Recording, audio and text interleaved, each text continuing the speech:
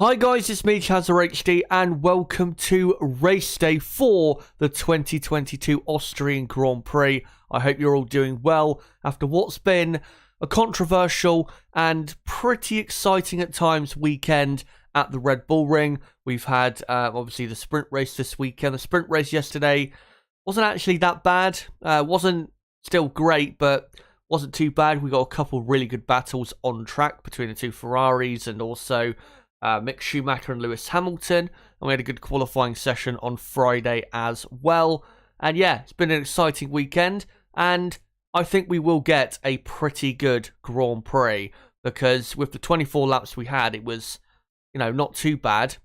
So with another, 46 laps on top of that for the race, that should hopefully allow us to have a pretty good Grand Prix today. It does look as though it's going to be a dry race. It did rain in the morning, and the F2 race, there was rain on the track, or there was some parts of the track that were wet, but it did eventually fully dry out. And I do believe the Grand Prix will be probably dry.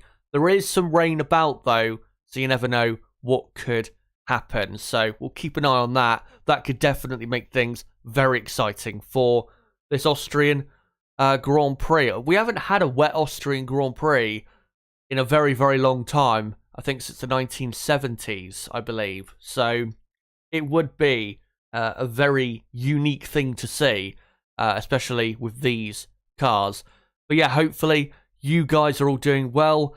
And I hope that no matter what time it is in your part of the world, no matter what part of the world you are from, you're all having as best a day as you possibly could be having. And I hope that with me today, you will join me in watching along the Grand Prix and also previewing with me the Grand Prix firstly.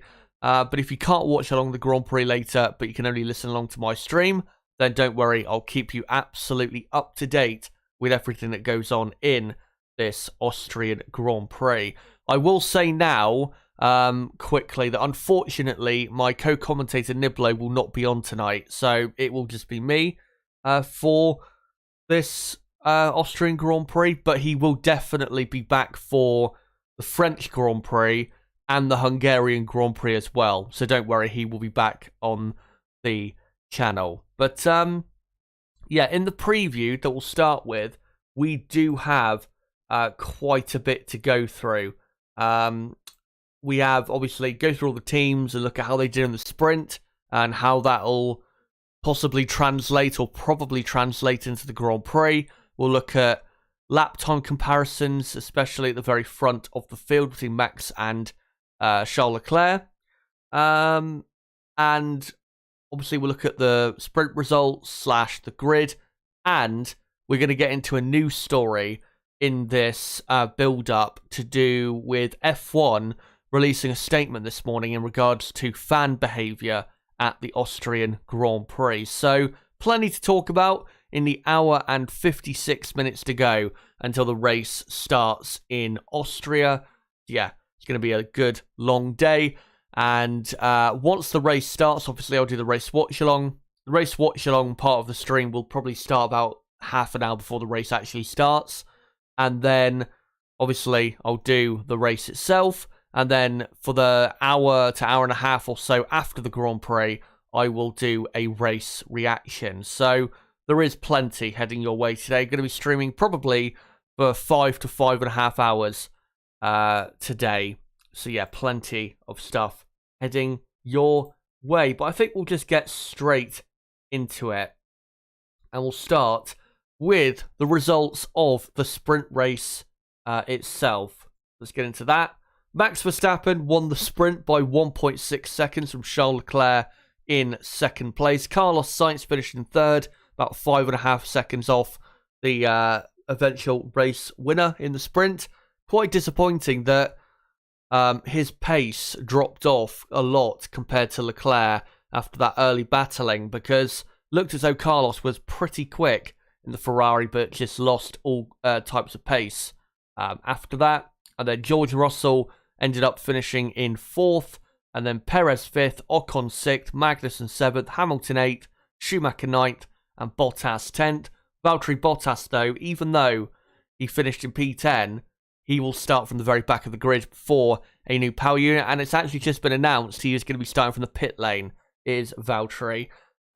So they probably have changed a few more parts on his car for this Austrian Grand Prix. And that means that starting in the positions from P10 down will then be Norris in 10th, Ricciardo 11th, and then Stroll 12th, Zhou 13th, Gasly 14th, Albon 15th, Tsunoda 16th, Latifi 17th, Vettel 18th. Alonso, by the way, has taken on a completely new power unit, but he will start still in 19th place, and then Valtteri Bottas will be in 20th. So that is what the plan is for the grid. Hopefully doesn't change between now and the Grand Prix getting underway. But, sorry, I just moved my microphone there to cough because a bit wheezy this lunchtime. Looking through the field at like the different pace over the 23 laps. So Ferrari and Red Bull, yeah, they weren't too far apart in terms of pace. Again, was disappointing Carlos Sainz's speed, but I think he just used up his tyres a bit too quickly in the Grand Prix, or in the sprint race. The biggest disappointment, though, for me is Mercedes. Russell ending up 13.5 seconds after 23 laps off the pace of Verstappen. That is, what, half a second a lap at the absolute best for Mercedes? That's not good enough. That really is not good enough compared to what we expected and hoped for in the sprint and going into this Grand Prix. So it doesn't look as though Mercedes have the pace at all to fight with Ferrari or Red Bull, which is very disappointing. So, to be honest, in this Grand Prix, I think Mercedes are going to be lucky to finish any higher than 5th in this Grand Prix, because, yeah, they don't have the pace whatsoever. Sergio Perez, for example, only 5 seconds behind Russell in the end, and he obviously had to overtake loads of cars and was held up for a while behind the two Haas's, I think, for about 2 or 3 laps. So, yeah, Mercedes not that quick whatsoever. And then, yeah, it was Ocon comfortably in 6th, Alpine in, once their car is working, unlike for Fernando Alonso, their car is definitely the quickest out of all the midfield teams. There is no doubt about that whatsoever. So, Ocon and Alpine still looking good, and I think Fernando Alonso from the back of the grid can still do a lot from where he is. Also, Haas F1, their pace was not great in the sprint, but it wasn't as bad as I thought it would be. Their straight line speed was very good. It was for Haas F1, but their overall speed definitely not great, but good enough to see them at least fighting for the points paying position. So yeah, their pace is okay enough. Lewis Hamilton, by the way, as we'll get onto when we get onto Mercedes, he did actually, the reason he couldn't fight his way through the field as quickly as he would have ideally wanted is because he had damage to his car. I think his front suspension and brakes, because of Pierre Gasly driving across the front of him in what do you call it, in the or on the first lap, on the first corner, obviously, where Gasly went spearing across Hamilton and went flying off the track. So that's why Lewis Hamilton was lacking a bit of pace and maybe grip at times in the sprint. The only other things really to mention is McLaren were pretty quick in the sprint, and they've got good race pace, McLaren, but just didn't really have the straight line speed to really utilize their good race pace, which is unfortunate for them. And then F1 beyond the McLarens, quite far off the pace. Obviously, Lance Stroll did the sprint on the soft compound tyre. He was only like 2 or 3 seconds behind the McLarens, and then just suddenly dropped off and lost about 10 seconds eventually to the two McLarens. So clear evidence there that the soft compound tyre will not do well today. Obviously, the 3 softest compounds we have for the Grand Prix. Conditions, though, are cooler I think, for today. So that might help the soft compound tyres, but if anyone uses them. But it should be most likely a medium to hard compound tyre strat. Could maybe see a hard to medium, or maybe we will see a soft compound tyre today. I think, though, that does depend heavily on what do you call it, on the track conditions and the what do you call it, and the temperatures at the Red Bull Ring. Because it has rained this morning, though, that does mean, I mean, they did do, obviously, the F2 race, which was mostly dry, about an hour ago, did they, or they did, Formula 2. There will be some rubber down, but nowhere near as much as there was yesterday at the track. So that is going to wear out the tyres probably a tad more than expected. So, I mean, this track doesn't really wear out tyres that heavily, but if you're having to push hard for a lot of time during the race, then, you know, can result in you having to do an extra pit stop at times. I think now we'll get into the teams. And we'll start with Red Bull Racing. With Max Verstappen, yeah, great job by him. Easily, or maybe not easily, kept the lead, because obviously he had to cover off Charles Leclair into turn 1, and then Carlos Sainz had a kind of a go at Verstappen into turn 3, but Verstappen was never going to surrender that position, and obviously the Ferraris then began fighting with themselves. And as I'll show soon, Max Verstappen's pace was very, very good in the sprint, and as I'll also show, the headlines that you might be seeing about how our Ferrari towards the end of the sprint were actually quicker and that they have the pace to fight with Red Bull is not necessarily true. I mean, it is true to a certain extent, but only in the, say, certain circumstances is it true. So, yeah. I think as long as Max Verstappen today does what he did yesterday, maintains the lead, maybe a bit more comfortable, or comfortably than he did yesterday, then I think Verstappen easily builds, a 2 to 3 second lead, because the Red Bull, very, very good it was at building that lead. Obviously, the Ferraris were fighting each other, and that definitely did help Verstappen build his lead. But I think definitely Verstappen, if he does maintain the lead, it will be pretty easy for him to build a decent gap.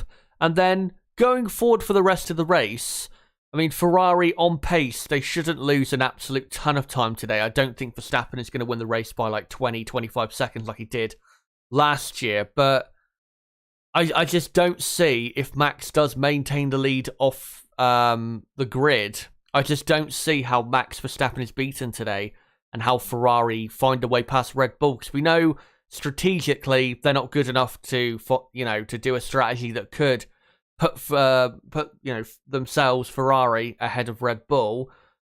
And Verstappen, I think, is just too quick around this track to be overtaken, unless, there's a car problem or something like that. So as long as he maintains the lead, like I said, should be a relatively comfortable Grand Prix for Verstappen. Of course, he now leads in the championship by 38 points from teammate on screen, Sergio Perez. Good for Perez that he found his way all the way up to 5th.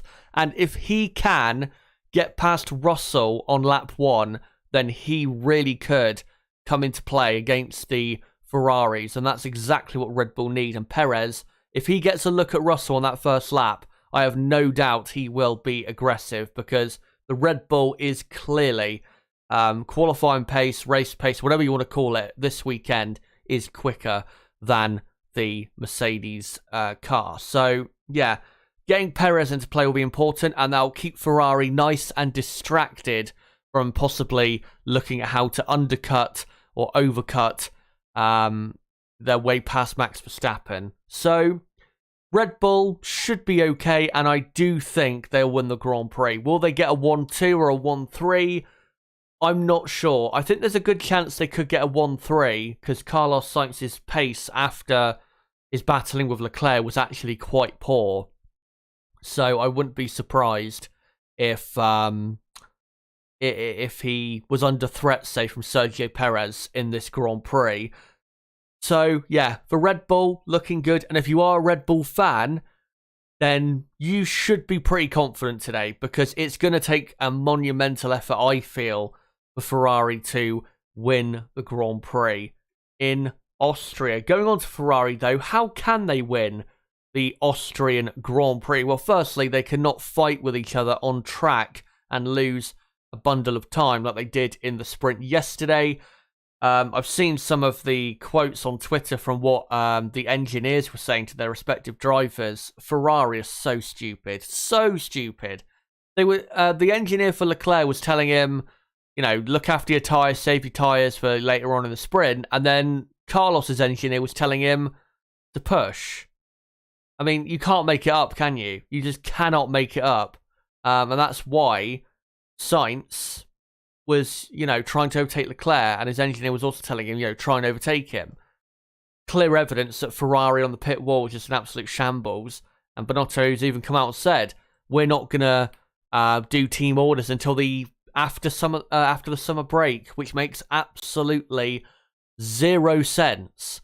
Team orders is for when you have one driver clearly faster than the other, and you can, you know, you need to let the other driver through that is quicker to go get a much better result for the team or, you know, for the championship. But Ferrari clearly not interested in that. And one of Binotto's justifications was that Carlos Sainz is only 11 points behind. My response to that was, mentally, was, yeah, why is he 11 points behind? Why is that? We know why.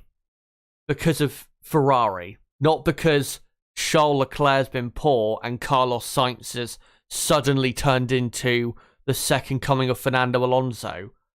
Not because of that at all. It's purely down to Ferrari why the gap has come down so much since the Spanish Grand Prix, where Carlos Sainz has outscored Leclerc quite heavily since that race. So, yeah, stupid from Binotto, but I wouldn't expect anything else, honestly, at this point.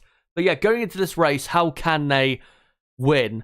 Getting into the lead on the end of the first lap, that would be ideal. But if they do have the pace to hang on to the back of Verstappen, then what they need to do is not fight with each other, you know, the two drivers on track. Because they can, like I said, they can match Verstappen and Red Bull's pace and keep with him until quite possibly the first and only round of pit stops. So that's what they need to do. No fighting on track and just try and keep Verstappen, say, within 2 seconds or 2.5 seconds of Leclerc, who will be most likely the faster Ferrari driver in, say, second place. And then if they can do that, then they can go for the undercut, or maybe if Verstappen comes out in traffic, or we know that this year the tyres are a lot harder to warm up, because I think the tyre warmers aren't as hot as they are or were previously. Maybe he can do a lap longer than Verstappen to try and maybe gain some time on Max. But that's what they've got to do. Just stick close and then either trigger a pit stop by pitting a lap earlier, or maybe just wait and see what Verstappen and Red Bull's pit stop is like and react to that, say, a lap later. I mean, can Ferrari on fresher tyres possibly win the Grand Prix? Maybe. I mean, it does depend, though, on how long they can go into the Grand Prix. They should be able, Ferrari, to do, on the mediums, probably 35 laps at most. I don't think anybody will be going any further than 35 laps in this Grand Prix.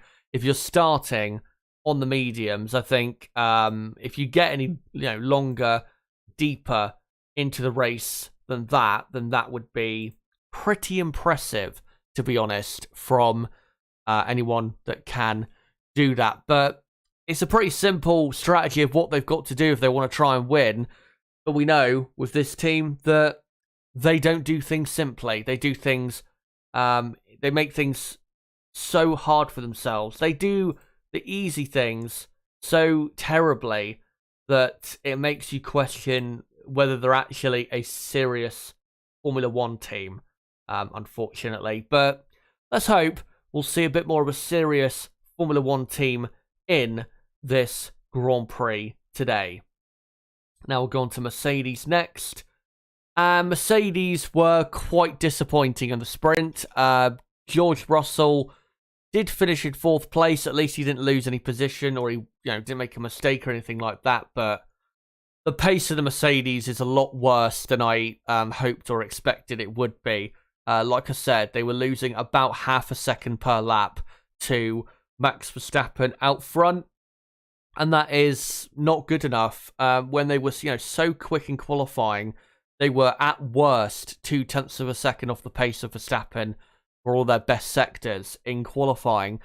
To be that far off in the sprint is, like I said, not good enough. I don't know if maybe the Mercedes doesn't do as well on that lower fuel. Maybe on much heavier fuel they'll be a lot better. Who knows? And obviously the track condition is going to be different today because there'll be a lot less rubber down. Maybe that'll help with Mercedes. I think it probably will to a certain extent, but not massively. But yeah, given what we saw in the sprint, Mercedes do not have the pace to fight for...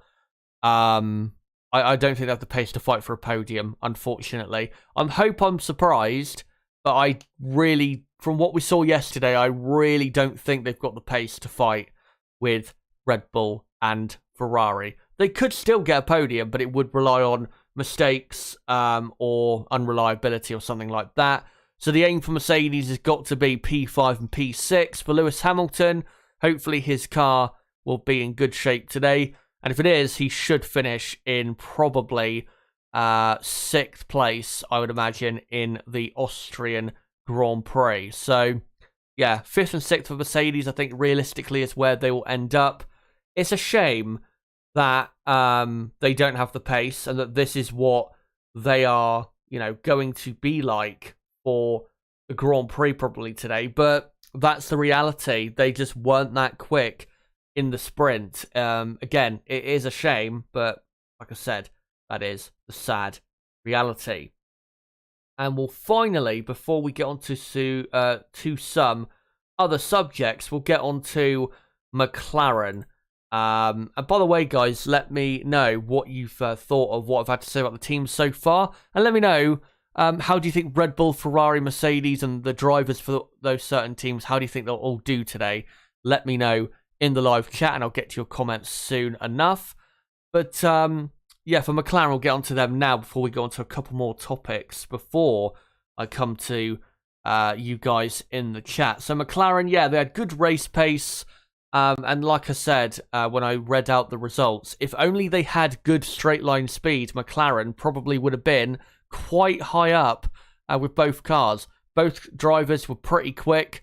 But I have to say, I am pretty disappointed in McLaren because Daniel Ricciardo, for the second time this season, was sat right behind Lando Norris, was clearly quicker than Norris, yet McLaren, when Ricciardo was asking, I'm much faster, I can go faster than this, and I can, maybe get after Bottas ahead, McLaren just said no or completely ignored him.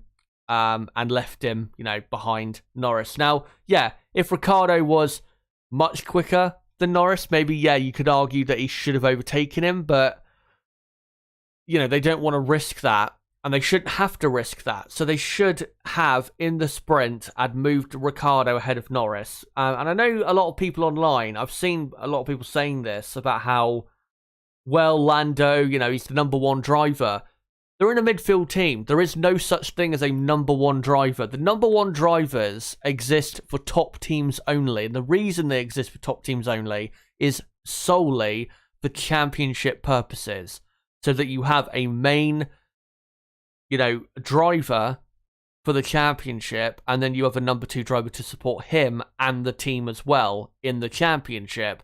When you're in the midfield, there is no such thing, or at least there should not be any such thing, as a number 1, number 2 driver. So that cannot be used as an excuse for why Daniel Ricciardo was, shouldn't have been allowed through. He was quicker. I know people were saying also online that, well, he was only quicker or, staying behind him close because he had DRS.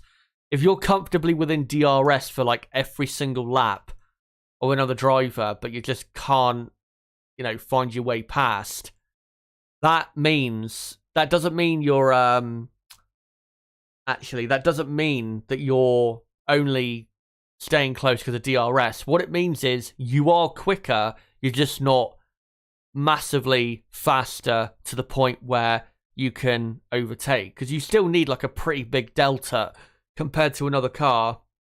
I think of like a second per lap to overtake. So I don't think that's necessarily true that, Ricciardo wasn't faster, he just had DRS. If you have DRS every lap on the car ahead, you are faster. I think that's pretty much true, and I don't think that's I just don't think that can really be argued against, unfortunately.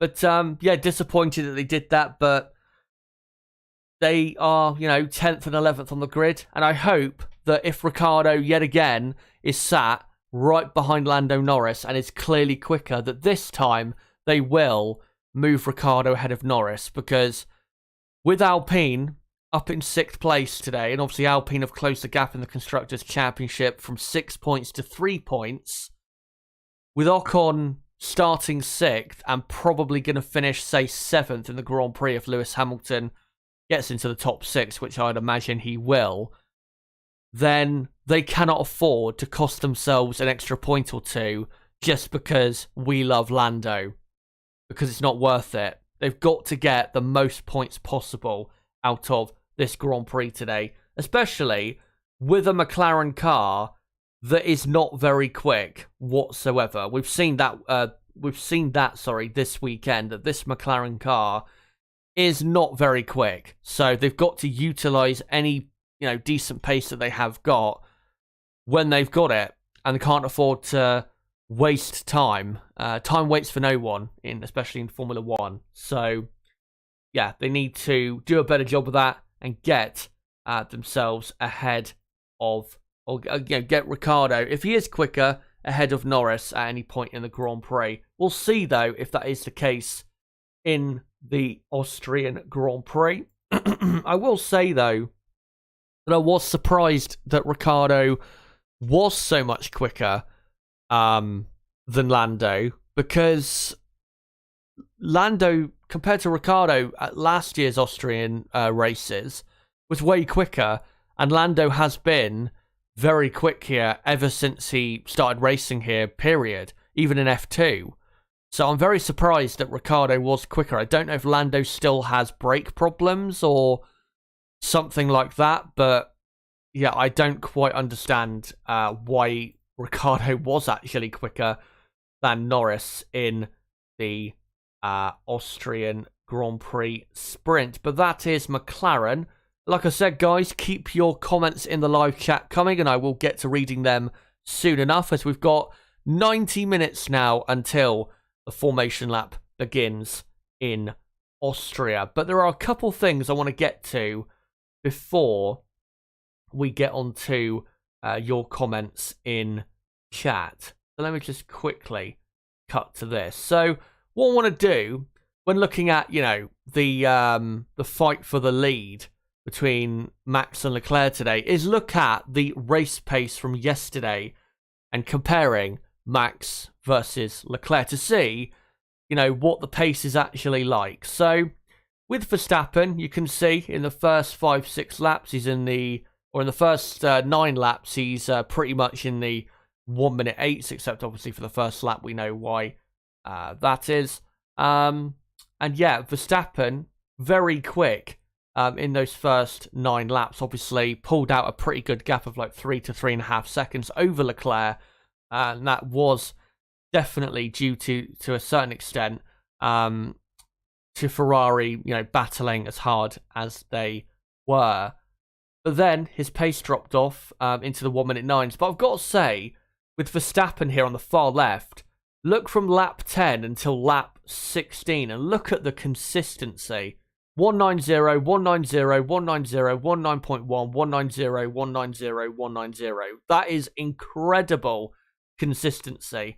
Then his times drop off by a quarter of a second, and then it goes to a 19.6, then a 191, then a 193, then a 191, then a 196 on the final lap.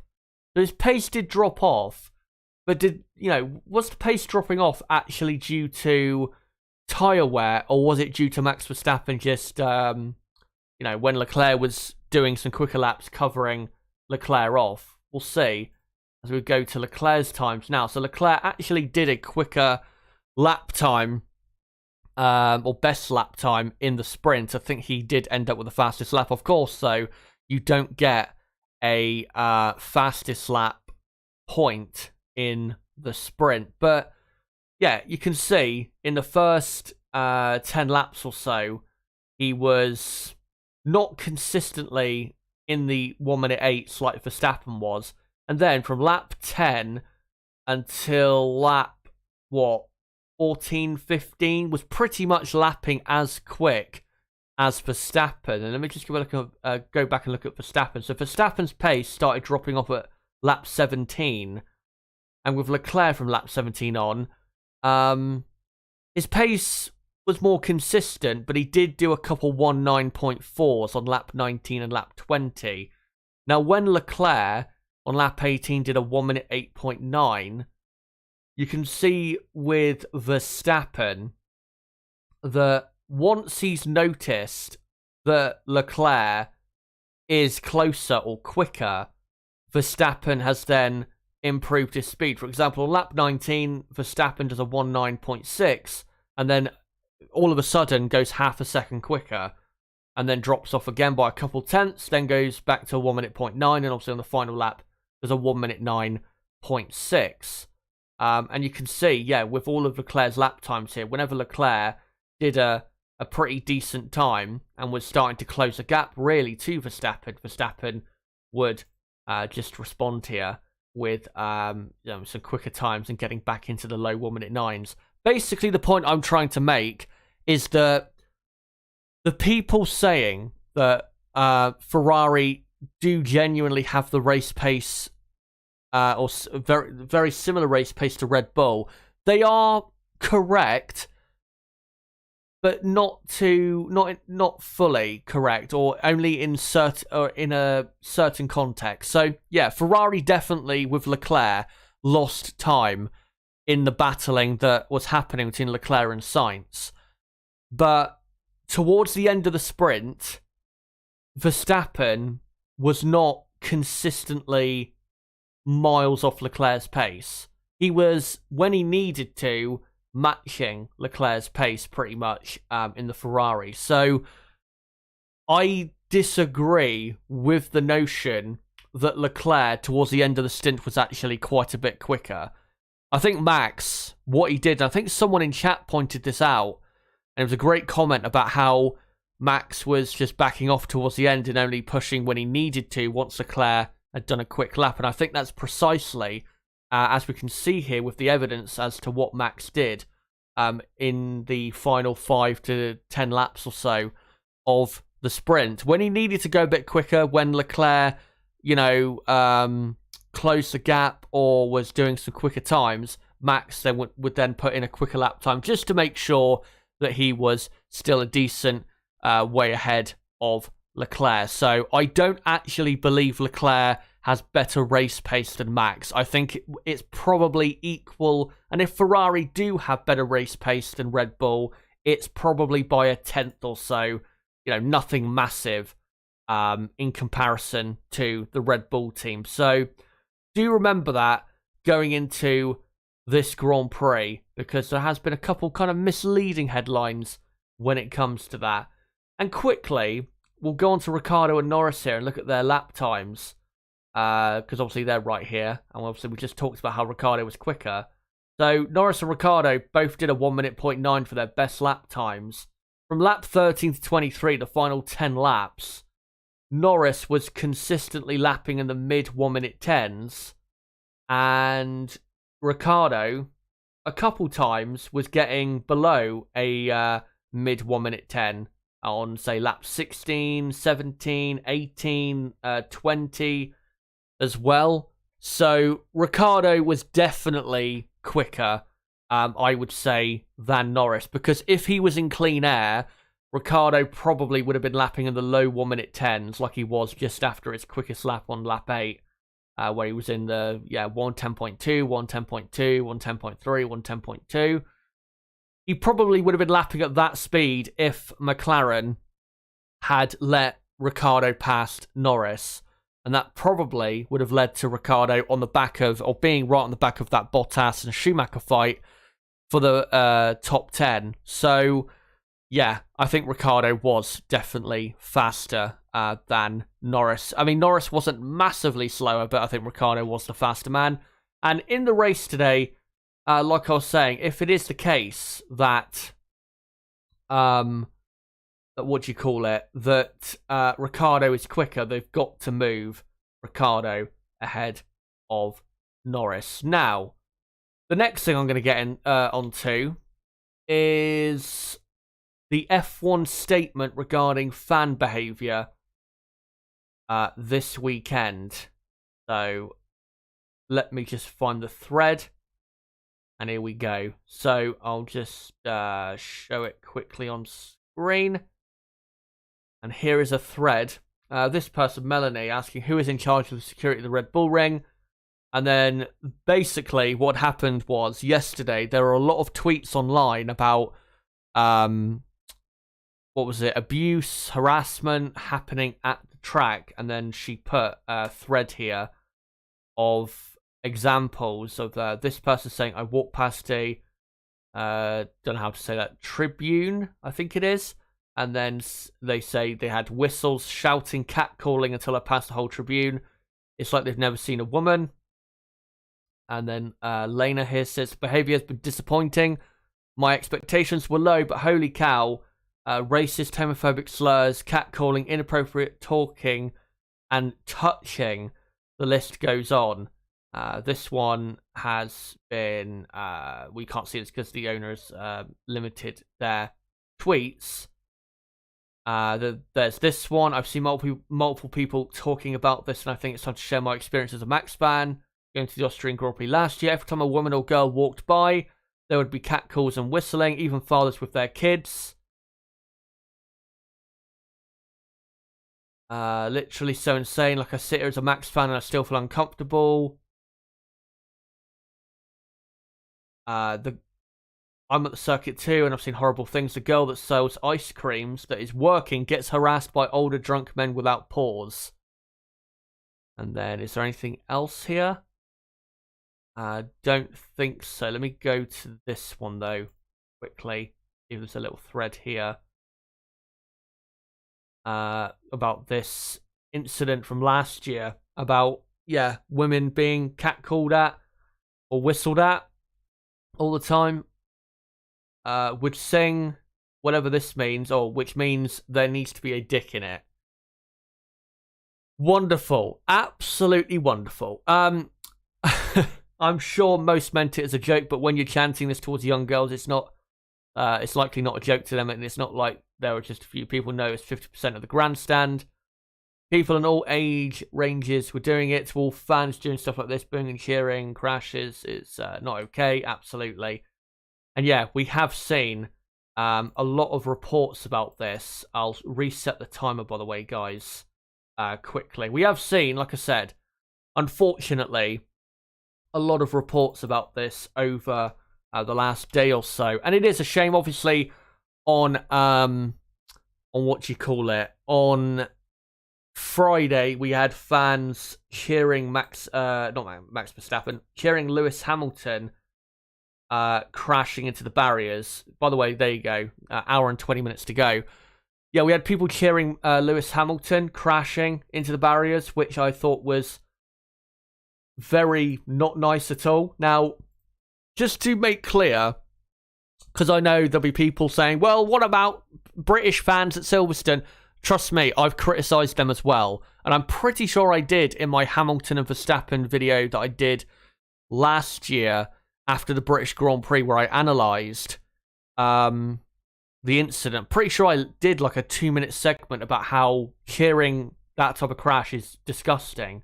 So don't worry, I am against all of it, not just for certain fan bases. So yeah. But, you know, if all of this, what is being said is true, then it is totally wrong. Now, yeah, maybe some guys are doing it as a joke, but, you know, when you go to a Grand Prix, you don't want to feel uncomfortable or that you're being harassed or anything like that. You want to feel, like I said, comfortable, happy, and you don't want to feel like you are constantly having to look over your shoulder or anything like that when you go to a sporting event. You know, you don't want to turn. One thing I really hope doesn't happen, which I do fear to a certain extent is heading that way, is that Formula One is heading in a, not fully, but kind of in a football hooliganism, if I can say that word, type way.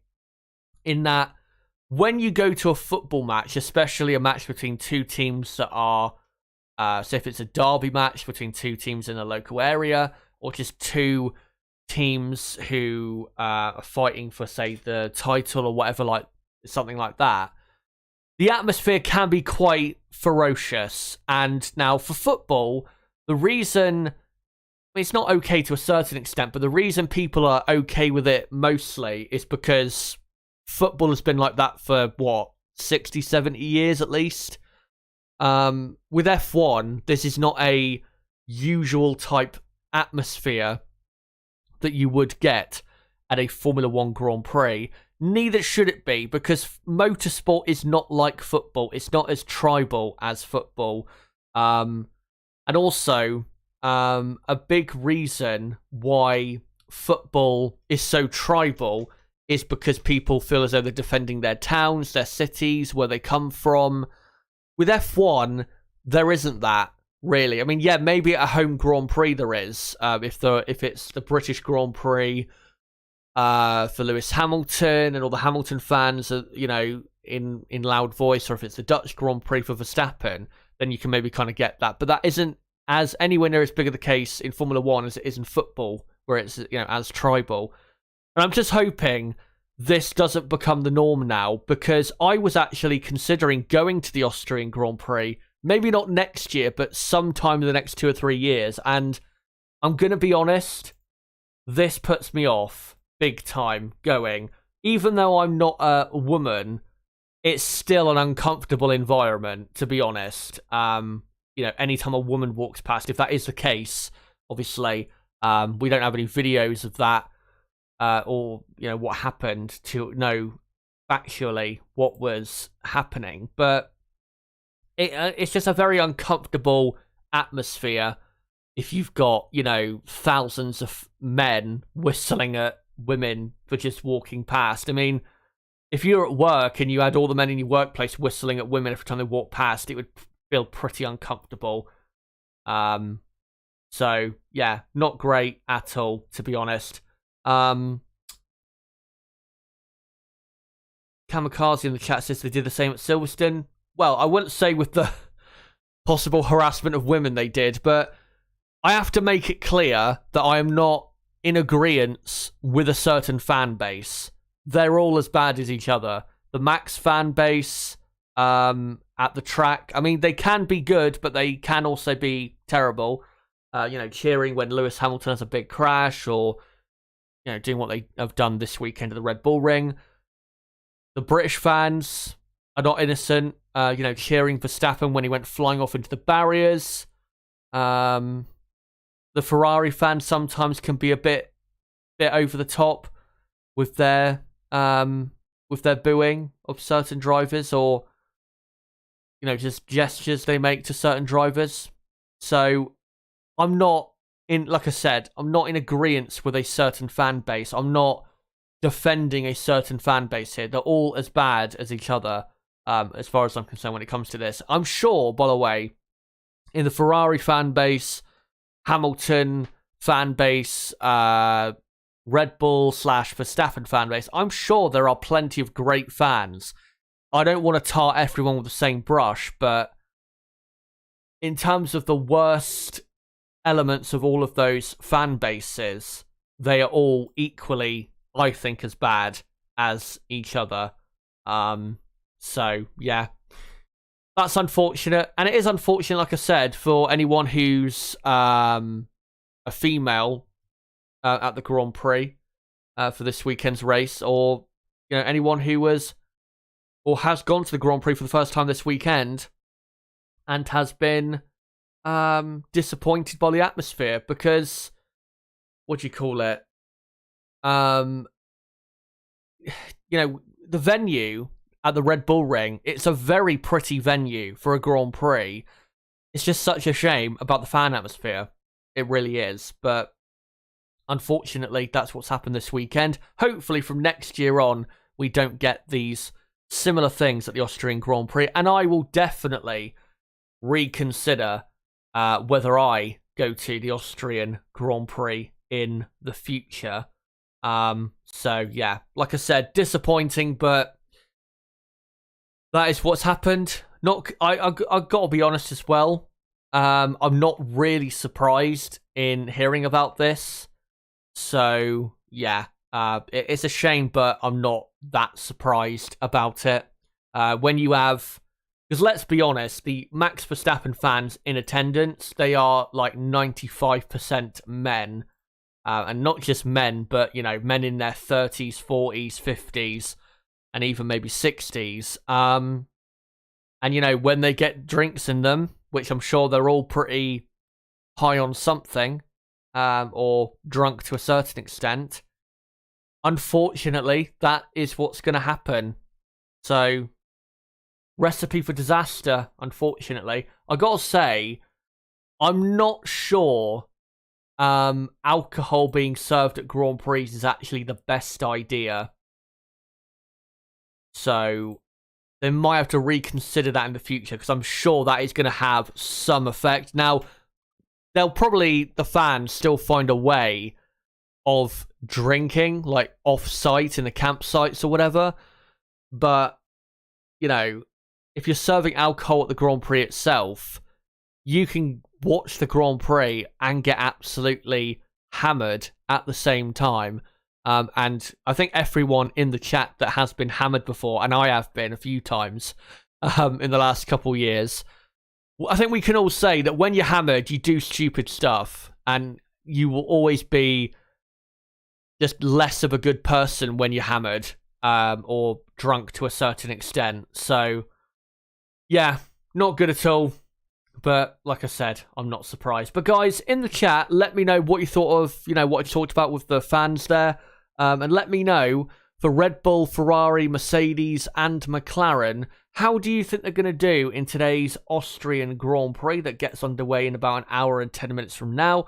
Would be great to hear from you guys in the chat. And let me know what you think the drivers are going to do and how they're going to perform as well in this Grand Prix. Like I said, would be great to hear from you in the live chat. But guys, if you are new to the channel, any of you watching, then make sure to subscribe for more content like this, because we do race day content, race watch-alongs, qualifying watch-alongs for every Grand Prix in 2022. And of course, the next Grand Prix in 2 weeks' time at Paul Ricard in France will do all of this again. So make sure, if you are new to the channel, to subscribe. Bottom right of the screen, you can do it right there. And as well, don't forget to smash the like button and share this video and channel everywhere you can. And everyone watching, make sure to follow me on Twitter at ChazHD5 to keep up to date with, what's going on with the channel, and, when I'm uploading, when I'm going live, all of that stuff. Yeah, make sure to follow me on Twitter at ChazHD5. But let me go to the chat and see what you guys are saying. Keep your comments coming in as well. Let me know, guys, in the chat, your predictions for today's Austrian Grand Prix. Give me your top 5 prediction for the race today. I'll go with mine. So I'm going to go with Max Verstappen to win, Charles Leclerc second, Sergio Perez third, Carlos Sainz fourth, and George Russell fifth. That's what I'm going to go for the top 5. And yeah, let me know in the chat, if everyone watching right now, who do you think will finish where in today's Austrian Grand Prix? I would love to know what you guys have to say. Anyway, let's get to your comments in the chat. Good morning, good afternoon, good evening to all of you I can see in the chat.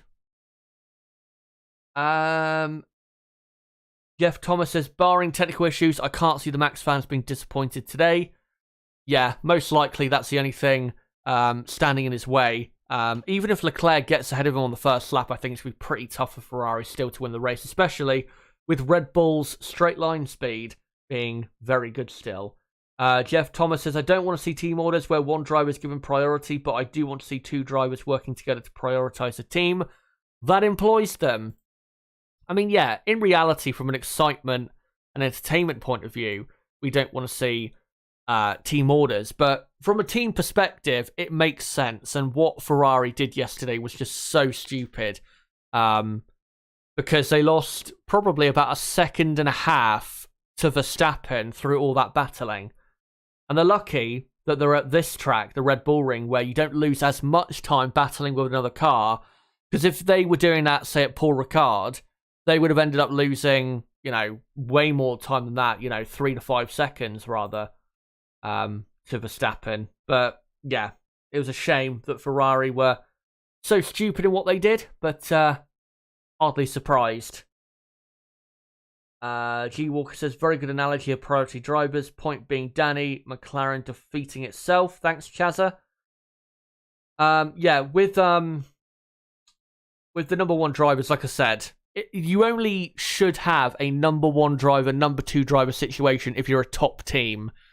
If you're a midfield team, there's no reason to, because your whole existence as a midfield team is to get as many points as possible. So why you would cost yourselves on purpose getting the best result possible or the most points as possible from a Grand Prix, I don't get it. I really don't get it. I mean, in Baku, with them keeping Ricciardo behind Norris in that Grand Prix, they cost Ricciardo at least 1 position in the Grand Prix and a couple extra points, which could be, at the end of this season, very, very important. So, yeah, I just don't get why, as a midfield team, you would have that type of situation.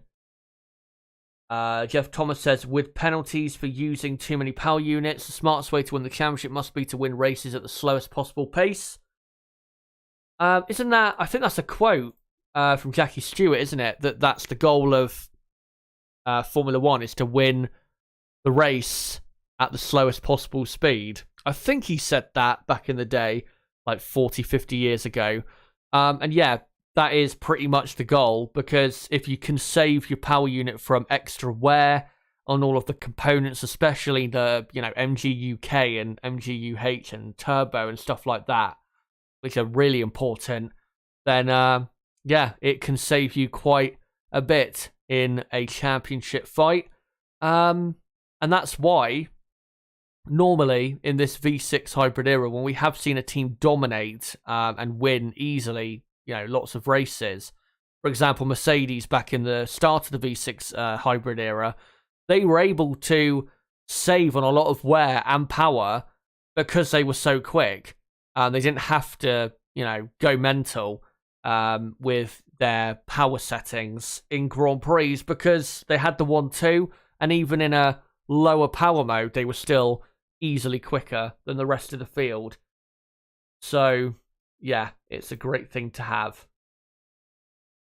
But in regards to this year's championship fight, obviously Ferrari doing very poorly when it comes to how many power units they've used. They've already used 4 for Leclair, and I'm pretty sure Leclair will at least take 2 more penalties this season for a new power unit.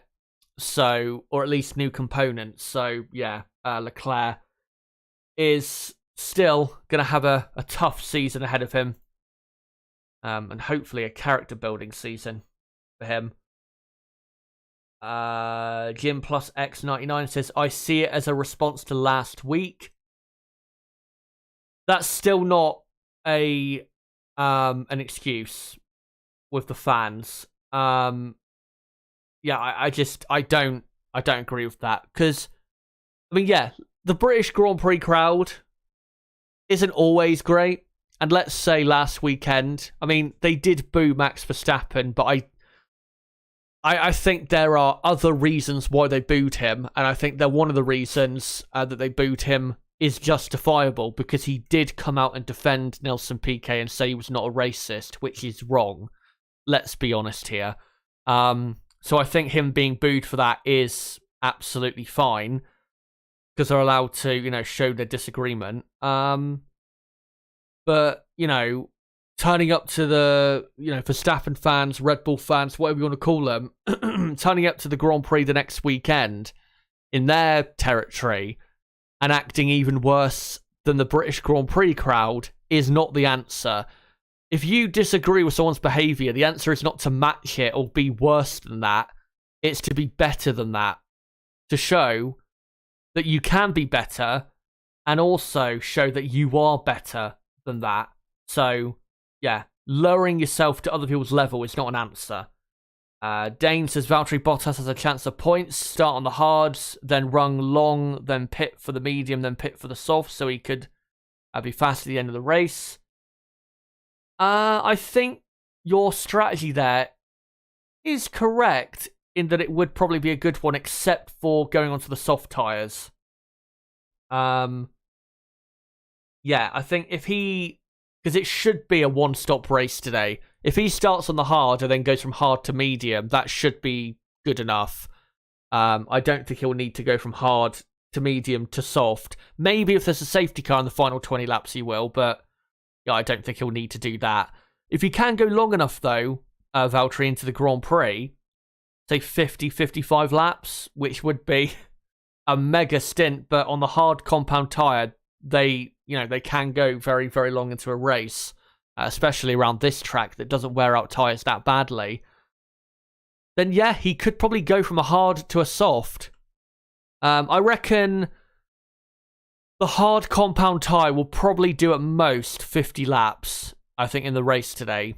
Or 50, 55 laps, I reckon. So he could do it in this race today, if he wanted to. And if Alfa Romeo wanted to.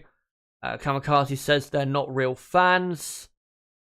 Indeed, Skyman says ignoring the booing from the English fans. Nope, not ignoring it at all. They're all as bad as each other, like I said.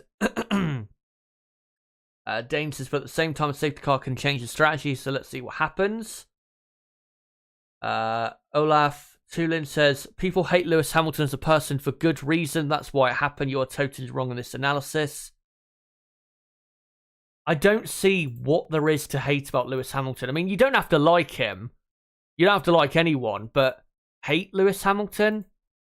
I mean, it's not like he's committed a crime or he's, harmed a kid or an animal or beat his wife, if he had one. He's not done anything like that. The only thing Lewis Hamilton really has done that could cause disagreement is his... what would you call it? Campaigning or there you go, activism when it comes to racial and social issues. I mean, yeah, you can disagree with it in terms of where he's coming at it from, or maybe some of the things he's doing in regards to it, but hatred, really? That's a very strong word to hate a driver purely because of, or mostly because of, the activism they're doing.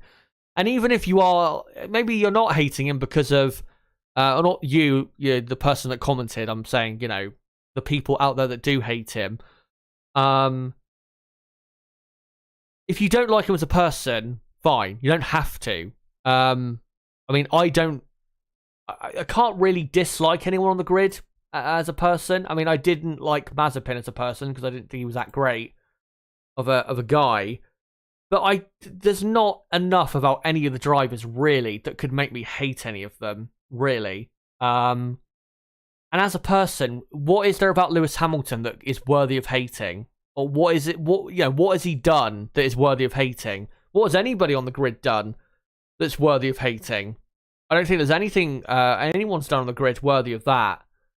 So I don't think there is good reason for hating Lewis Hamilton. Again, you don't have to like him. You can maybe not like the way he, or his personality. That's fine. But hatred is stupid for me. He hasn't done anything worth that. Skyman says, nonsense, there are plenty of women and they aren't treated differently or anything else. Well, that's what they said. I mean, obviously, we don't know for sure if that's what happened in regards to the catcalling and whistling and comments, and even there was, an accusation of touching, inappropriate touching, which is quite bad. Obviously, we don't know for sure factually whether that is the case, but there has to be, I reckon, I mean, maybe it's not as bad as they were saying, but there has to be some credibility to what they're saying, because I doubt they would all be lying. Because I don't think all of them are like Lewis Hamilton fans who are deliberately trying to make Max Verstappen fans look bad. So yeah, I don't think there is. I don't think it's false or anything like that. Ewok says some people are just born idiots. No, it's not that. They're raised by idiots. That's how it happens, unfortunately. They're raised in an atmosphere that makes that type of behaviour seem cool or just fine when it's not. Skyman says, let's be honest, the English fans were booing and everyone was ignoring it. But when the Dutch fans' reaction came on what Hamilton said and what the English fans did, the English press, commentators, people cry. Hold on, let me read that again to see what you're actually trying to say. English fans were booing and everyone was ignoring it. Well, people weren't ignoring it. I was seeing plenty of stuff on Twitter about, people booing Max Verstappen. But again, I think they had just cause to boo him. Now, in other years where they booed drivers heavily, probably they haven't had just cause. Like when they booed Fernando Alonso at times, or Sebastian Vettel, then yeah, I would disagree with that because those drivers haven't done that. And they definitely have booed Sebastian Vettel here in the past. I've heard it plenty. So yeah, I completely disagree with that. And like I said, I'm not trying to absolve British fans of blame or anything, but I don't think you can compare, just booing a driver to, possible harassment or anything like that. Jim plus X99 says Sky Sports is very guilty of that. I will say with Sky Sports, they're so frustrating because I've seen some of their some of their presenters saying, "Oh, this is so shameful." People cheering Lewis Hamilton crashing in qualifying, and yeah, it is. But let's not pretend like the British crowd is any better because they cheered Max Verstappen flying off into the barriers at like 150, 200 miles an hour. So, like I said, they're all as bad as each other. When did Sky or any other press condemn the booing versus Verstappen in the last Grand Prix? Asks Skyman. Yeah, they didn't. And like I'm saying, it's wrong. I mean, it's wrong if you're booing Verstappen purely if there is no, good reason behind it. Now, the reason they're booing Max Verstappen wasn't just because he defended Nelson Piquet to a certain extent before the British Grand Prix. It was also because of what happened in Abu Dhabi and because of what happened last year overall in his fight with Lewis Hamilton, which I disagree with to a certain extent, but I'm not surprised by it. But like I said, with if they were all booing him because of what he said about Nelson Piquet, then I don't really think it's as bad as people make out. But I think with booing or hate or whatever, there's got to be a reason, like a just or a good reason behind that booing or that hatred. You can't just hate someone because they're different or they're not, because they're not British, because they're not Dutch, because they're not Italian or whatever nonsense. I mean, hatred is still bad, but at least have a good reason for hating. But let's read out some more comments. Obviously, we've got just less than an hour to go now until the Austrian Grand Prix. So keep your comments coming, guys, in the chat. And let me know again what your predictions are for today's Grand Prix. Give me your top 5 race predictions in chat. Simon says the Dutch were booing Hamilton last season. Who cares? It's all child's play. I mean, to a certain extent, like I was saying, booing happens at sporting events all the time. Should it happen to the extent it does? No, but it does happen in the same way that should drunk people fight when they get drunk? Obviously not, but it happens every Friday and Saturday night in every major city. There's nothing you're going to do about it, unfortunately. Kind of like, unfortunately, racism. Racism will probably get better in the next few decades because definitely my generation and the generations coming up, I feel as though are a lot more kinder and, less racist than previous generations, on the globe or on Earth. But it's never going to be totally, unfortunately, eliminated. But that is, that is reality. You're never going to totally eliminate racism or homophobia, misogynism, bullying, all of that stuff. You're never going to totally get rid of it. But when it comes to booing, like I said, I don't agree with all forms of booing, but you're not going to get rid of it because it's a sporting event and that's what people do. Let's read out a couple predictions quick. Dane says Verstappen, Leclair, Sainz, Perez, Hamilton, Russell. Guyman says Verstappen, Leclair, Perez. Will Leclair get screwed over again? Asks Jim Plus X. Probably. Don't know how they'll do it today, though. Maybe it'll be the same as what they did in the sprint, where they allowed Carlos to attack Charles, or something like that. Perpetual Richard says, yeah, I don't think the result yesterday was good for Ferrari because now Perez is closer to them. Yeah, I think they're going to be a bit under threat from Perez, who we know has pretty good race pace around here. Astro Stevo, great to see you, mate, says that he thinks it'll probably be Max again, but his hopeful prediction is Leclerc, Sainz, Perez, Hamilton, Russell for the top 5.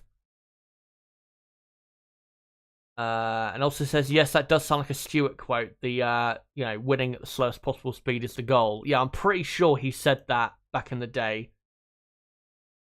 Alberto asks, could it be the first win for Mercedes? I don't think so. They didn't have the pace in the sprint, so I don't see how they're going to have really the pace today, unfortunately. Guyman says Hamilton is far enough back, so Verstappen is safe not to be crashed out of the race by a Mercedes. Lab Gorilla. There's Ferrari just praying to finish second in the championship. The drivers Leclerc has no chance of top 2 due to engine penalties. I wouldn't say no chance, but definitely no chance of first. Skyman says, wow, you twist what Max said.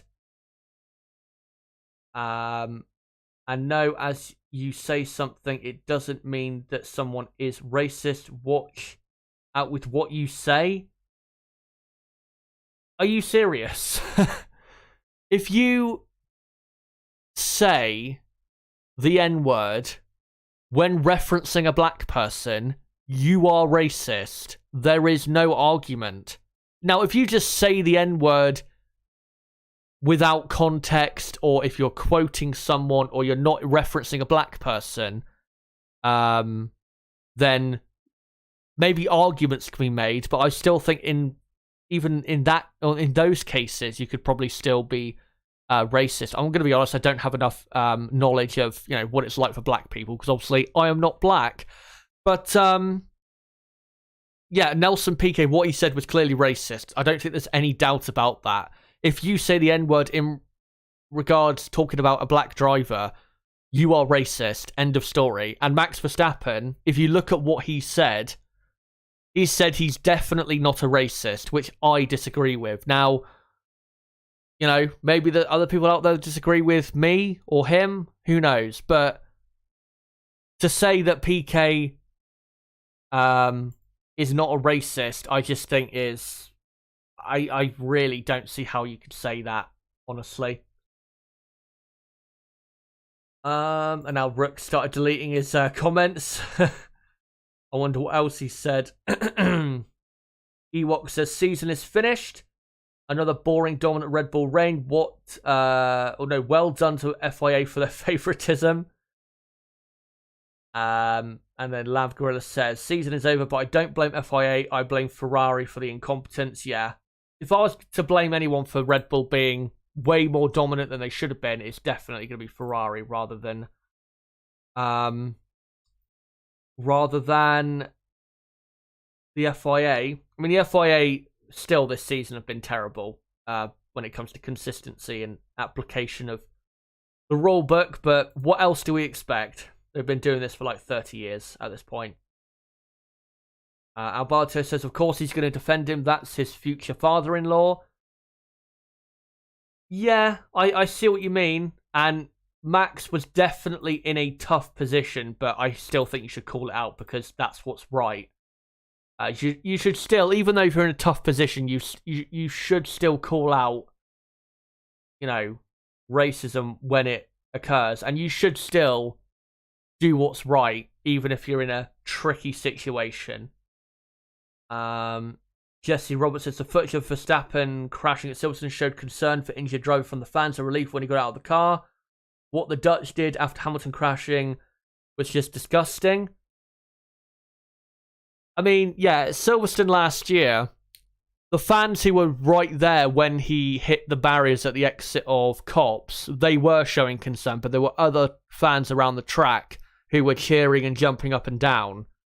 So it wasn't everyone at the British Grand Prix that was, showing concern. So, yeah, I wouldn't fully agree with that, but I think the Verstappen fans yesterday were definitely worse because it seemed a lot more of the people at the track were cheering for Hamilton, having his accident rather than showing concern. Lab Gorilla, I only hate Bonotto. I just want to view Skyman's deleted comments by Rook, because I'm sure some of them are absolute insanity. Racism isn't activism. I don't even know what that means. It wasn't about the crash. It was a reaction on the last race. Sky F1 twisted it to that, but it was Sky F1 booing and Hamilton. And what else do we have here?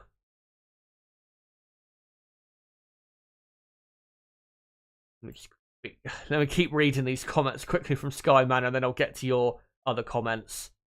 Sky F1 ignored the booing where Sky F1 cried when it happened to Hamilton last year, when the Dutch commentators condemned it. Again, you seem to be, maybe it's because you think, well, I'm British, therefore I'm a Hamilton fan, which is such a dumb way to get to, a conclusion. But I'm not defending it, like, literally at all. I've literally condemned it. I don't know what else you want me to say. Let's see what else he says. Yeah, the lol English fans, yeah. I'm sorry, if you think just because I'm British, therefore I am going to look at everything from a, like, British perspective, and I'm a Lewis Hamilton, Lando Norris, and George Russell fan, then again, you are, or you have to be, if you do think that way, not very intelligent. I am British, yes, but I do not care that much about, whether the British drivers do well. I mean, we should have British drivers on the grid because British drivers have been historically a big part of Formula One, like French drivers have, and that's why we need to have them on the grid. Italian drivers, German drivers, even now Spanish drivers. But, just because I'm British doesn't mean I support Lewis Hamilton. It's not a great way of identifying there. Let's find some other comments from other people, though. Jesse Roberts says the Brits clapped once Verstappen got out of his car in 2021 Silverstone crash. They did, The ones right by his car did, but not everybody did. But yeah, the ones by who were right there at the corner, they were absolute class. G Walker says, remember Hamilton is the only black person in F1 and is a huge role model for many millions around the globe. Indeed. AB posts their prediction of Hamilton to win from Russell second, and then Leclair, Sainz, Perez, Alonso, Schumacher, Magnussen, Zhou, and then Max in P10. So you probably think it's going to be like a mental Grand Prix like we got last weekend. Jim Plus X says, to be honest, these years of activism does not reduce racism, it's expanding it. Well, I think the goal of activism is to try and campaign so that policymakers can, do something about it.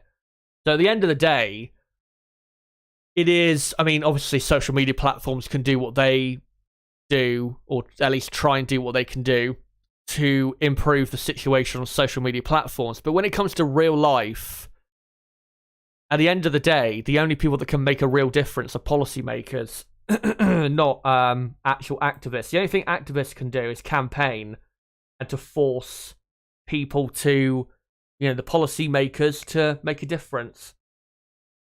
Jeff Thomas says, in a world where people need to care more, disliking Hamilton because he shows that he cares is a crazy. Criticizes people for being woke.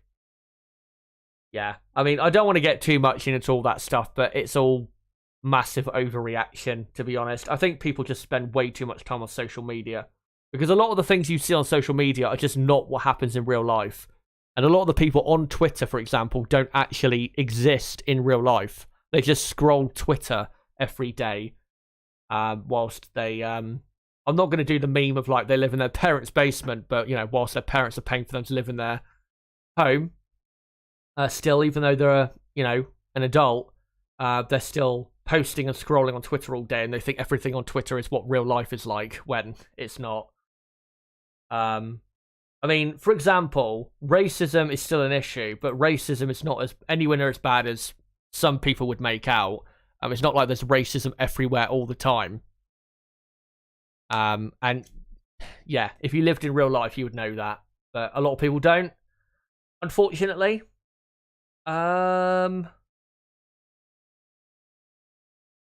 Jesse Roberts says, cheering after an accident before knowing you're okay is shameful. Agreed, absolutely. Other teams and drivers will get penalties later on too, I'm sure. Maybe things will balance out, asks Astro Stevo.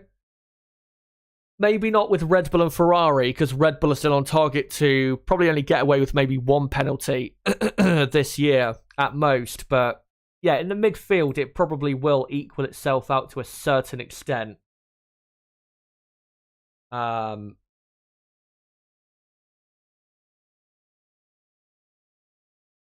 Season only halfway through, technically 11th race tonight at 22. Astro Stevo says, Max didn't have to comment on PK's comments at all. He could have just kept quiet rather than defending him. That's an ethical failure in my view. It makes me think less of him. The thing is, though, if he refused to talk about it, he would have got even more heat, because then people would have then just assumed or made up the worst about him and said that, Max is clearly defending a racist, or Max is also a racist, or something like that. So he had to speak out to avoid probably even worse PR or media coverage. Jeff Thomas says, Red Bull have certainly got a great car this season, but it's Ferrari who are making them look unbeatable. Indeed. And let's get to a final few comments here, and then we'll get on to the rest of the teams. Obviously, only 40 minutes to go now until the race begins, and I will switch over the title of the stream to Watchalong in a moment. So we are getting there.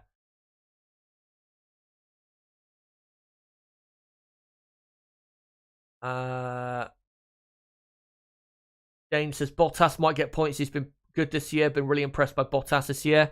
Yeah, he's been very good, Valtteri, this year.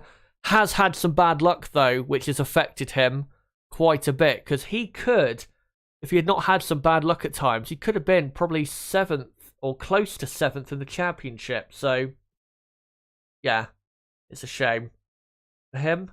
some of the bad luck he's had.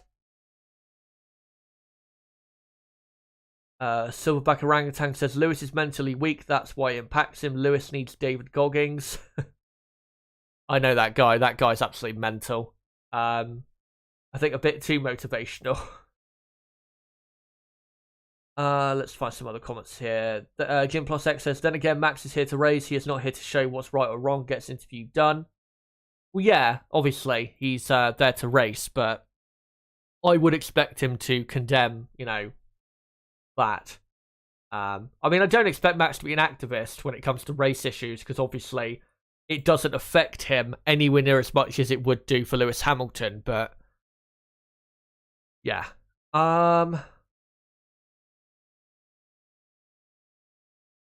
Silverback says, I have massive respect for Lewis as a driver. Look at how long he has been winning from, I think, go-karts, you're saying? Against, or race cars, sorry, against grown men. He crushes everybody. He proved himself as a driver, but as a person, hypocrite. And, right, I'll read out a couple more comments, and then we'll get on to the rest of the teams. Don't worry, by the way, Alan Vaughan, who says, hi, Chazza, sorry I'm late. We've still got another 40 minutes or so to the race begins, so you're just in time, actually. Martin says, I still have no idea what's going on. I just know the F1 community has got so toxic over the last few years. It has. It has. The reason is, obviously, we've had a lot newer fans come in because of Netflix and just the growth of the sport worldwide, especially in America, and the growth of fans in the, say, 16 to 24 years old range, or even younger than 16, has increased a lot. And that is why it's become so toxic. It's basically, on Twitter, I mean, I do read all of the bitching back and forth between the fans, because at this point, I just find it hilarious, because it's just so brain dead at times. But it's like football fans, basically, on Twitter. Just the hatred and the contempt they all have for each other is just hilarious. It's like watching a simulation, to be honest, of just people who hate each other.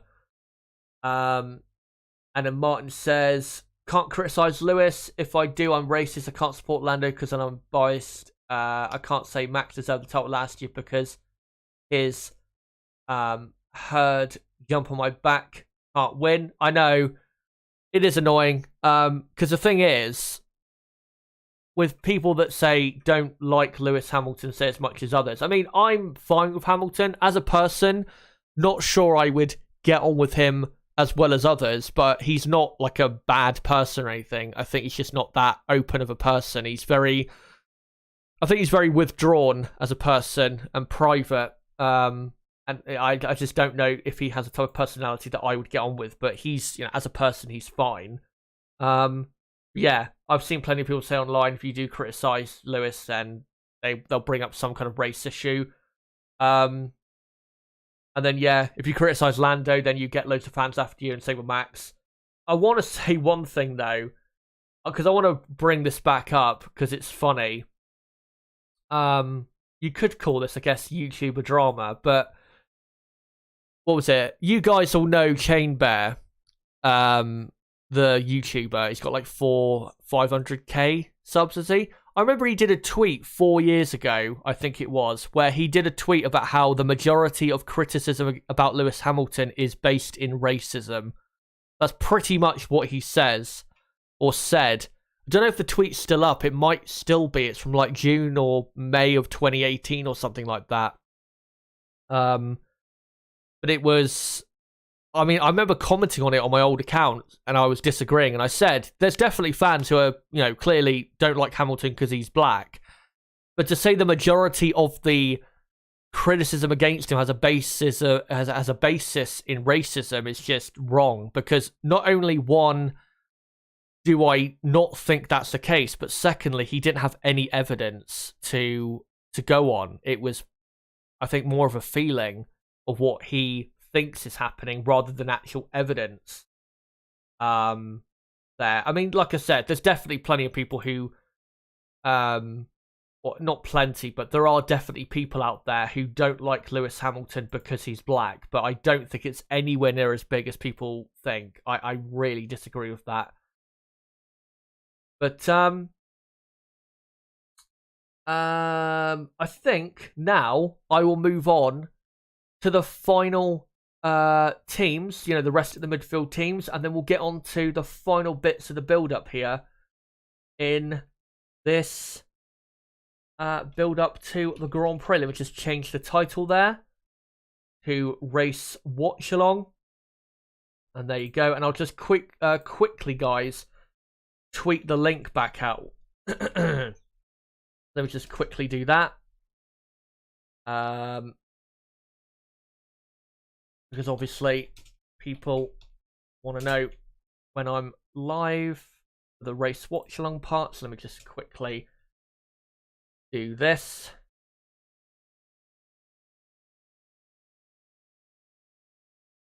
And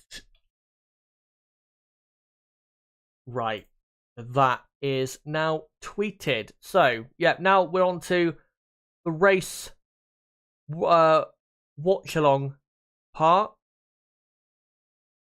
And yeah, we've got 33.5 minutes to go. One thing I am going to do quickly, guys, is I am going to mute my microphone because I need to turn my TV on. As I've said, my TV gets very hot and I don't like to keep it on when I don't need to. So I'm going to put it on now. So just give me, I don't know, 20 seconds, maybe 30 seconds at most, and then I'll be back and we'll go through the midfield.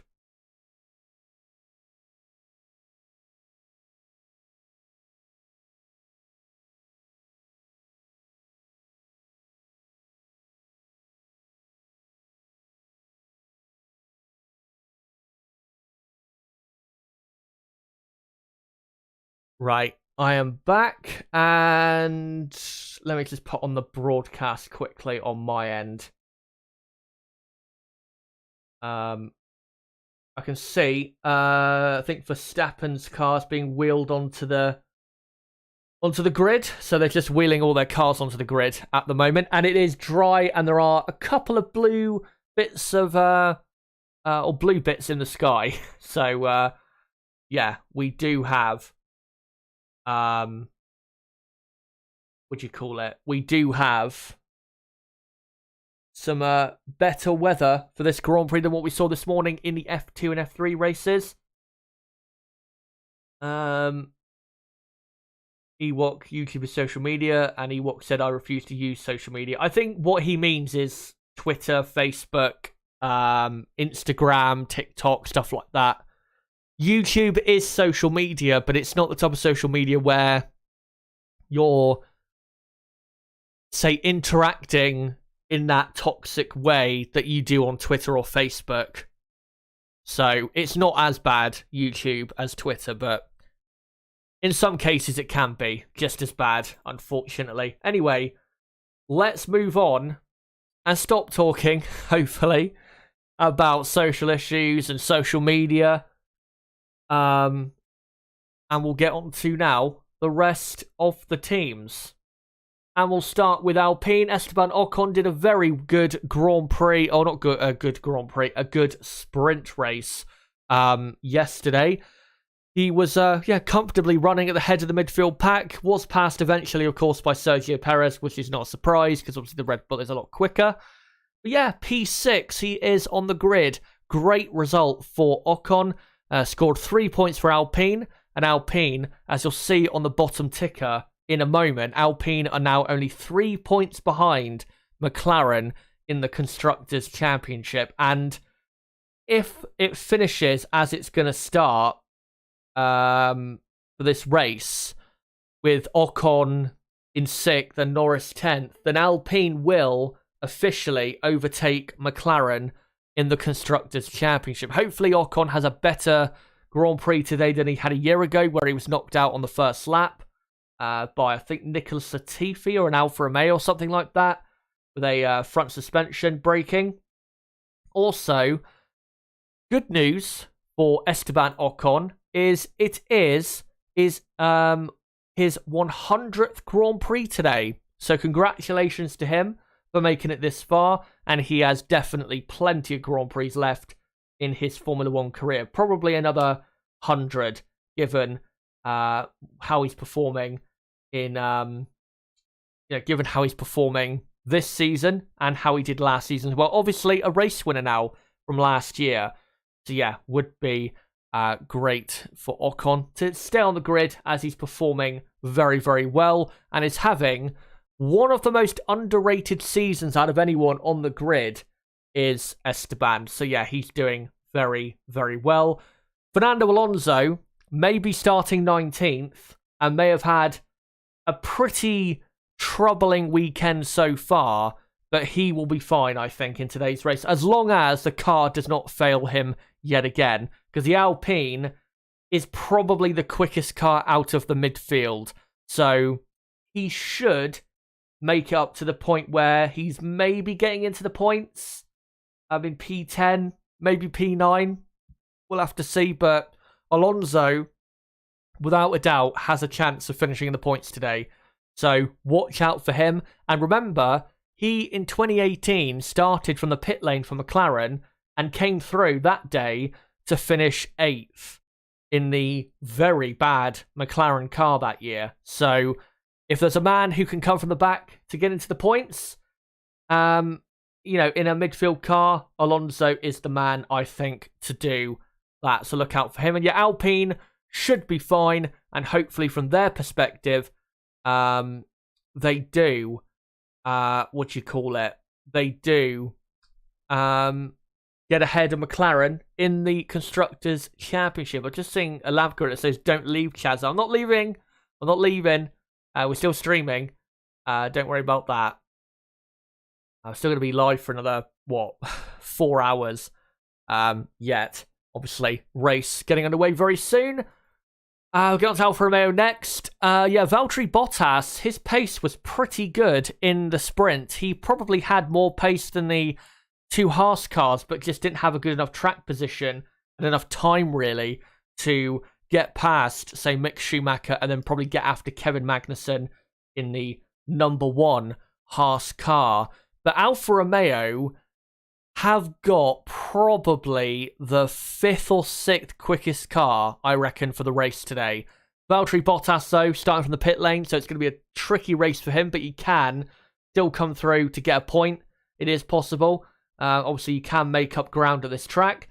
Zhou Guanyu, though, starts 13th, so look out for him. Had a pretty good sprint to Zhou, considering he had his car problems on the way to the grid, and then had to start the sprint race from the pit lane, and he still finished in 14th place, beating the two AlphaTauris and the two Williamses as well in the sprint. So look out for Zhou Guanyu. He might cause a bit of a surprise today, and I wouldn't be surprised if he was nicking a point or two, but he may cause more of a surprise by getting even higher than that, because I think the Alfa Romeo is pretty quick here at the Red Bull Ring. So look out for Alfa Romeo. They are going to be pretty strong in this Grand Prix. Hopefully have some better luck than they've had in the last few weekends.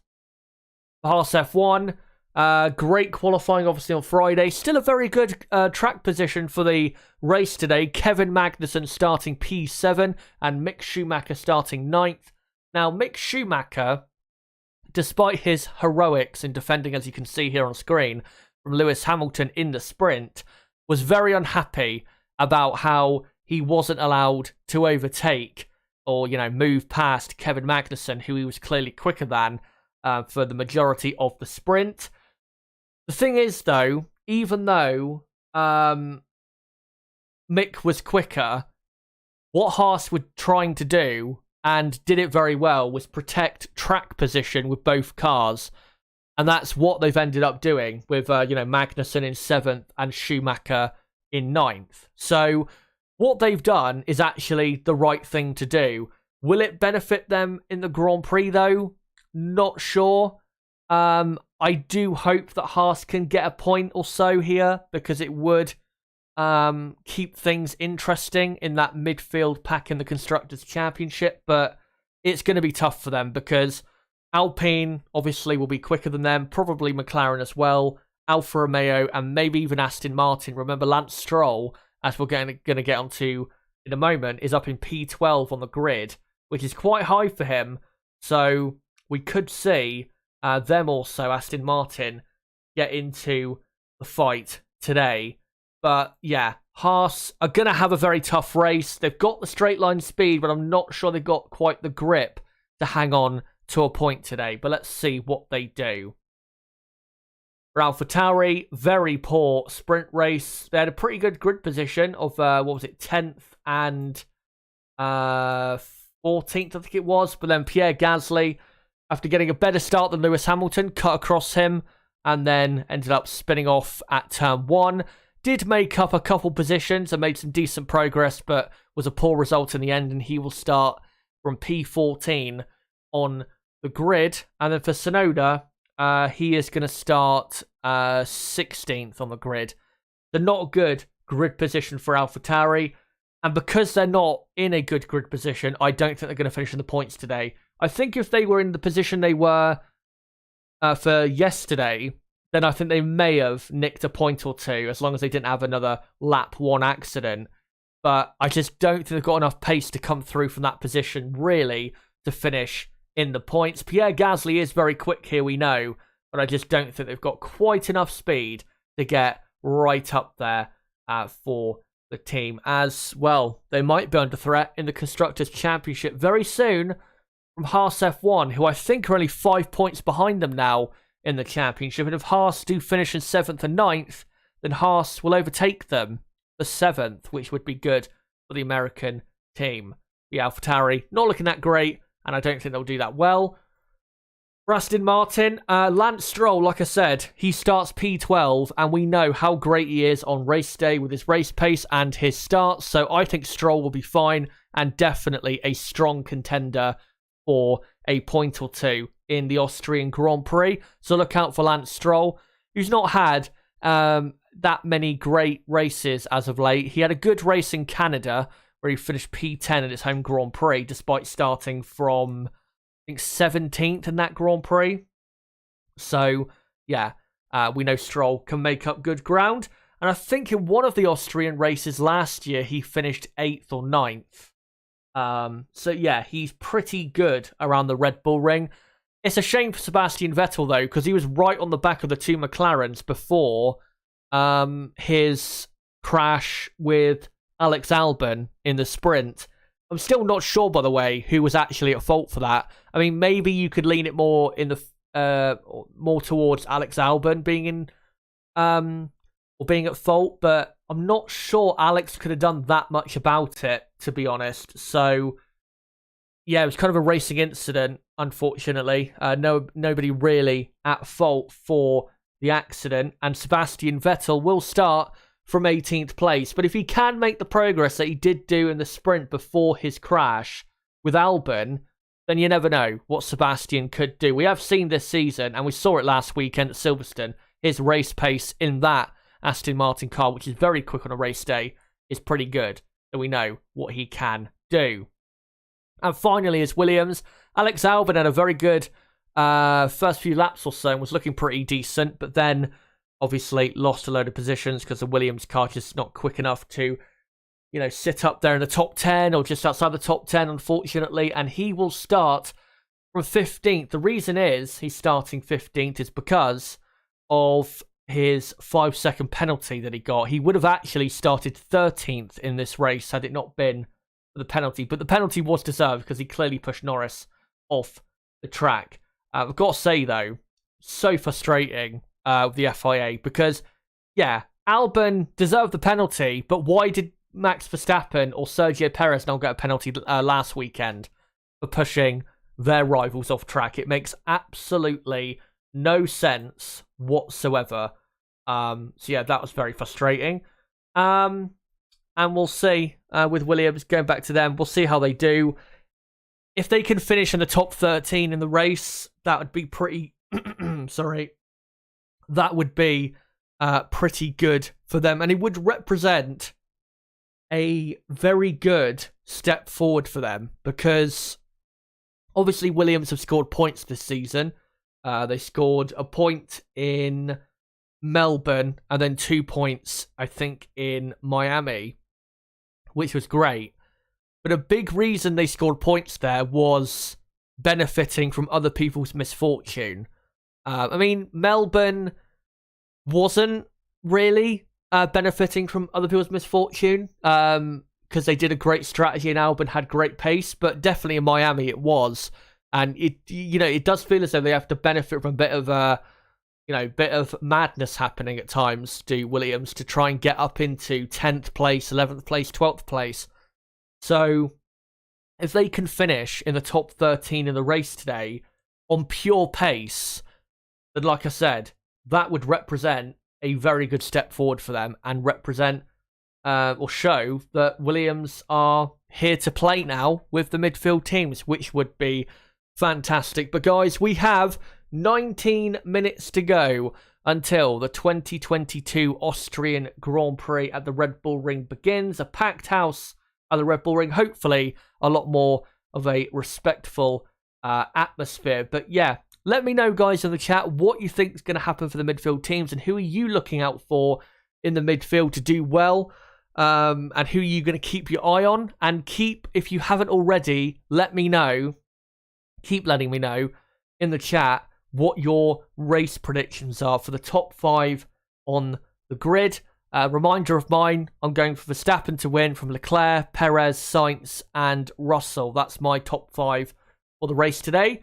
Would be great to hear what your top 5 is, and you can let me know in the live chat.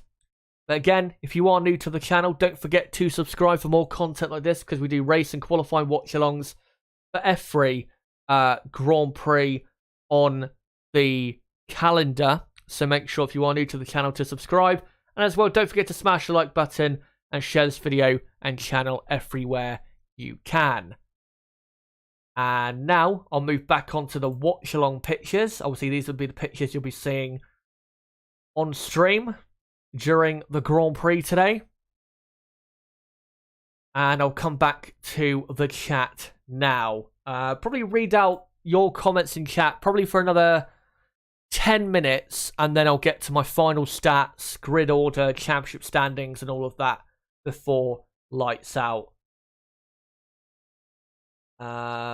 Dane asks, do you think Albon contact with Seb costing Seb to score points today? Probably, yeah. If Vettel doesn't score points today, then that's probably the reason why, unfortunately. Because if Vettel started in I think if he had not had his, his crash with Alex, he would have started in, 12th place for this Grand Prix probably, which would be a pretty good position to start in if you're Aston Martin. And we know Aston Martin have never really been a quick team over a single lap. So, yeah, I think it will maybe cost him quite a bit.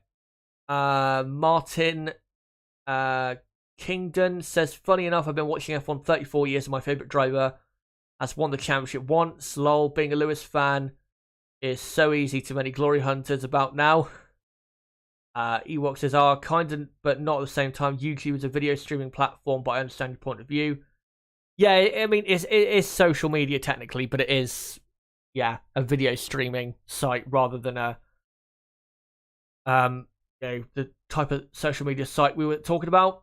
Blaze YouTube asks, how can Carlos overtake Leclair in the championship? Well, by simply, I know this sounds very simple, but just simply by finishing ahead of him, because I don't think he'll get many favours from his team. But I'm going to be honest, the only reason Sainz is only 11 points behind is because Leclerc has been so horribly ruined by his own team in the last 5 races. So if he does get into the or get ahead of Leclerc, honestly, I would not say it's because of Sainz being better at all. Silverback says, I can't believe how much better Mick is as a driver since massive spin left. K-Mag changed the entire team. Well, now Mick has a better benchmark, because Magnussen has always been a very quick driver. Nobody has denied that. He's always been incredibly quick over a single lap. It's a better benchmark for Mick to know, or to find out really where he's at. I mean, he still has a way to go. If he wants to be a proper, say, a Ferrari driver in the future and a proper top driver, then he will have to be better than Kevin Magnussen, which he is still not at the moment. But he's getting there, but just very slowly. Hello, by the way, to Brother Moz, and hello to everybody in the chat. Great to see you all as the national anthem is currently being performed. Do you see, Chaz, this is from Ewok, do you see Williams being sold to a new constructor? Quite possibly, yes. I think Williams have probably only got... If this is what Williams are going to be like for the rest of time, then they may as well just sell the team. I think Williams will be... Probably... I mean, if they're smart about it, they probably should sell the team to somebody else. And, you know, have it properly took over rather than just took over by a investment fund, I think it is, in a Doriliton Capital, I think it's called. So yeah, that's what should happen there. I mean, I don't know when that does happen. Maybe 2025, 2026, maybe Audi buy the Williams team. I think if Audi do put an offer on the table for Williams, I think really they've got to take it because it will help their team massively. But if I was Audi, I would definitely not be offering Williams a deal to buy the team. I'd be going for Sauber instead. Dustin says, the new directive around pushing off track is garbage. On the inside, you need to be alongside before apex. Okay, so where alongside and the apex defined by whom? Both subjective. Yeah. It is a bit stupid. I mean, for me, as long as you have about half of your car alongside the other car, you should have to give room to that other car, no matter what part of the track you're on, whether you're flat out on a straight, in a corner, chicane, no matter what it is. You should, if a car is alongside you by about halfway, then you should have to give room. And I wouldn't say there's an apex rule, because I have seen that online in regards to people looking back to the Hamilton-Verstappen clash at Silverstone last year. There isn't an apex rule that you have to hit the apex of the corner. The thing is, though, if you are on the inside of another driver going into a corner and, you know, you're more so on or closer to the apex of the corner, you have to hit the apex to avoid having a crash. And if you don't hit the apex, you will very likely have a crash, as there's some work going on to the front of Lewis Hamilton's car. And they've got the, I think the wheel hub off. So some problems with Hamilton's car there. Or maybe they're just doing some final repairs or something, some work. But, yeah. You have to, if you're side by side with someone and you're on the inside of a corner, you've got to hit the apex, because if you don't, then you're very likely, like I said, to smash into the other driver. So it is important, but it's not absolutely official that that's what you've got to do. Let's read our couple predictions. Bravo Moz says Max, Leclair, Sainz, Perez, Russell. Silverback Orangutan says Max, Perez, Leclerc. Oh no, Sainz, Leclerc, then Lewis. James Evans says Max, Perez, Leclerc, Sainz, Russell. Ewok says, I'm not sold on Mick Schumacher, but I need to see him in a better team. I'm not denying he has the talent. He does have the talent. I don't think, though, we need to see him necessarily in a better team. He is in a team that is good enough, I reckon, to really see his talent. I mean, let's remember, Haas are only like a few points away from being 7th in the championship. So they're not like a, you know, back of the grid team. So I think he is in a representative enough car now, is Mick. Jeff Thomas says Max, Perez, Russell at 1, 2, and 3 on the podium. Lewis and Lando in 4th and 5th. And Carlos and Charles on the naughty step. Well, obviously 2 years ago at the, I think, Styrian Grand Prix, the two Ferraris made contact. And, yeah, ended up obviously in disaster with both cars out of the race. Bravamos says Renault should buy them.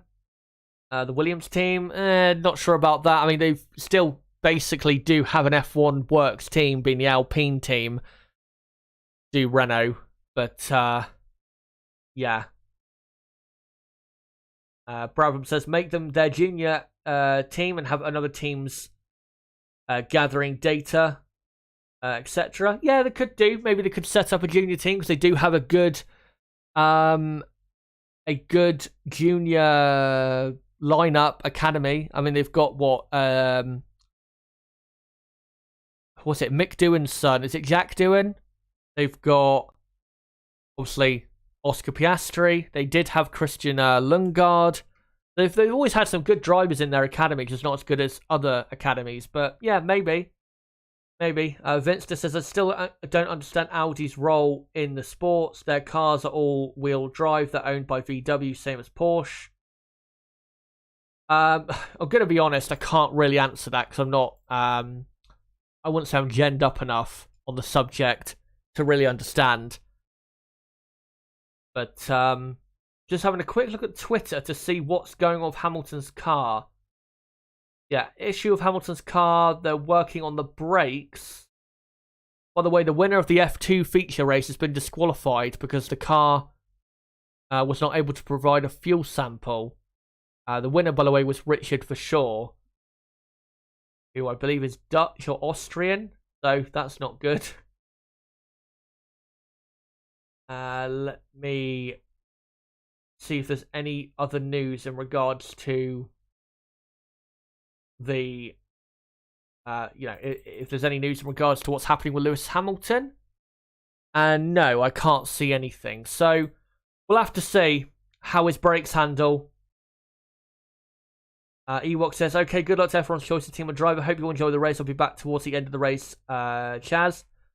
Cheers for that. And yeah, hopefully we'll see you for the race reaction. Hopefully, in about an hour and a half's time. I'm hoping this race won't be one of those safety car, long safety cars or long red flag periods. Because honestly, I'm getting sick to death of having long red flags. We have so many of them that it makes the races way longer and a lot less exciting, obviously, when it doesn't take place in a short amount of time.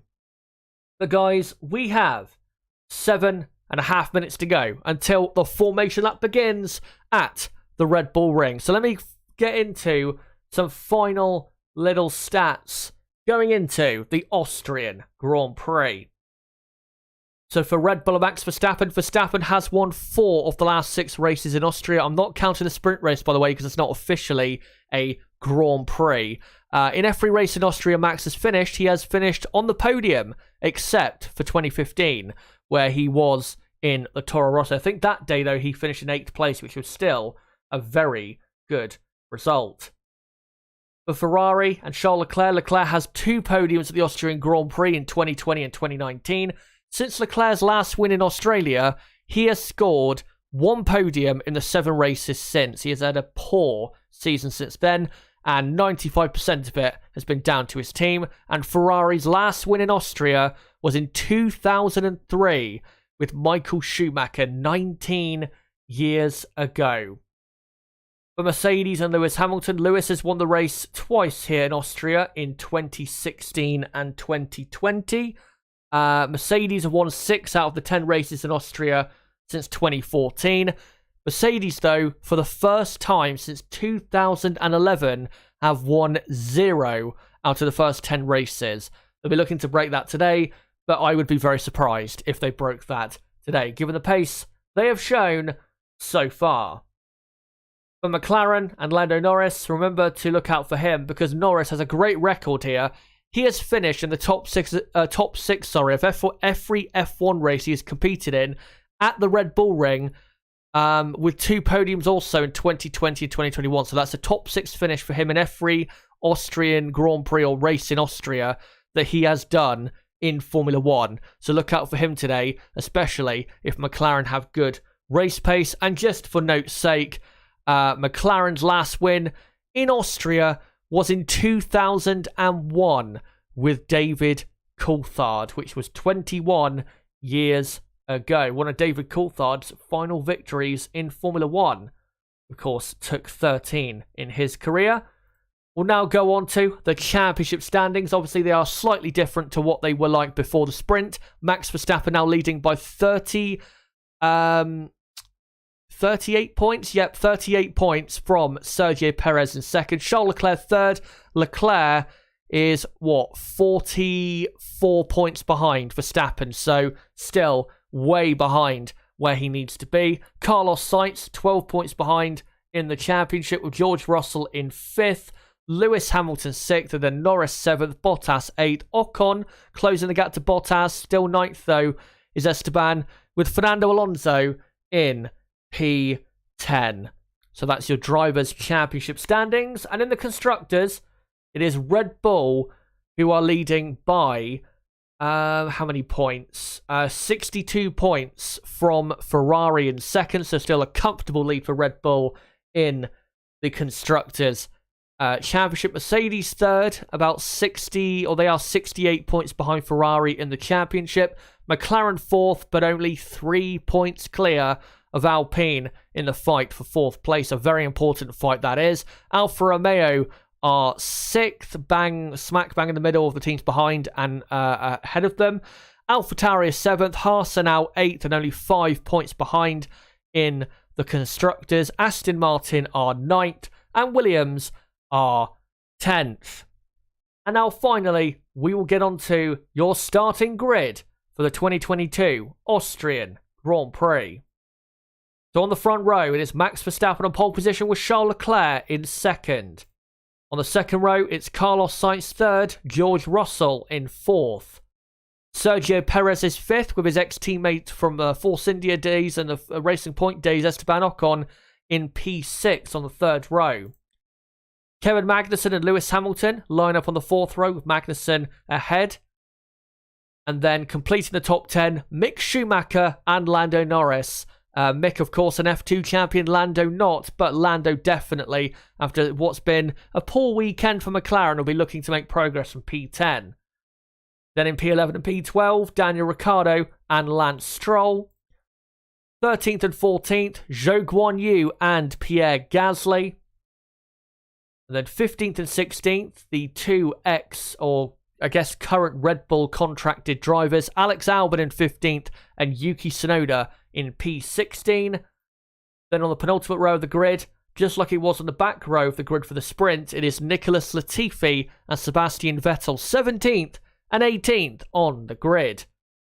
And then on the back row, Fernando Alonso in 19th and Valtteri Bottas 20th. Bottas, though, will be starting from the pit lane, just to let you guys know. So that is your starting grid for the 2022 Austrian Grand Prix. And we'll now move back to this, and I'll get rid of all this stuff and get my graphics ready. And yeah, let me just get all this ready for you guys, as the formation lap will be beginning in about 2 minutes time. So we're very close now to the beginning of the Austrian Grand Prix, and of course it will be a 71 lap race here in Austria. And hold on, let me just make sure. Oh no, my order has reset on my running order, so I've got to quickly do it now. So let me just quickly do that. Every time I switch OBS off, it resets the actual running order. So I need to quickly do that. I should get this done in the next 2 minutes or so, so don't worry, guys. I will get it on screen as soon as.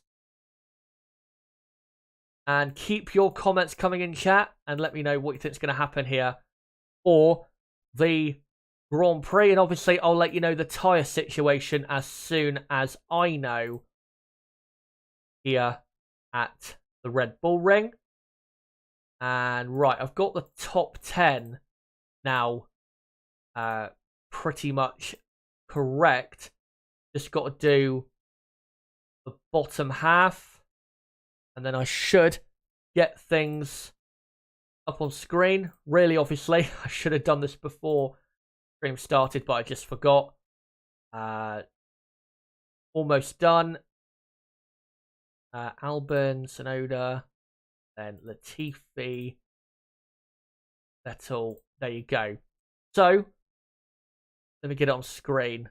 There you go. That is the grid, thankfully.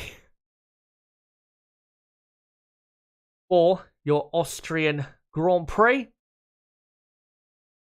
71 laps unless we get more formation laps. Yeah, if we get a lap or two extra formation lap, then obviously that will take a lap or two away from the race itself, because obviously the sprint race yesterday was supposed to be 24 laps.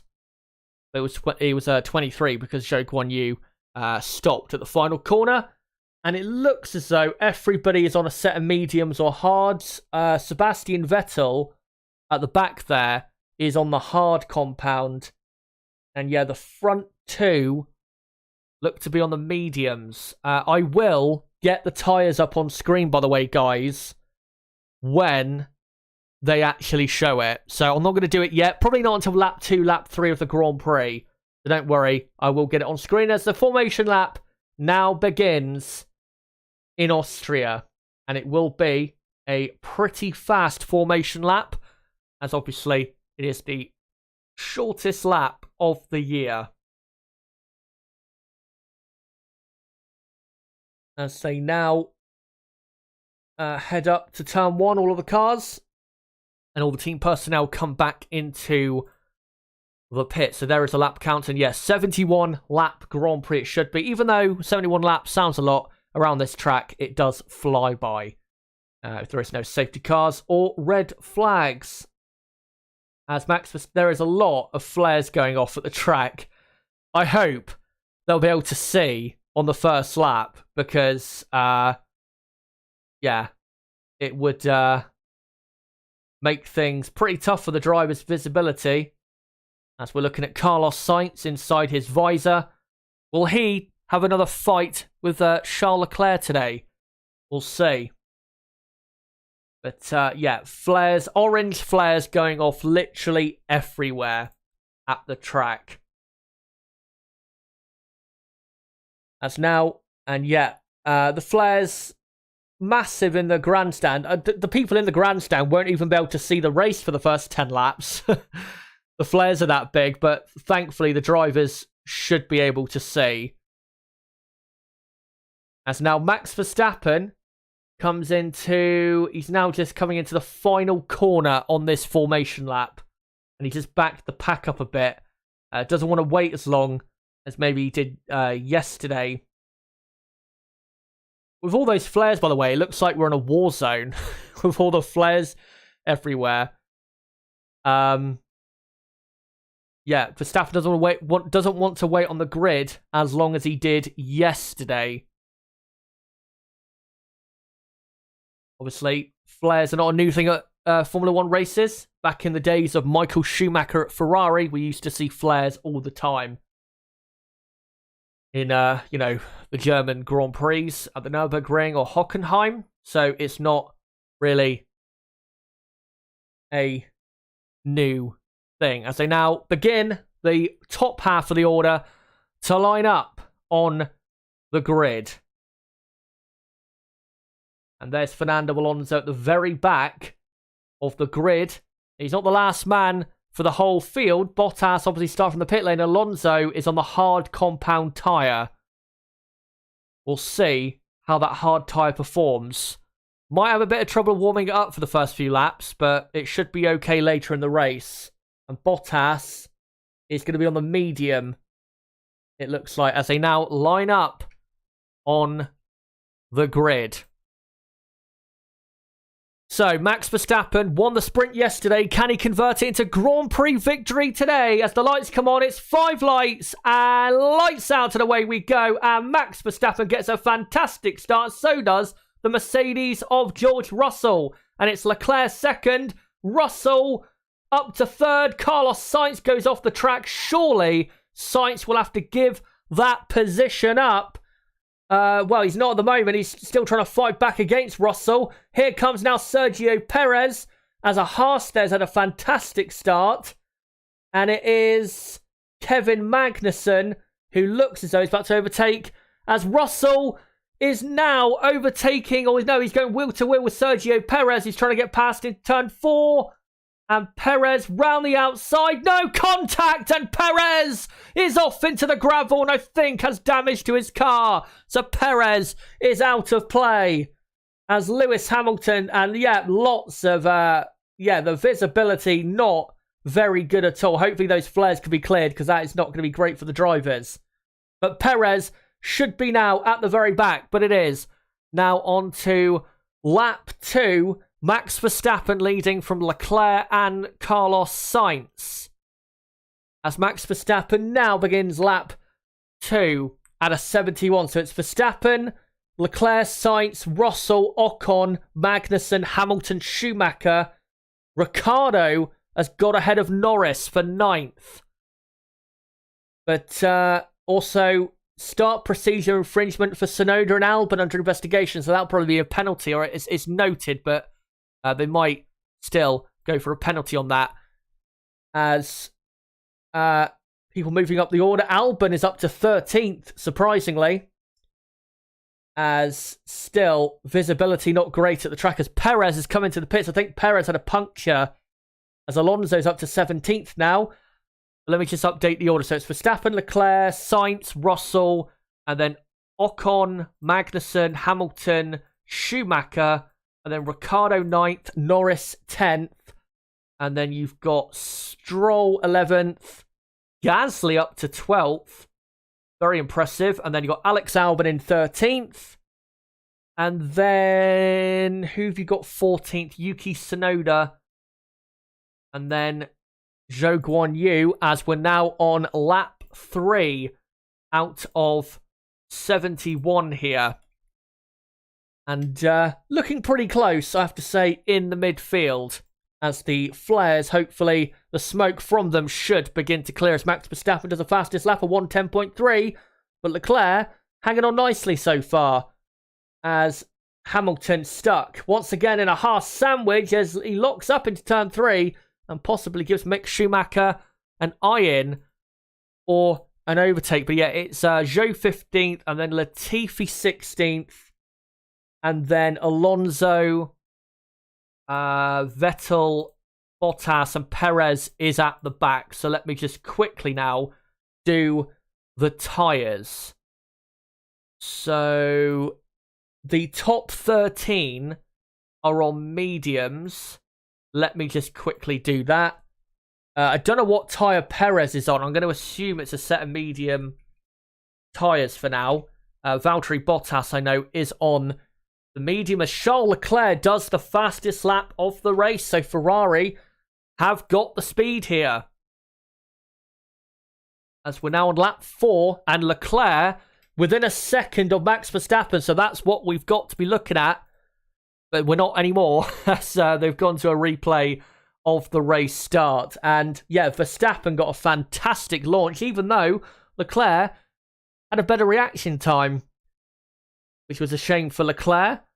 And yeah, Russell and Sainz got pretty close on the exit turn 1. Didn't really get a good look at it. And then Sainz pulled ahead with a better straight line speed into turn 3. And then we're going to look at Russell and Perez. And Perez tried to go round the outside, and it's hard to tell from that angle. Also, debris flying onto the track that a McLaren then ran over. Let's see from this angle if Russell's on board. And it's kind of a racing incident, but Russell did run over the curb on the inside, and that kind of pushed him a bit wider. Yeah, I think Russell's going to get a penalty for that because he ran over the curb, and that pushed him slightly wider. So I think Russell will get a penalty there. As we're on lap 5 out of 71. Here's a replay of Mick Schumacher. He's overtaken Lewis Hamilton. Hamilton made a mistake on the exit of turn 1. And Schumacher up to 7th.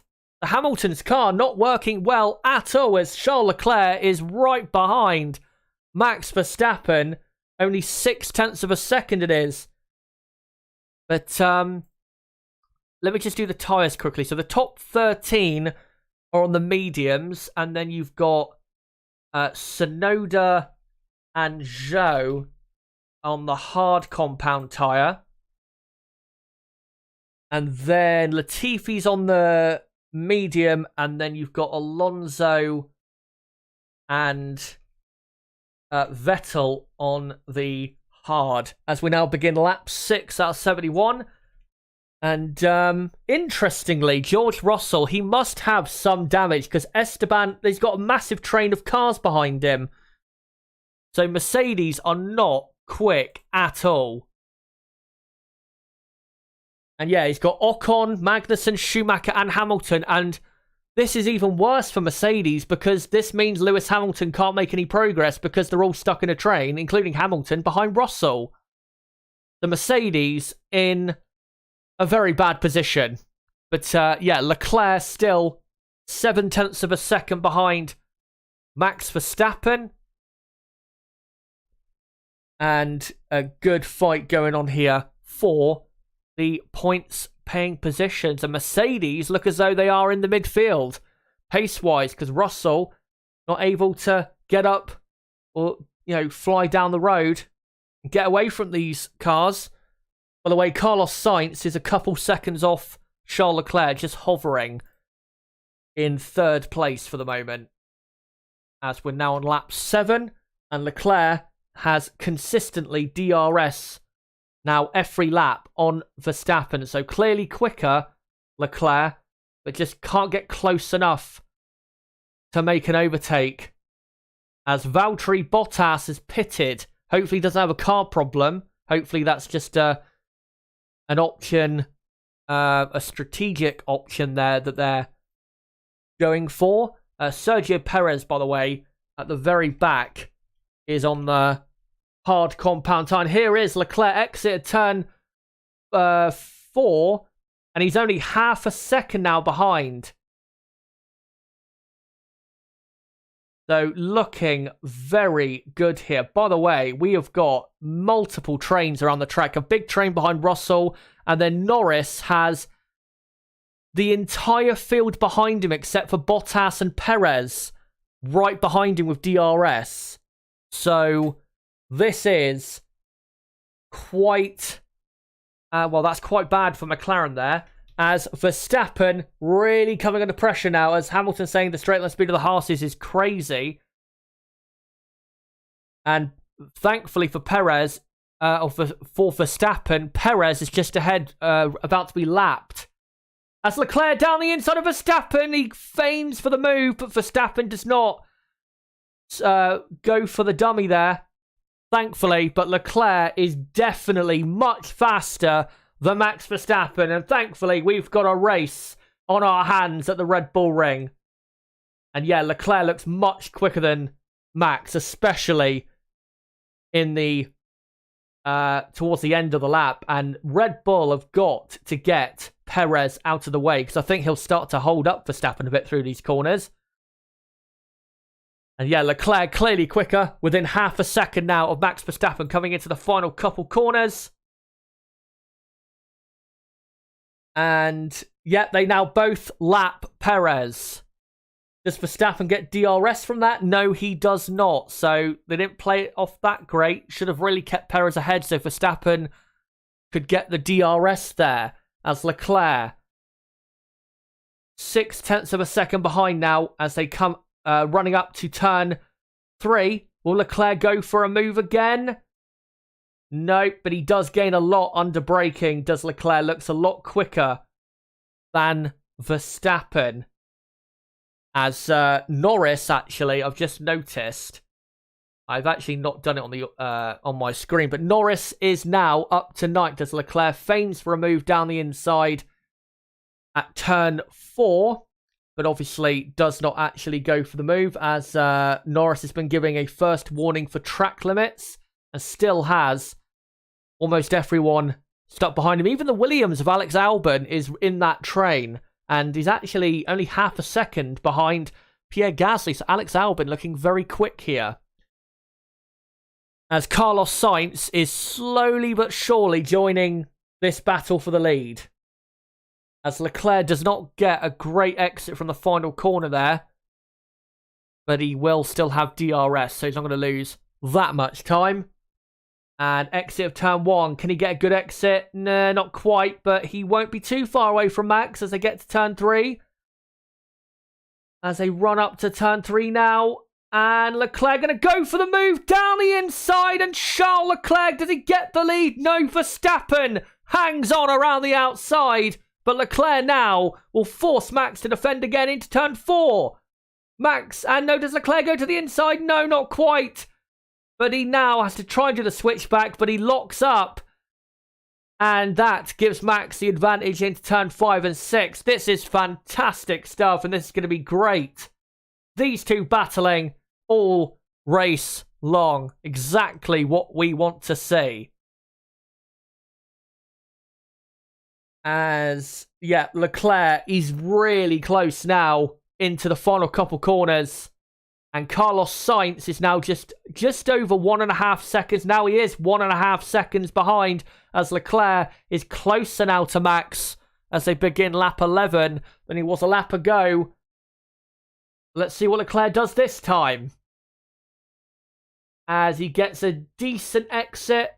And let's see where he is on the run up to turn 3. I'm not sure he's close enough this time. No, he's not. He feigns for a move, but Max, again, brilliantly does not buy it when other drivers would maybe go for a defensive move there to cover that off. Now into turn 4. Leclerc, again, feigning for the move. He's trying to move around in the braking zone to try and cause Max to make a mistake. But Max is much better than that to do something like that. As Carlos Sainz in the second Ferrari closing the gap, and definitely Ferrari much quicker than Red Bull here in Austria. As, by the way, that pack of cars stuck behind George Russell, there is still Ocon, Magnussen, Schumacher, Hamilton all right behind Russell. Ricciardo has dropped back a couple seconds now from Norris, so Norris now breaking free and actually catching up to that pack behind Russell. And now Ricciardo has 3 cars behind him. As now they exit Verstappen and Leclerc, turn 1. And Charles Leclerc definitely closer as George Russell pits. Leclerc up to turn 3. Will he go for the move again? No, not quite. He's going to try and get a better exit this time. And what kind of exit does he get? Well, it's good, but I'm not sure how good it is. As Alex Albon comes into the pits as well.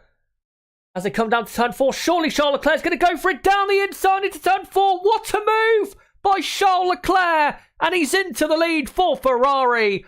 And what a move by Leclerc. That was championship winning stuff. Obviously, still far behind in the championship, but that is the mark of a great driver to do that to Verstappen. But I do feel as though Max Verstappen knows himself that his Red Bull car is not very quick, as now Carlos Sainz is right behind him in the second Ferrari. But it is on now lap 13.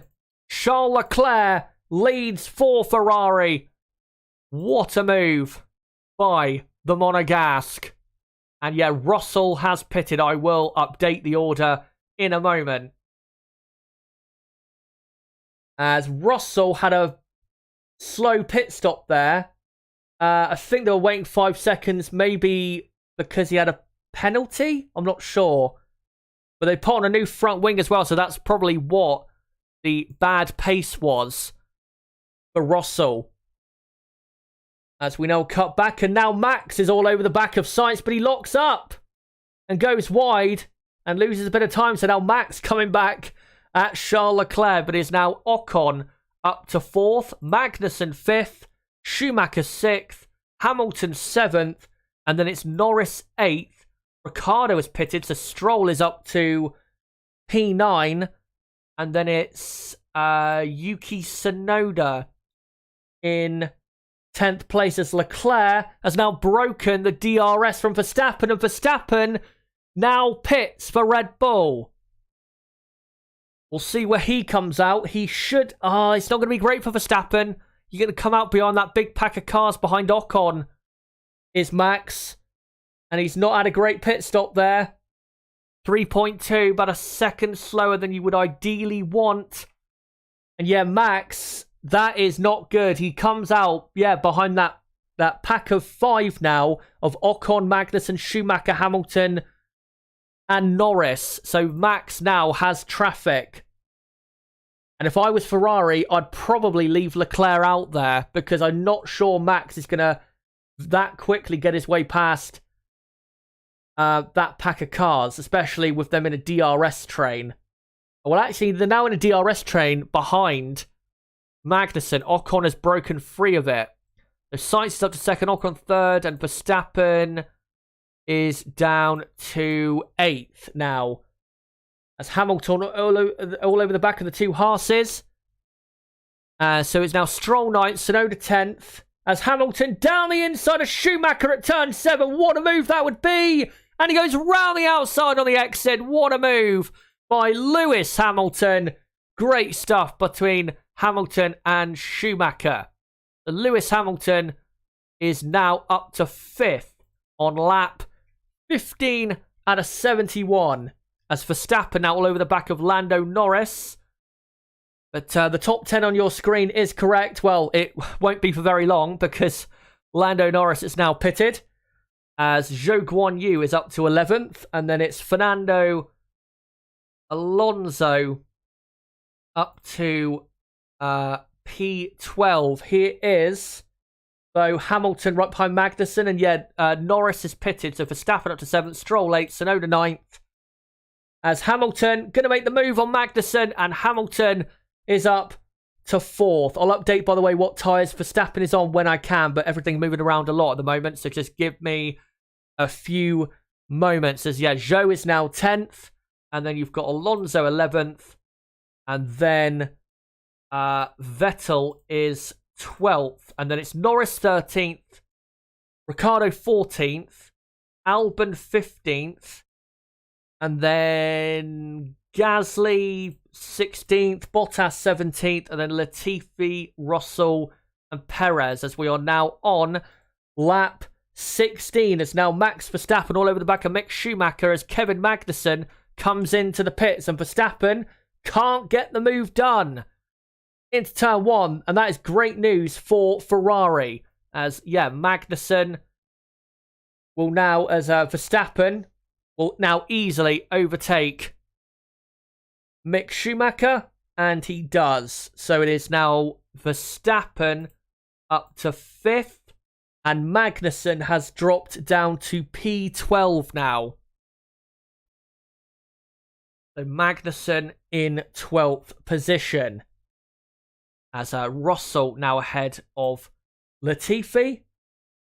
Perez, by the way, still at the back. And I think Perez has damage to his car because he's very slow in the Red Bull. As we're on lap 17. And Leclerc continues out on track.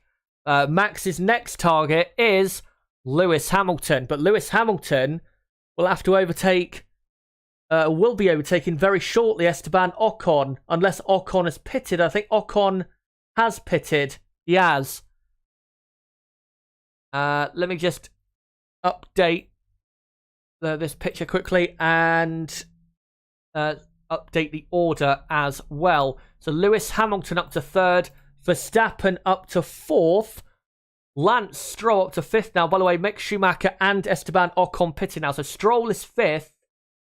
And then it's Tsunoda 6th. Zhou 7th. And then Alonso 8th. Vettel is 9th. And then Ocon 10th. Magnussen is 11th. Schumacher has been jumped by the 2 McLarens, which is frustrating for him, but that's what's happened there. And now Perez has let through he's let through Hamilton and Verstappen. Now I will update the tyres and also update the lap counter as we're now on lap 18. As Lewis Hamilton says, tyres are good, mate. His position of third, though, ain't going to be lasting very long.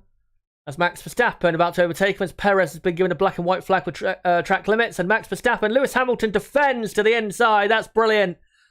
Brilliant shithousery from Lewis Hamilton there. Kind of doing a Verstappen there, moving late on the entry to the braking zone. As Hamilton now defends his position. And Verstappen, I think, is going to just try and get him on the exit here. But Hamilton playing a smart game. And Verstappen, will he now go down the inside? Well, round the outside now for turn 4. Yes, he does. And Max Verstappen now third for Red Bull. So let me just now do the tyres for everyone. So Max Verstappen is on the hard compound tyre. Lewis Hamilton on the medium.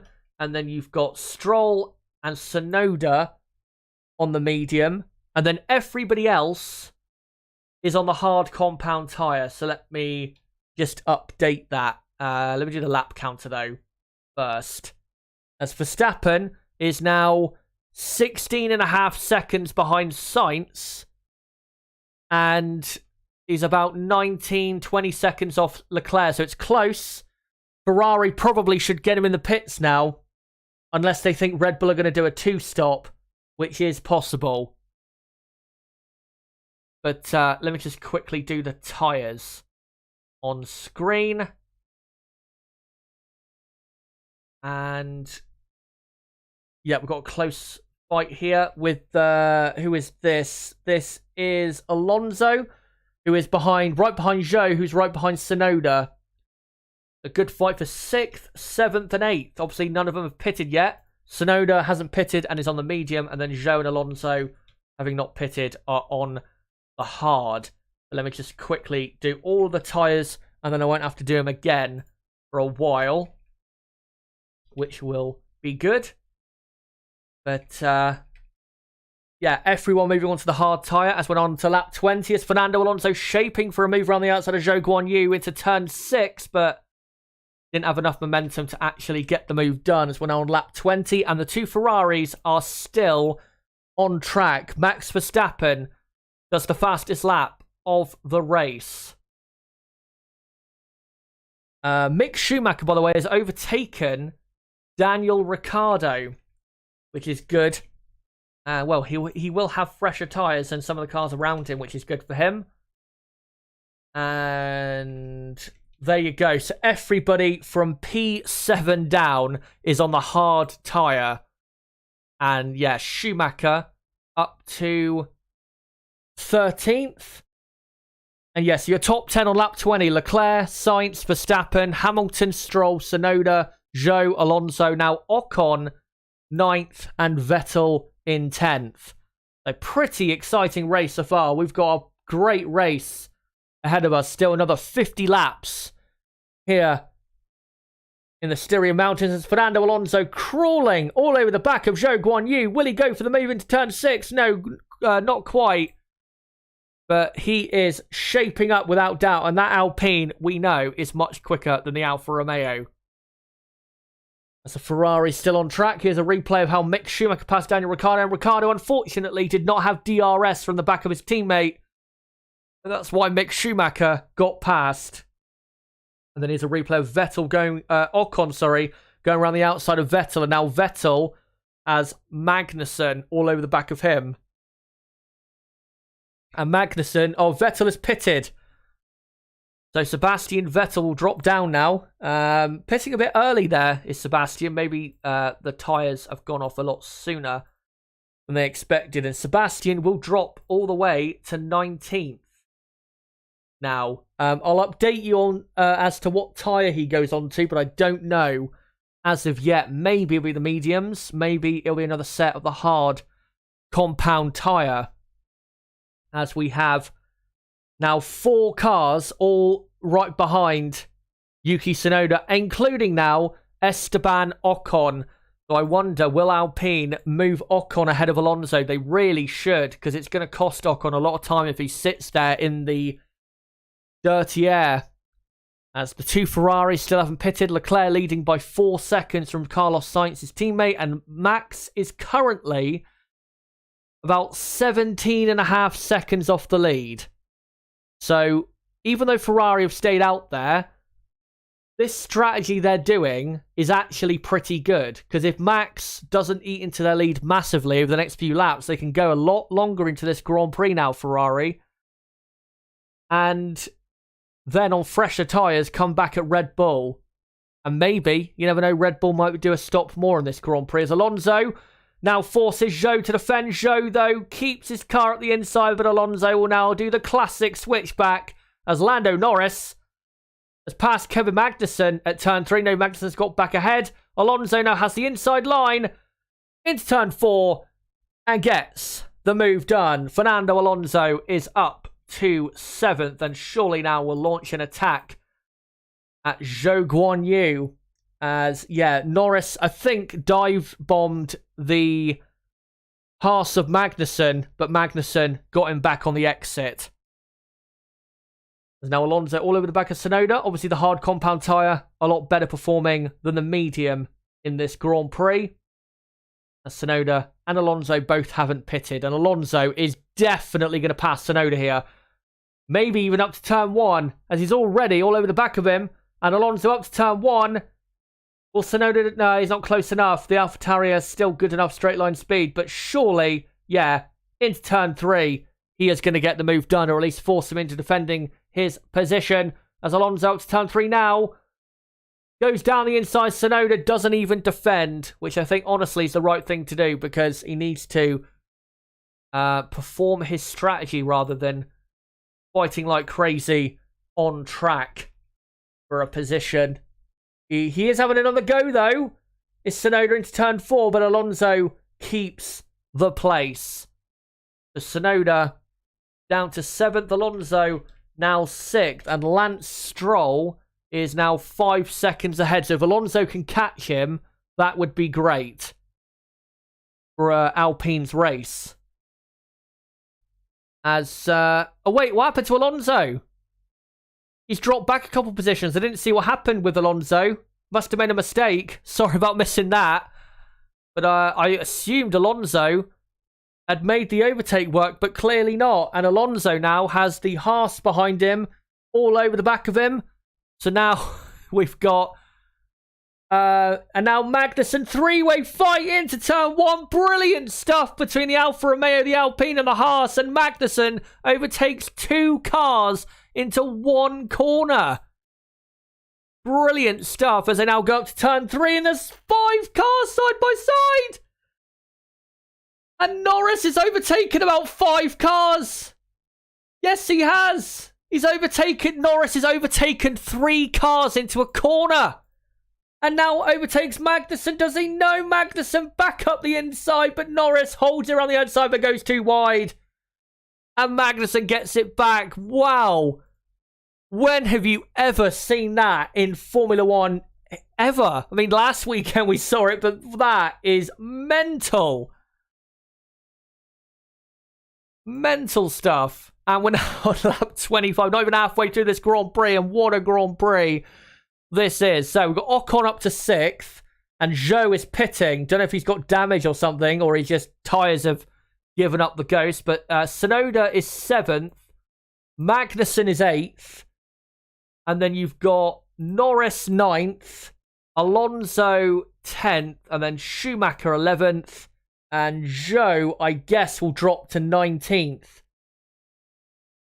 As Norris has got DRS yet again on the back of Magnussen. Not going for the move, though, as of yet. And yeah, Zhou has dropped all the way down to 19th. As we're now on lap 26. What a Grand Prix. And now Schumacher down the inside of Alonso at turn 4. Alonso lets him go because Alonso's not fighting with him right now, really. So Schumacher up to 10th. Haas looking very well, very good here. 8th and 10th they are now. As Verstappen has been given a second warning for track limits. And by the way, just to update you when it comes to the battle for the lead, Max is 14.5 seconds off the lead. He's not eating enough into Leclerc's lead. Because if Leclerc pits in about 5 to 7 laps time, he'll only come out, Leclerc, 10 to 12 seconds behind. And Charles, as Perez is pitted and is retiring, Charles will only come out 10 to 12 seconds behind and will have much better grip to catch and pass Verstappen later. Talking of a pit stop for Ferrari, they are now in the pits for Charles Leclerc, who pits for Ferrari on now lap 27 out of 71 as Carlos Sainz now goes into the lead. Hopefully good pit stop for Ferrari. Yes, it is. They did a good pit stop. That's great. And Leclerc will drop to third as Verstappen now goes through. So Leclerc into third now. Let me just do the tyres quickly. So Verstappen obviously is on the hard. And let me update also that Sebastian Vettel in 18th is on the medium. And that Sergio Perez, unfortunately, is out of the race. As I've actually missed this, but George Russell is now up to 13th place in the Mercedes. So sorry for missing that, but obviously we've been looking at other stuff on screen, as now they're going to come in for Carlos Sainz, as Mick Schumacher has passed Lando Norris. I'll update that soon enough as Carlos Sainz now comes into the pits, and that'll put Verstappen back into the lead with Leclerc second. Hopefully good pit stop. Very good pit stop for Ferrari, and so far they are performing well. And yep, Sainz will actually come out in 4th place behind Hamilton, which is annoying for him. So let me just update that position and the lap. And also I will update that Yuki Tsunoda has pitted, but again, a lot going on right now. So Lewis Hamilton is now third, and yes, Tsunoda is pitted, and as I don't know where he's come out, I'll look in a moment. Here's a replay of Mick Schumacher passing Lando Norris up the inside into turn 3, and Lando not even trying to defend. Haas are very quick here. Lando says, I had to take avoiding action. He completely squeezed me under braking. He can't move under braking. I'm not seeing anything about or anything regarding that. But, right, so it's the top 10 on lap 29 is Verstappen. Leclerc, by the way, only 5 seconds now behind Max, and he's just done a fastest lap of a 109.4. And as Lewis Hamilton pits, I'll wait to see where Lewis comes out. So Sainz is now to third. Where will Lewis come out? If we can get ahead of Stroll there, that would be great. Here comes Lance Stroll. And no, Stroll, is he going to get it? Yeah, he is. And Ocon will just about as well. So Stroll is up to 4th now. And Ocon gets ahead. But will Hamilton go for a move up the inside into turn 3?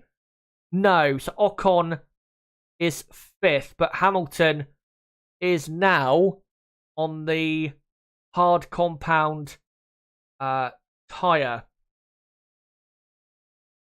And I think everyone now on the hard compound tyre except for Sebastian Vettel. By the way, Fernando Alonso has also pitted for Alpine. We're on lap 30 now at 71, and Hamilton all over the back of Ocon, so he will get past him very soon. But the top 10 currently Verstappen. Leclerc, by the way, is now only 3.5 seconds behind. He's eating into his lead by about 1.5 seconds, 2 seconds a lap as Stroll is pitted. So I'll wait a minute before I do the order, because again, it's going to move around quite a bit. As Lewis Hamilton, I think, will overtake Ocon. Maybe not now, but he will surely in a moment. I may as well just put him up the 4th there, because he will get past. I think right now, yeah, there you go. Hamilton up to P4. He's having a decent race, is Lewis Hamilton. So Hamilton 4th, Ocon 5th. And now, with Stroll and Tsunoda obviously is pitted, it's now Magnussen 6th, Schumacher 7th. Is a replay of the pit stop for Hamilton. Not the quickest stop, but was 4.1 seconds, couple seconds slower than they would have wanted. Here's a replay of George Russell passing Ricciardo. So Russell, I think, is up to 9th now, and Ricciardo is 10th. And yeah, replay of Hamilton passing Ocon. Don't really want to see this, though, because we already know about this. As now lap 31, Max Verstappen is only 2.1, basically 2 seconds clear of Leclair. Leclair is going to overtake him again. But yeah, the top 10 on your screen is correct. Let me just quickly change mix tyres. So far on the top 10 is on the hard tyre, and it's Verstappen leading from Leclerc 2nd, Sainz 3rd, Hamilton 4th, Ocon 5th, Magnussen 6th, Schumacher 7th, Norris 8th, Russell 9th, Ricciardo 10th. That is your top 10. And then the rest of the order, Alex Albon is up to 11th. And then you've got Gasly in 12th.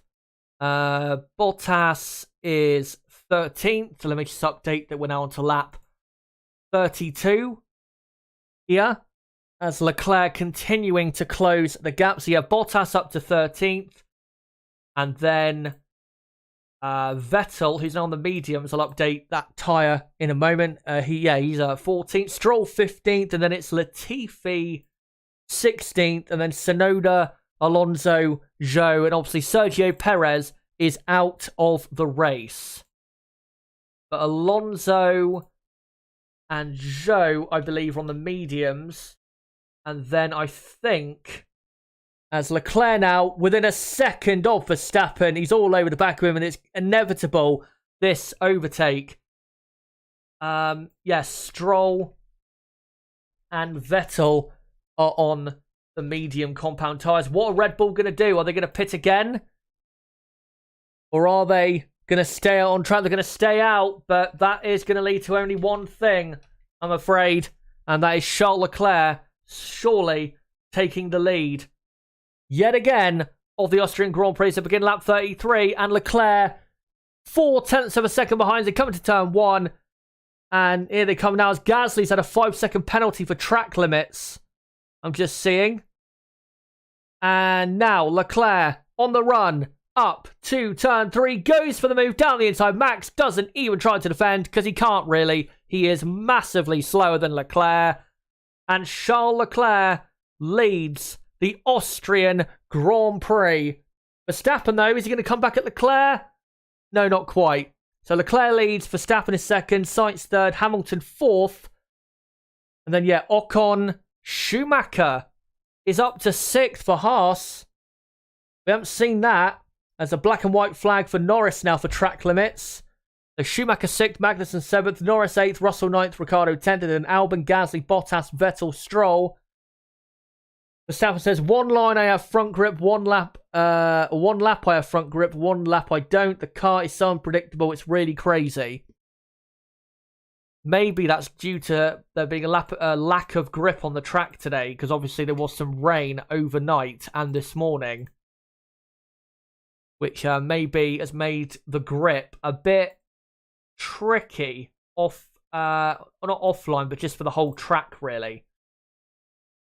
But let me update that, and here is a replay, and I think surely there Magnussen has let him go into the penultimate corner, because that was a pretty easy overtake for him. But I can update you that Lance Stroll, Alonso, and Zhou have all gone on to the hard tyre again. So they are committing to a 2-stop, are those cars. So you got Vettel on the medium, Stroll on the hard, Latifi on the medium. Alonso, though, has just gone up to, I think Alonso has just gone 16th there. So Alonso is on the medium, and then I'm pretty sure Oh no, Alonso's not on the medium. Alonso is on the hard. As 5-second penalty for Norris for track limits. And I think someone else got a 5-second penalty there. So the FIA being very strict on track limits. And you've got to say that this is absolutely correct. You cannot just repeatedly go, over the track limits. So that will cost McLaren dearly when they're having pretty good race. McLaren.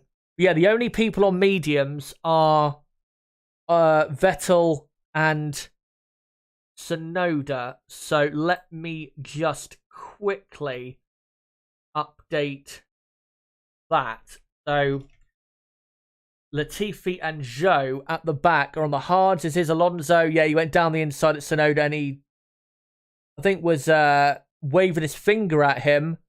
Oh, that was why, because on the exit at turn 3, he kind of made Alonso have to go onto the grass. Alonso very good at wagging his finger at other drivers whilst driving. He's been doing it for 20 plus years now. As Charles Leclerc currently 4 seconds clear of Max Verstappen. Now begins lap 36, and the next car to have a go at Max Verstappen will be Carlos Sainz, who is now just 1.2 now seconds behind. We're just about now halfway into the Grand Prix. What a Grand Prix it has been so far, as another overtake has happened. Zhou is past Latifi. So, yeah, my order on the left-hand side of your screen, guys, is correct. Your top 10, Leclerc, Verstappen, Sainz, Hamilton, Ocon, Schumacher, Magnussen, Norris, Russell, Ricciardo. George Russell, by the way, has not really gone anywhere since his overtake on Ricciardo, and Russell doesn't appear to be that quick, and I think that has to do with his tyre life, because he pitted quite early, didn't he, for that new front wing after his contact with Perez that has put Perez out of the race. Black and white flag for Carlos Sainz as Max Verstappen pits. So Max is going for the 2-stop, and we'll see if that works, as here he comes for a set of hard compound tyres. And like I said, tyre wear would be worse today because of the lack of rubber on track after the rain, and that's exactly what we're seeing. And yeah, good pit stop, 2.4 seconds. Verstappen should come out in 3rd place. Black and white flag now for Zhou. Everyone's getting a black and white flag today. We're going to have like the entire field. It's going to look like an F1 game online lobby where everybody has a 5-second penalty at the end of this race. And the final order ends up getting decided by penalties. So, what will Ferrari do? Will they stay out, or will they respond?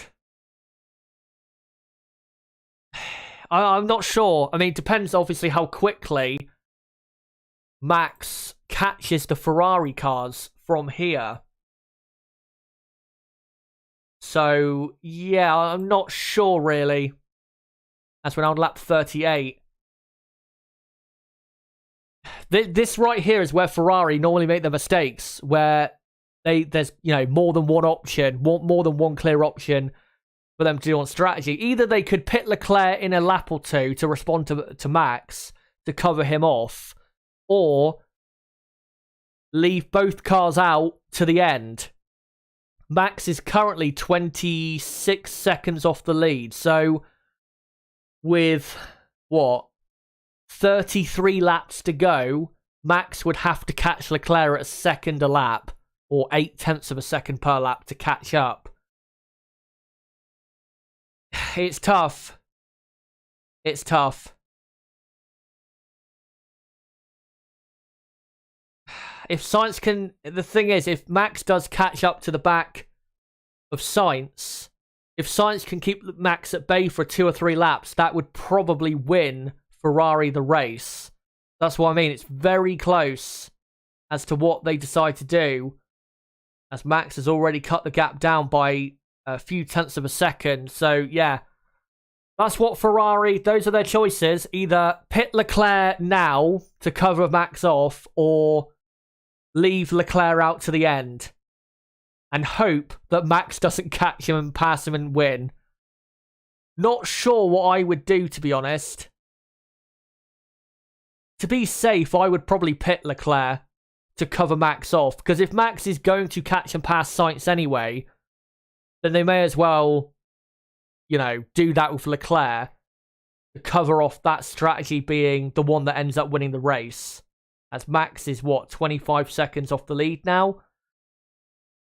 Yeah, if I was Ferrari, I'd probably pit Charles Leclerc.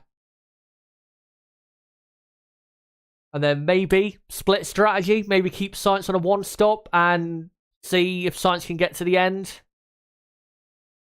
What I can say, though, is a 1-2 for Ferrari is very unlikely because of Max's, the extra pace he's probably going to have on those fresh tyres. But, yeah, to be safe, if I was Ferrari, I would pit Leclerc. But that doesn't necessarily mean that them keeping him out would be the wrong strategy, because I don't think that's absolutely confirmed at the minute as to what the right strategy is at the top there. Anyway, we're on lap 40 out of 71, and we now have a bit of a train, or a three-way fight for 7th place between Kevin Magnussen, Lando Norris, and George Russell. As a car has spun off, and who is it? It is, of course, Sebastian Vettel, who knows everything about spinning at Austria.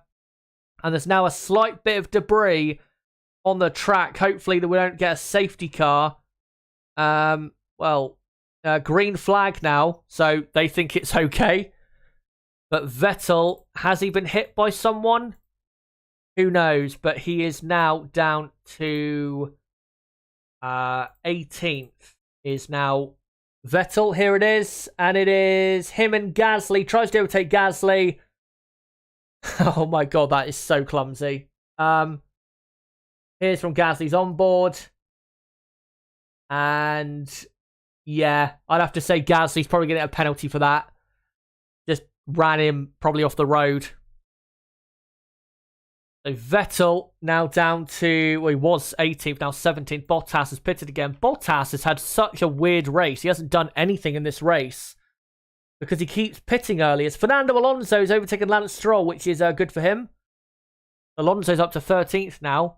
But yeah, the top 12 is as it was, and now we've got Alonso 13th, Stroll 14th, Zhou is 15th, and then it's Tsunoda, Vettel, Bottas, Latifi, as George Russell comes in for another stop. He had to, because obviously he pitted so early, and he goes on to the hard compound tyre. So I'll update where he comes out.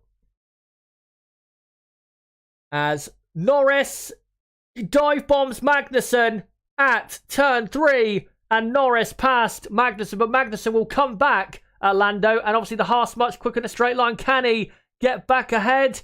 No, he cannot. So Lando up to 7th. Great drive from Lando Norris here. Magnussen having a think about coming back past on the exit. And nope. As Vettel and Gasly, by the way, is under investigation. And yeah, I think Gasly will get a penalty for that.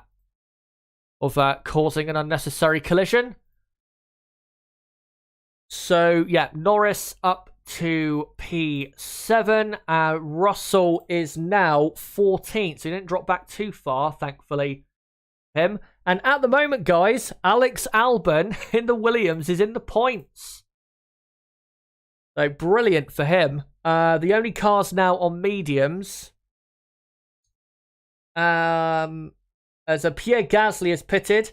So is Kevin Magnussen. So is now Alex Albon. So Magnussen comes in for another set of tyres. So it's a 2-stop. It looks to be for pretty much everybody.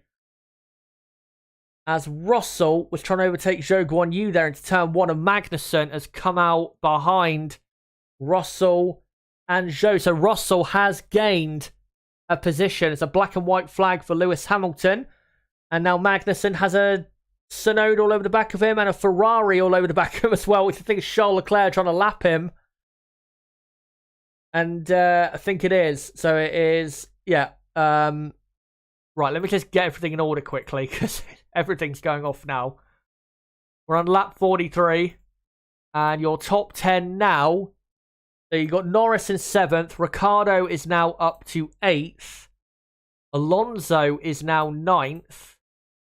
And then it is Stroll in 10th.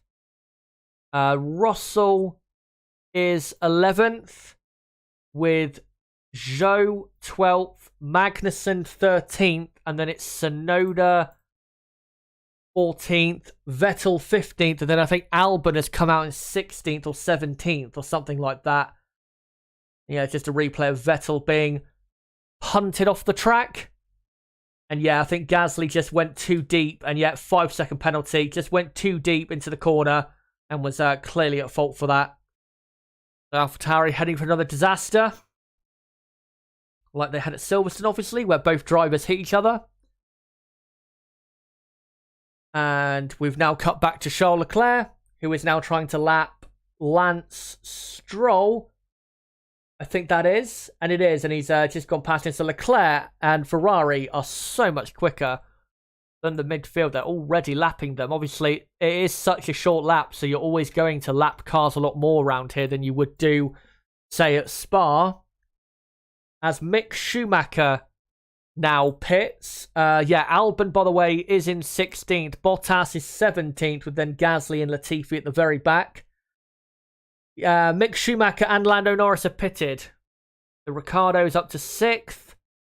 As Max Verstappen, by the way, is about 20 seconds off the lead with 26 laps to go. So I'm not sure Max is going to catch Leclerc if Leclerc stays out.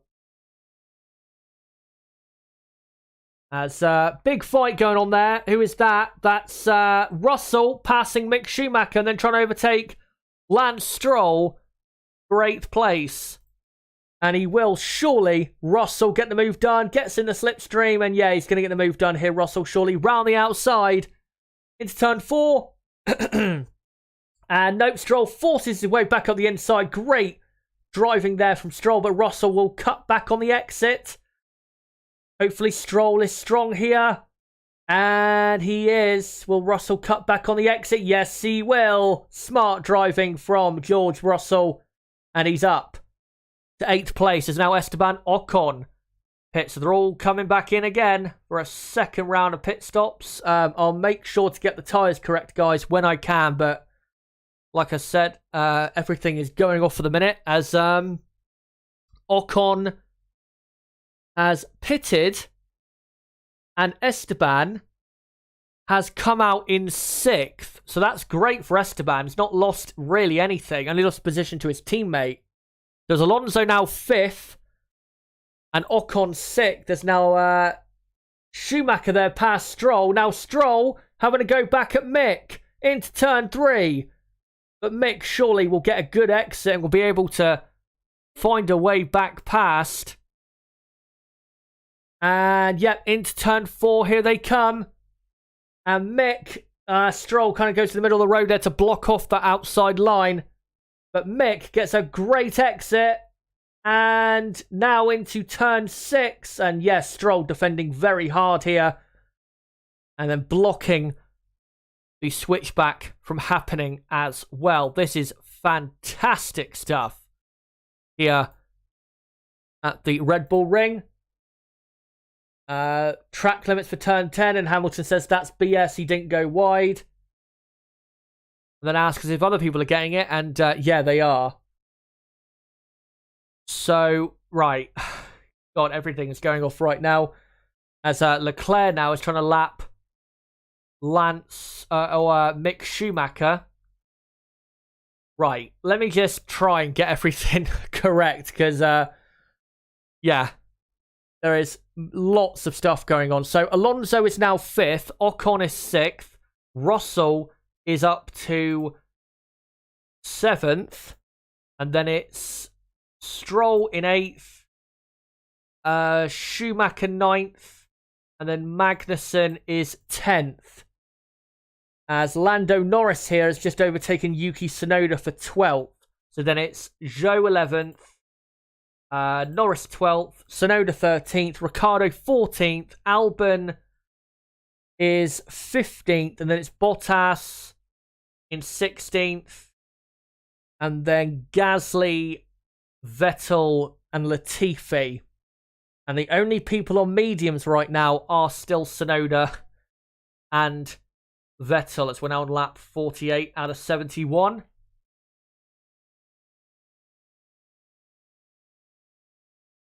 And let me just update, the tyres, as we've now got both Haas's all over the back of Lance Stroll. And Stroll now defending to the inside for turn 3, but Schumacher has got the move done. Great move by Mick.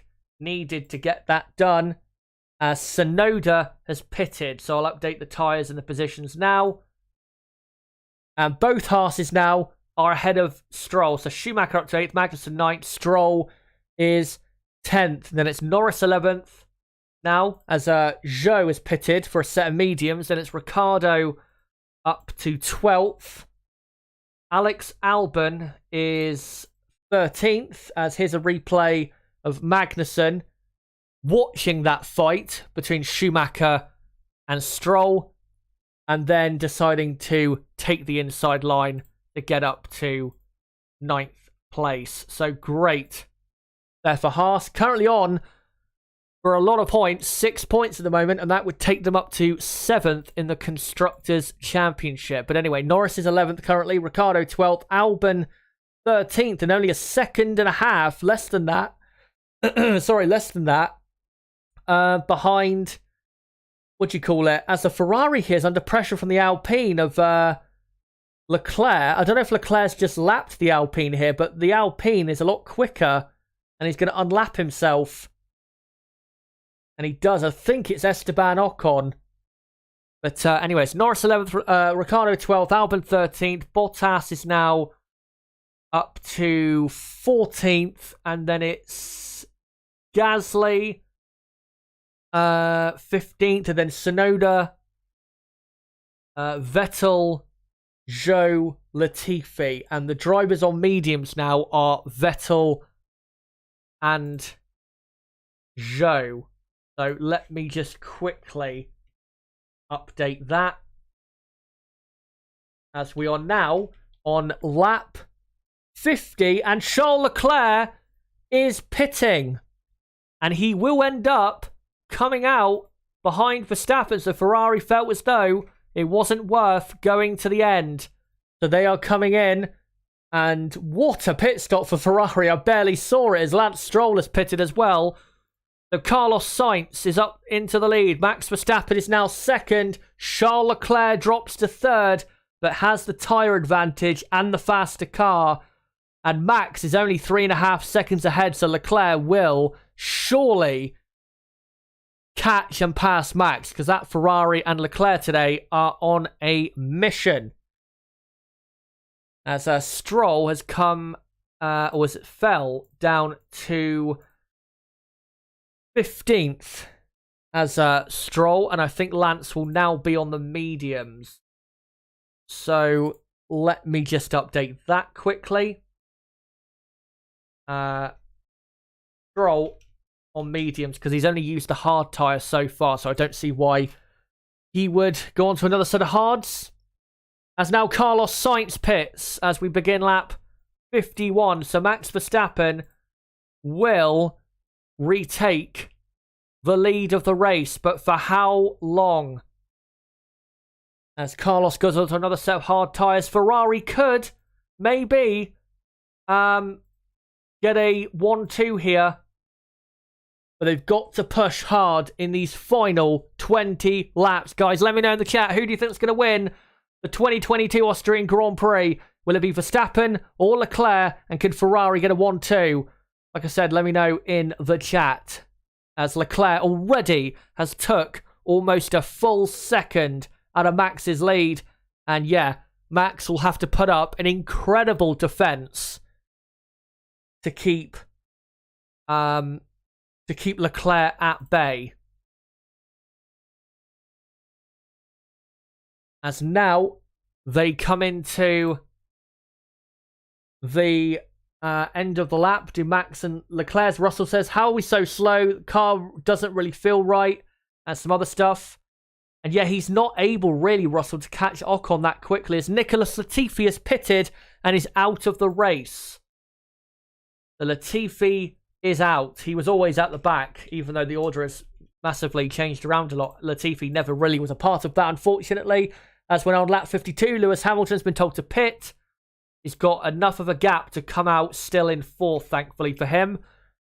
As Max has lost another second, or more than that, I think about 1.2 seconds to Leclerc. And now Max is coming up to lap that gaggle of cars. I think it's... Who is it? I think, is it Bottas? Yes, Bottas and Albon, who are fighting for 12th. And then just ahead of them will be the two McLarens. This ain't gonna... Oh no! What have you done, AlphaTauri? Incident involving Gasly noted, failing to serve time penalty. Oh my. What are they doing at that team? But Leclerc now comfortably within a second of Max Verstappen. We know Verstappen is great at defending his position, but surely this is inevitable. I don't see how Max can legitimately keep him behind. As now, DRS as they begin lap 53. DRS for Leclerc. Will he move into turn 1? No, not quite. But now on the exit turn 1, Leclerc all over the back of Max Verstappen, and surely an overtake is going to happen here for the lead. Verstappen defends to the inside. Leclerc round the outside, but Max keeps his car up the inside and forces Leclerc to switch back, and he does. And Charles Leclerc switches back and goes past Verstappen. For Verstappen now has DRS on Leclerc. Will he go round the outside? No, he will not. Charles Leclerc leads in Austria, and surely Leclerc will win the Austrian Grand Prix, as Ferrari are much better here at the Red Bull Ring. And now Verstappen will be under threat from Sainz for second. Sainz is only 4.5 seconds behind, so Ferrari could be on for a 1-2 here at the Red Bull Ring. Haven't had a 1-2 since the first Grand Prix in Bahrain, and this is a 1-2 on merit. This has got to be Ferrari's best race of the season. As Leclerc, brilliant move.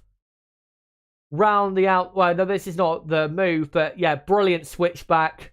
Max tried to defend, but Leclerc obviously has the extra grip. And Leclerc into the lead comfortably now, and he should comfortably win the race. But now, as a black and white flag for Mick Schumacher for track limits, now we see whether Carlos Sainz can make it for a Ferrari 1-2.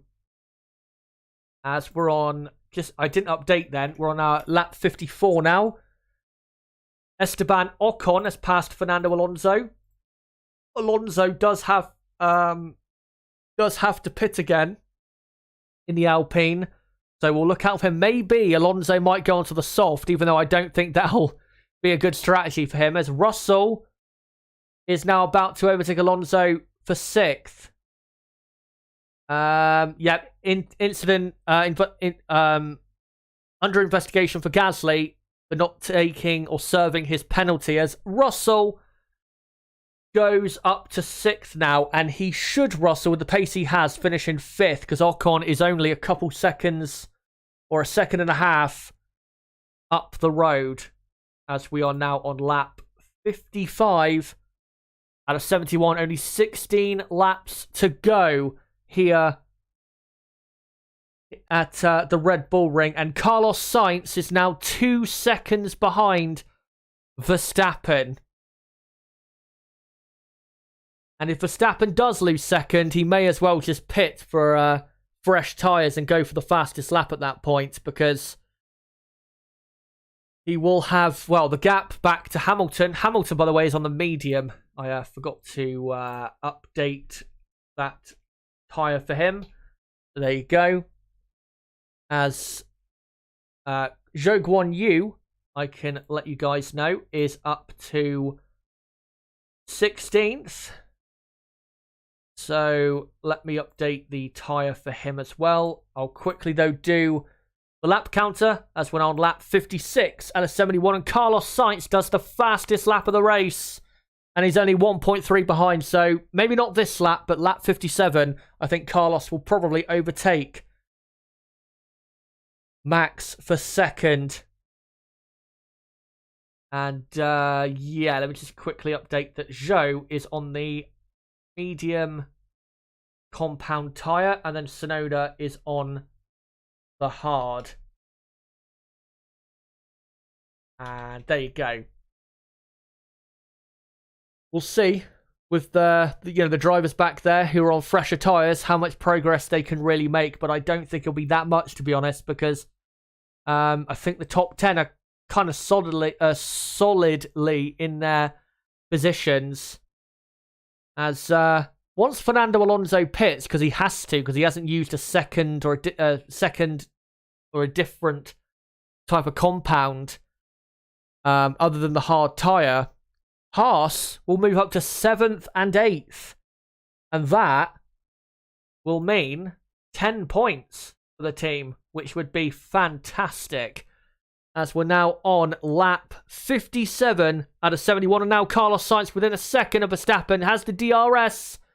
Can he force Max into a defensive move into turn 3? Not quite, but he closes up a lot in the braking phase. And will he have a go now into turn 4? Probably not. I think Max has had a good enough exit there. Yes, he has. And Sainz has got problems. Sainz's engine has failed. Engine failure for Carlos Sainz. And he goes down the escape road. What a disaster for Sainz and Ferrari. The 1-2 is dead and buried. And that should not be a safety car, by the way, because he's way down the escape road. They're just going to pull the car around the corner and it'll be fine. And the car rolling back now. And the car's on fire. So Sainz is out. What a shame. He's got to get out of that car. He can't get out and the car's on fire. And now we're on to lap 58. And now they're not showing where the car is. Right, the car has finally stopped and they've got... what do you call it? They've got the fire extinguishers to it. So, virtual safety car now. Ooh, that might make things interesting. That's great news for Fernando Alonso, by the way. He's currently 7th and he hasn't pitted for his final stop. So that will be great for him. And maybe Max Verstappen can pit and maybe only lose 10 seconds and come back it some way at Leclair. But Sainz is out. And yeah, engine failed between turn 3 and 4 there. Such a disappointment because he was on for second, let's be honest. So Sainz is, yeah, all the way now 18th and is retired. The racer Charles Leclerc, they've learnt this time. They've learnt this time, Ferrari, because he's pitted for a new set of tyres, medium set of tyres. Remember, it's a virtual safety car. It's not a full safety car. And Max also goes onto the medium compound tyres. But let me just update that. So Leclerc maintains his lead and he'll be fine because Leclerc is faster. No doubt about it. As, yeah, Sainz is now out. So Lewis Hamilton and Mercedes are on for a podium. Yet again, that's going to be their 4th podium in a row if they keep this up. And Alonso has pitted and come out 9th. That is brilliant for him, as there's only like 11 laps or 10 laps left when the race gets going again. And he will be on very good, fresh tyres. So Alonso now in 9th. And then the rest of the field is as it is. Let me just update a couple of the tyres quickly. At the very back, Tsunoda obviously is on the hard. Vettel is on the medium. Who else is on the medium? Lance Stroll as well. And I'm pretty sure Alonso will be on the medium. But the top three, as the virtual safety car, guys, is now ending. So thankfully, race hasn't been affected too much by a safety car. And yeah, that was a big engine problem there for him, for Carlos Sainz, and a disaster for him. Such a shame, but it's part and parcel of Formula One. And Ferrari proving yet again that they lack reliability. And the reason he was still in the car when it was clearly on fire is because he was trying to get the car parked, I think, and then get out. But the car kept rolling back. And then, yeah, waving to the crowd there. And he will be back to the pits. And that is such a shame because he was on for a great result there. But now lap 60 out of 71. Race back underway. Alonso has dropped to 14th now. So Alonso has pitted again for a third time. Which is... I have no idea why he's done that, because he's now given up track position. But now we're on lap 61 as Max Verstappen did a quick middle sector there, but I still think Leclair will be fine. Leclair leading, by the way, by 4 seconds from Verstappen. So Alonso is now 14th on the medium compound tyres. And there you go. That means Alex Albon is in the points at the minute. Oh no. Leclerc says throttle pedal feels a bit strange. Don't tell me they're going to do what I think they're going to do. This would be the tip of the iceberg, the icing on the cake, if they blew this.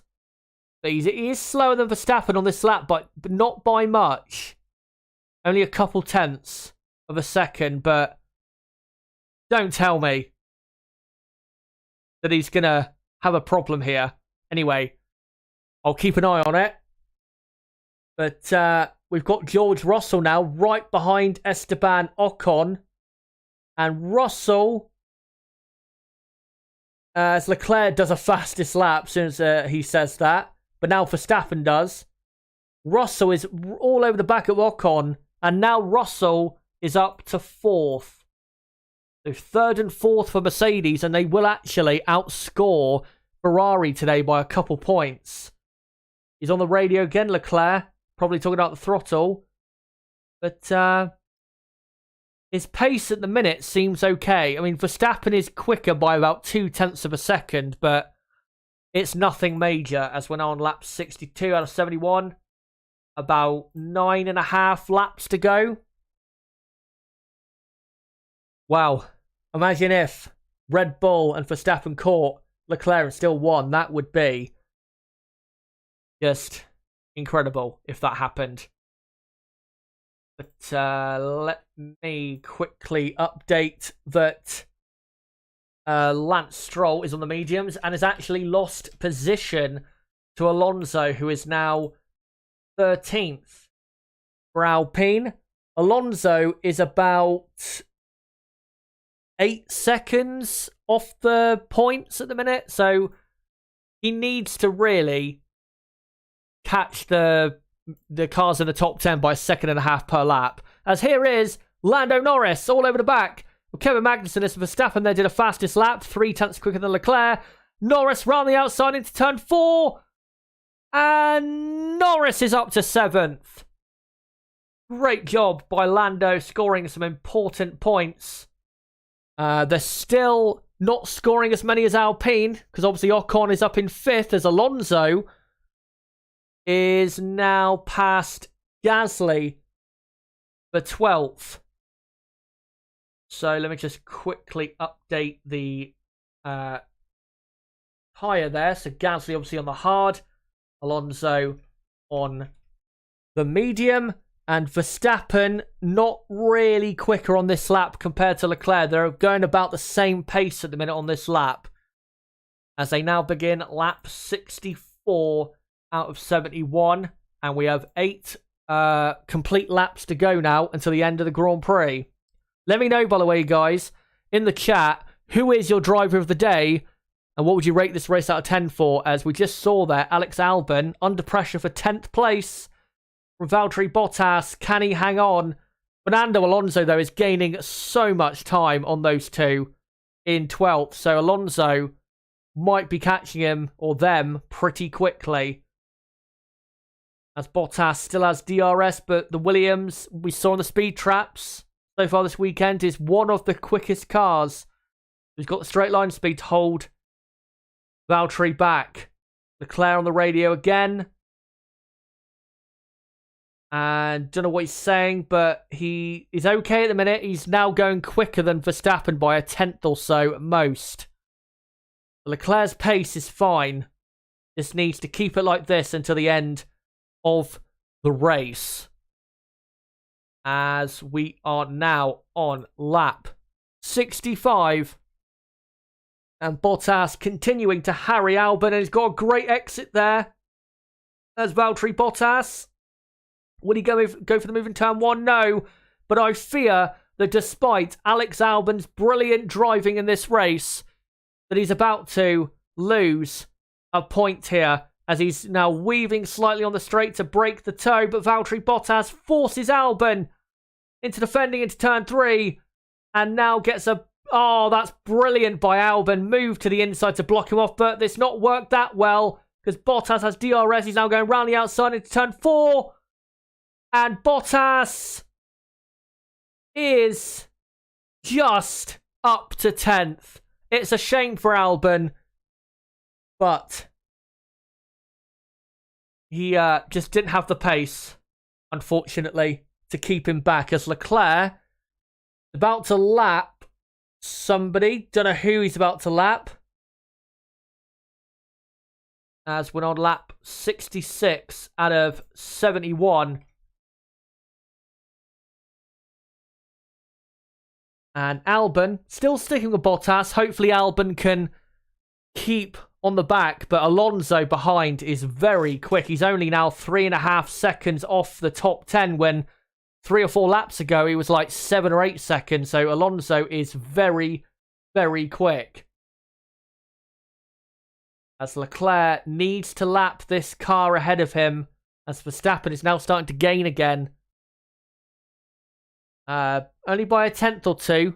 I mean, if Verstappen keeps closing in like that, then that's okay, because he won't gain enough to close the gap to, actually make an overtake for the Grand Prix.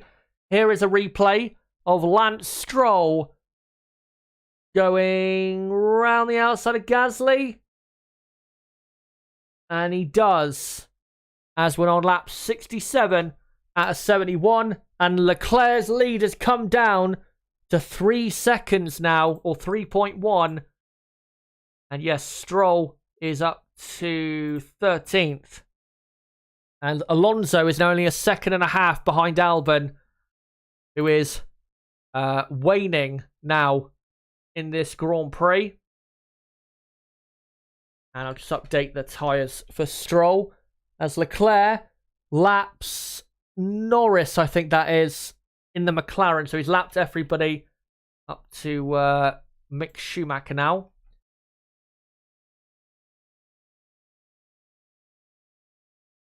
And Gasly at the back there, by the way, now has Zhou Guanyu all over his rear end. As Verstappen continues to gain time on Leclerc, but Leclerc's still doing enough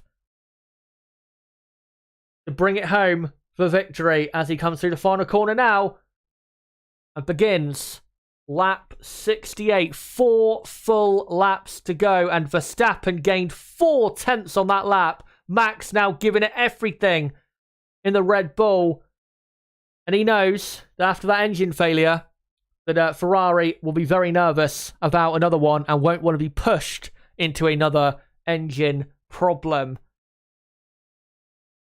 As Alonso is about to overtake Alex Albon for 11th, so Alonso will probably end up finishing in 10th place at this rate. As Norris has been shown the blue flags, and yeah, Alonso is up to 11th. Great job by Albon, though. Fantastic by him, so he should not be disappointed with himself. He's done brilliantly today. To even be in a points-paying position.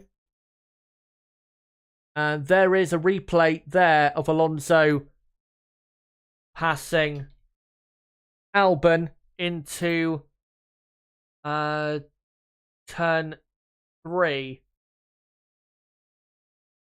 So yeah, Albon up to, or down to P12 as we're on lap 69 as Leclair laps, so he lapped Ricciardo, wasn't Norris, he lapped Ricciardo because he's now lapped, well no, that was Mick Schumacher, so he has lapped Norris, so he's now lapped Mick Schumacher in 6th place, and we're now on lap 69, and Verstappen did not gain really any time on that lap.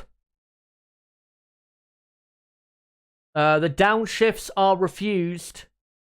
It's because of the throttle pedal, says Leclerc. So he's got car problems.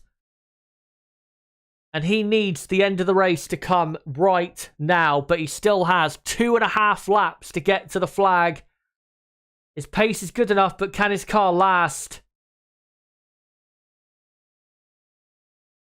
He's doing just about enough right now.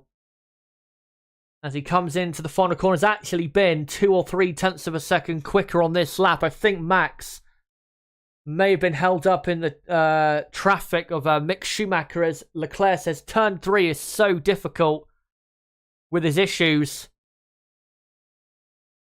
And we're now on the penultimate lap. Let me know, guys, in chat. Can Charles Leclerc hold on to win the Austrian Grand Prix for the first time in his career, and the first win in Austria for Ferrari since 2003? With Michael Schumacher. As Leclerc now into turn 3. And he's still just about far enough ahead that Max, even if Max gives it everything, I don't think Max will be able to catch. There are no now cars in between Schumacher and in between Leclerc and Verstappen, as Schumacher has been passed now by Verstappen. By the way, great job by Mick Schumacher. A top 6 finish. And clearly ahead of his teammate and getting great points for Haas. 12 points this will be. This will be a massive result for them as Charles Leclerc begins the final lap of the Austrian Grand Prix. Can his car hang on? Verstappen a bit quicker on that lap. Oh, quite a bit quicker. A few tenths of a second. About half a second quicker. And they are going to try, if they can, and force that Ferrari into failing. But it's not long to go now until the end.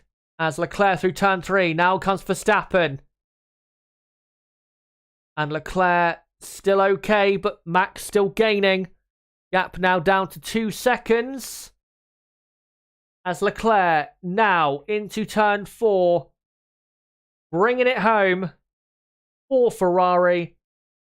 And you've got to say, as much as we've criticised Ferrari, they have done a great job today. This has been, without a doubt, their best performance as a team this season. And Charles Leclerc has taken a very well-deserved race win here in Austria. His first win in almost 3 months as Charles Leclerc comes to the line and wins the Austrian Grand Prix. Max Verstappen finishes second, and it will be then Lewis Hamilton in third, with George Russell 4th, Esteban Ocon 5th, and then Schumacher 6th, Norris 7th, Magnussen 8th, Ricciardo 9th, and Alonso did get Bottas before the end. So Alonso nicks a point, a very important point for Alpine, as they take 11 points from this Grand Prix, and McLaren only take 8 points. So it's now dead level for 4th in the championship as Hamilton comes to the line And he does indeed finish in 3rd place. And hold on a minute. Let me just clearly illustrate that the race is over, as Ocon now comes... no, this is Russell who comes home for 4th. And Ocon, in a moment, will come home for 6th. But brilliant job by Leclair and Ferrari. A great race. Yes, they could have and should have got the 1-2 if it wasn't for their unreliability. But still, a great job by them to win the Austrian Grand Prix. Guys, let me know in the chat, who do you think was the driver of the day today in Austria? And give me a rating out of 10 for the Grand Prix. And yeah, in a moment, we'll get straight into the reaction to the Austrian Grand Prix. As, let me quickly change the title of this stream. And post it quickly in a couple places so people will come to the stream. I forgot actually to post the race watch along in the link again in the, what do you call it, in the community tab. So sorry about that. I should have done that, but I forgot. I'll remember for next time. Or next time, by the way, Rook, if you're in chat. Oh no, you're not able to, are you? Post in the community tab.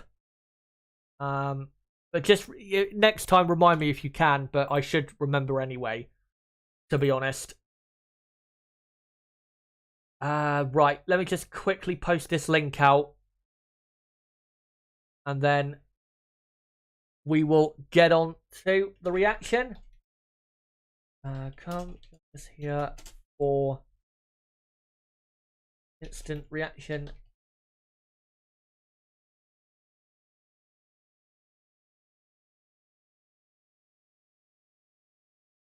Right, just quickly getting this posted now.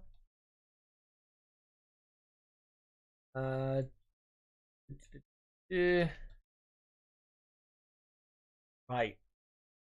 there you go. So we will now get into the reaction of the race, and keep letting me know, guys, in chat, not just driver of the day and your rating out of 10 for the race, but let me know as well your thoughts about the race and your thoughts about all the drivers, all the teams. Would be great to hear from you during the stream. To start with, though, I will get into my driver of the day and rating out of 10 for the race, and I will go driver of the day. Who will I go for? I'm going to go... I'm not sure who to go for. I'm going to go Mick Schumacher, driver of the day. I thought he was brilliant today, was Mick. And rating out of 10, I'm going to go 8 out of 10. I think 9 out of 10 was the rating for the last Grand Prix at Silverstone, and I'll, yeah, go for an 8 out of 10 for this one. But, just going to quickly, guys, turn my TV off, because, or actually, no, I'm going to keep it on, because I want to put on something else whilst I'm doing this reaction, which is the Wimbledon men's final whilst I'm doing this. I'll keep up to date with that. Put that on. Well, looking like a nice competitive match in the tennis. But anyway, let's get on to this race reaction. And we'll get into the teams. Let me just move off of that. And now, yeah, let's get into it. So, let's start with Red Bull Racing, who, well, did not perform well today. We'll quickly get into Sergio Perez. So, Sergio Perez obviously was knocked out pretty much on the first lap. I mean, obviously he did do a load more laps once he pitted after his, I think, puncture from his accident with George Russell, but that's what took him out. And yeah, unfortunate for Perez. He did a fair move, go around the outside, but Russell clumped the curb on the inside and then went straight into Perez. So, unfortunate, but that is the way it is. And then for Verstappen, wasn't I wrong? I thought Verstappen definitely had the pace to at least match Ferrari in the race today. But no, Ferrari had much better race pace. And that will definitely alter my thoughts now going forward. Because Ferrari, in a lot of the race today, were faster on fresher tyres. But in that first stint, Leclair was right behind Max for the entire first stint before he overtook him. It wasn't really... I don't think there was really any point today where when Leclerc and Max were on equal tyres in terms of grip, where Max was really that much quicker. I know people will say towards the end of the race he was quicker, but Leclerc did start having car problems. When Leclerc was, his car was totally healthy against Max, Ferrari were much quicker. And Red Bull will have to now go back to the drawing board because that's now 2 races in a row that they've been beaten by Ferrari. And this Grand Prix, they were beaten on merit, which is a bit of a worry, especially at their home Grand Prix. And Leclerc, obviously, has now taken another few points off Max Verstappen. I think the gap now in the championship, because I think Max got the fastest lap point. I think now Leclerc is... How many points behind is he? I think it's now 38 points in Max's favour. So I still think Max is going to win the championship. This race doesn't massively change that for me. But they will have to, in terms of winning the next few races, just kind of take a look at today and really have a good look at, what they should or could do better. Because we've seen today, and we've seen plenty of times this season, Ferrari have a very quick car. But a lot of this season have just not used it. So, Red Bull have been, a lot of times this season, really let off the hook. But they weren't today. So back to the drawing board for Red Bull. And the next Grand Prix at Paul Ricard, really, is going to be a tough one. Because it should suit Ferrari quite well, the Paul Ricard circuit.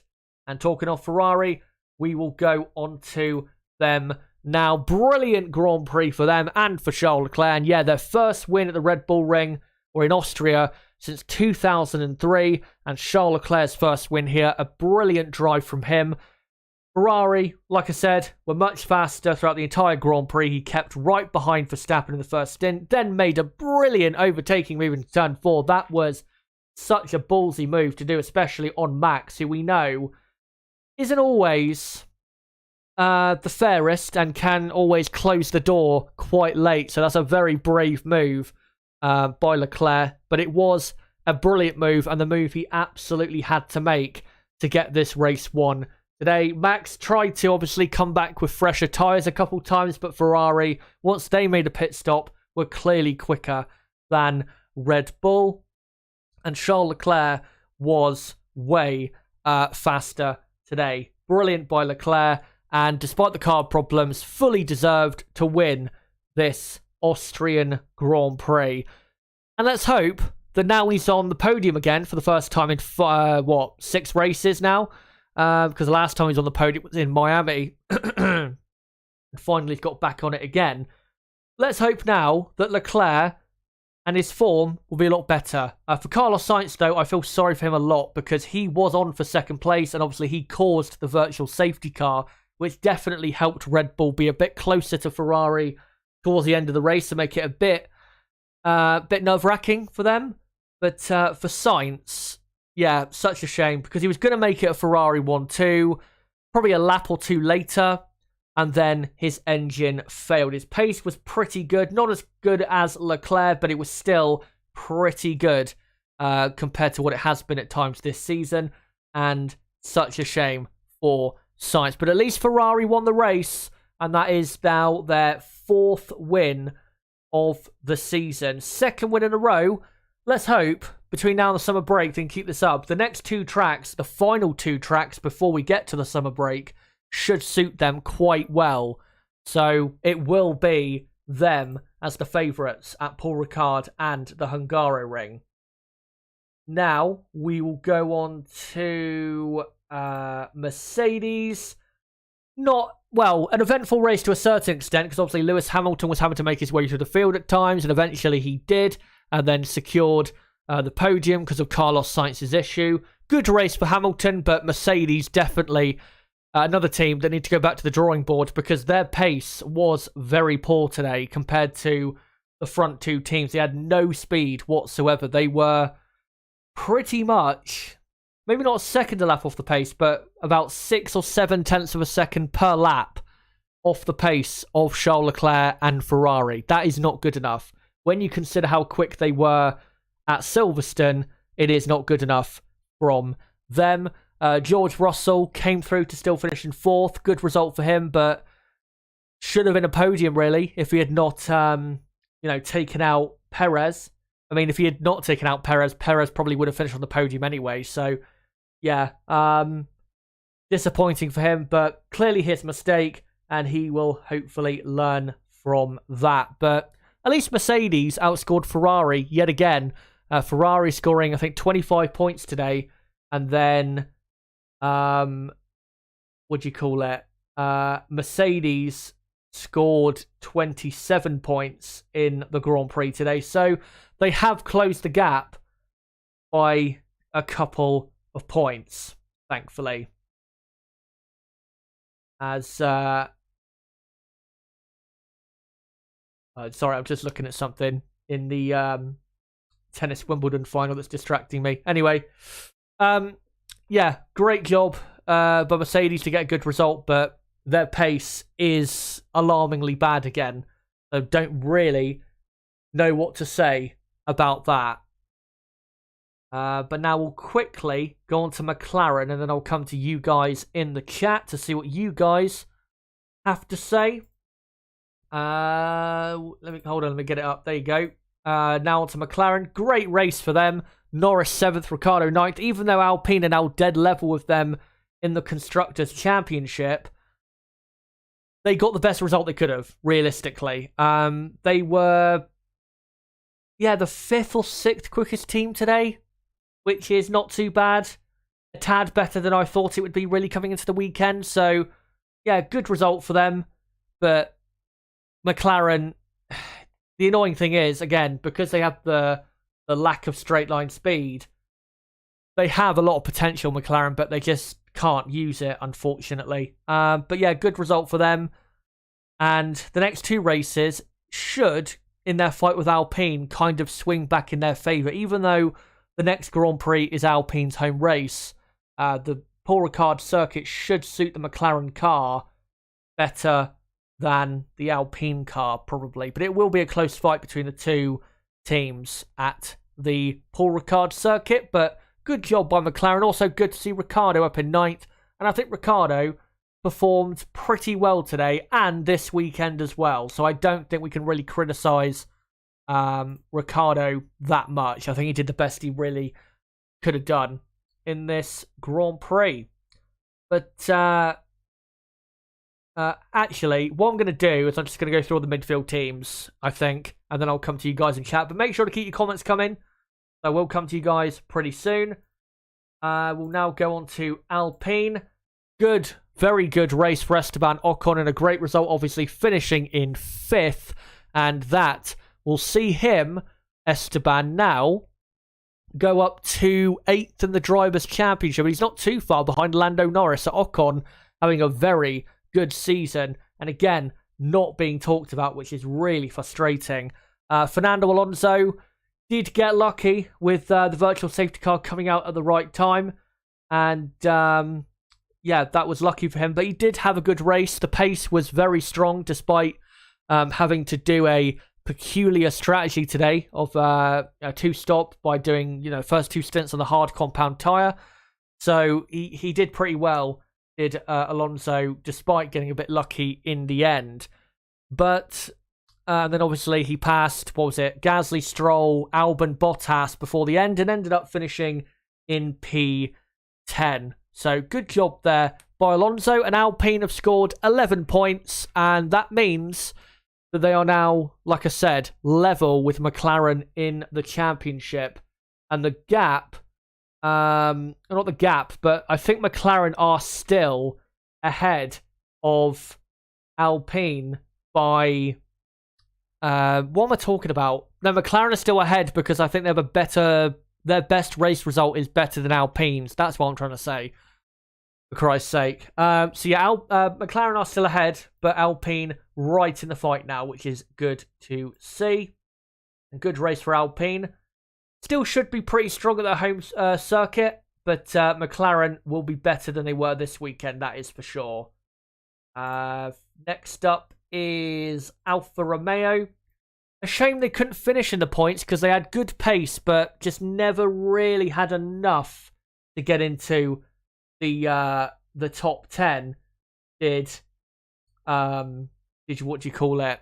Did Alfa Romeo. Valtteri Bottas obviously was very close to a points finish, but Alonso on his fresh medium tyres ended up pipping him in the end. Good drive from Bottas. If it wasn't for his penalty, because obviously if he started the race where for the sprint he finished, which was P10, Valtteri would have easily finished in the points today. Probably would have finished up in 7th place or something, Bottas, because his speed was very good today.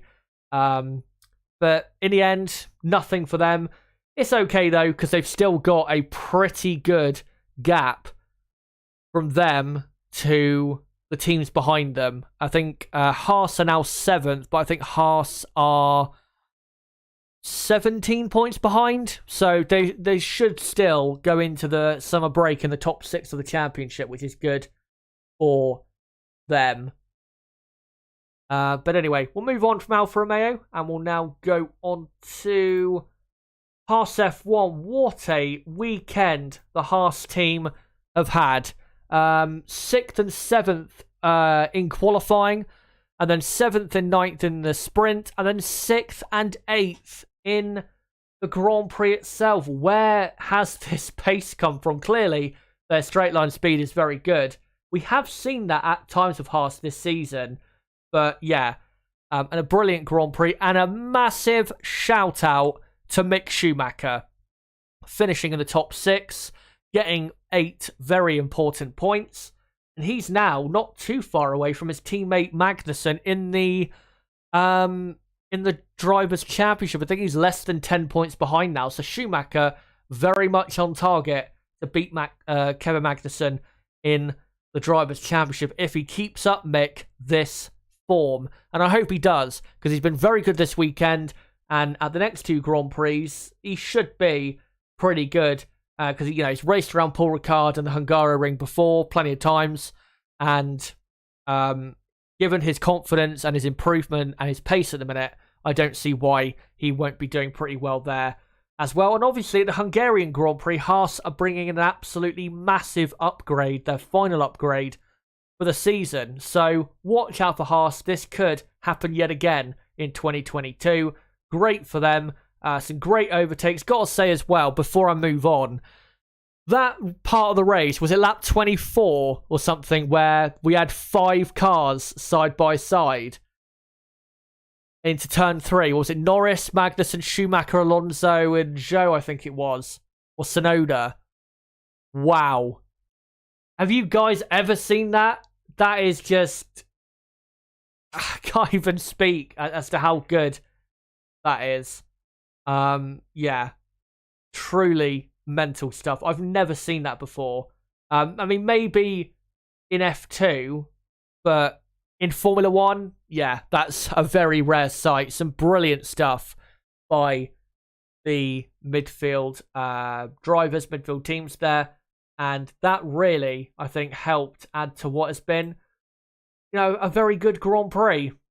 And I think now, as well, before I move on to the rest of the teams, what was I going to say? I think now we're at purpose-built racetracks on the calendar. Now we are really starting to see how much the 2022 regs have improved the cars. because the races we've had in the last 2 weekends have been classic Grand Prix.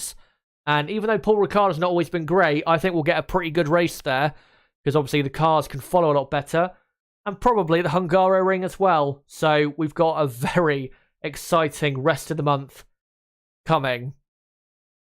And yeah, let's move on from them and go on to AlphaTauri. They had the potential, AlphaTauri, for a good result, but just blew it. Yuki Tsunoda was at one time up in the top 10, but just didn't have the pace when he was on fresh tyres. And Pierre Gasly, terrible race for him.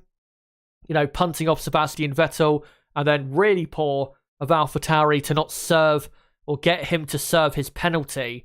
So yeah, I don't really understand why they did that, because that makes pretty much no sense. Why you're clearly given a penalty, but you don't, at your pit stop, you know, make him serve it. It just doesn't make any sense whatsoever.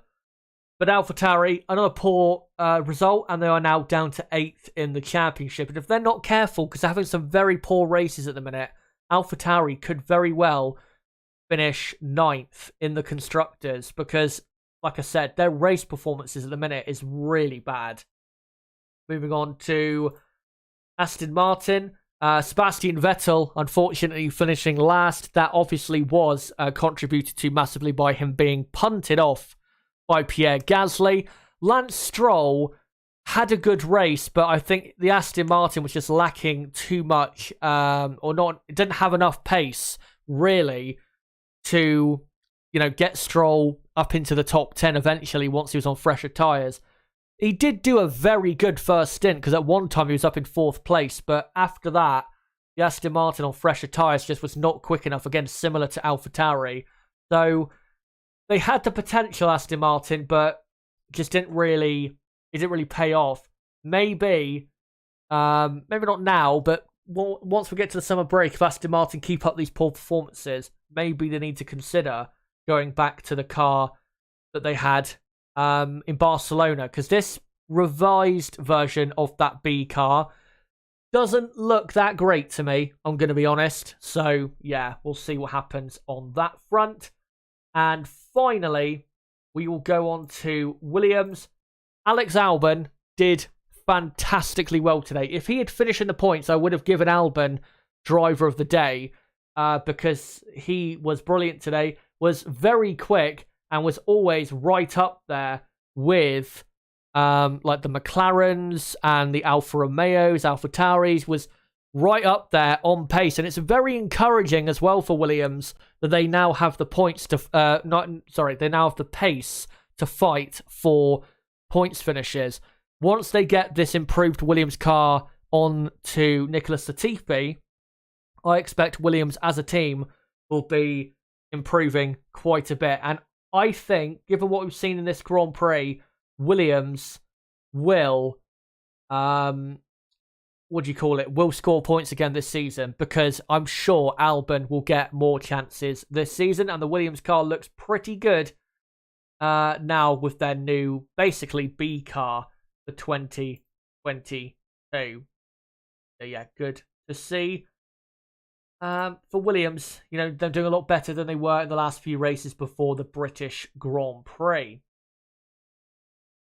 But guys, that is it for all the teams. But now I'm going to come to you guys in the chat. Let me know what you thought of the race. And again, I'll read out to see what you guys think in terms of driver of the day. And let me know, if you haven't already, as to what your rating out of 10 was for the Grand Prix. Just trying to look back through the chat to see when the comments after the race started. Just having a look now. Right, there you go. So, someone then putting Schumacher in big caps. Yeah, great to see him doing so well. Vince just said driver of the day, changing it to Mick. Dane says, no, Alonso, that is so not right by Valtteri Bottas.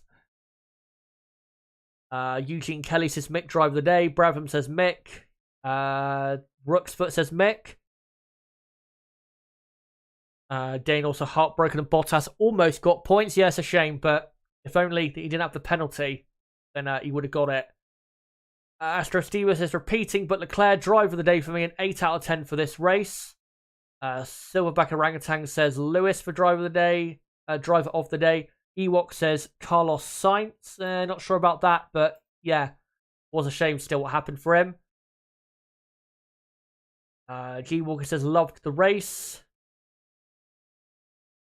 Rick scored points. My biased 3-word race review. Another good job by you, Chazza. Thank you, Alan Vaughan, for that. And yeah, the only thing I've got to make sure to do next time to help the viewership of my stream is post the, the link in the community tab, because I think at times we didn't get as many viewers as maybe we normally get.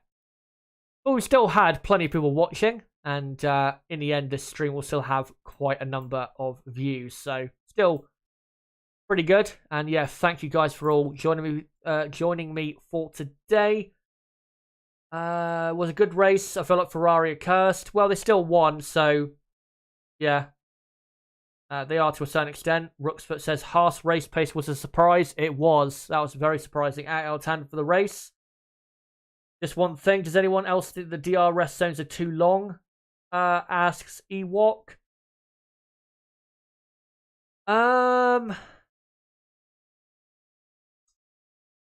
Maybe, but you're not talking that much in terms of length, really. I mean, maybe you could throw up the argument that the DRS zone down the pit straight should probably go. I mean, if you're going to get rid of a DRS zone, you should probably get rid of the pit straight one, because the one on the pit straight doesn't really make a difference. So, yeah, maybe it's a bit too big, but I still think we would have had what we had in the race, despite that. And yeah, Verstappen got the fastest at that point. And Alonso did a great job also considering his grid position. True. Ewok says another underrated race by Ocon. Amazing job. Yeah, again, he won't get the credit for it, though. And finishes 5th on his 100th Grand Prix. A great job by Esteban. And let me look for some other comments here. And yet the porn bot there again. A usual sight in my streams. Double points for McLaren. Yeah, good job for them. What a race. Red Bull had no pace today.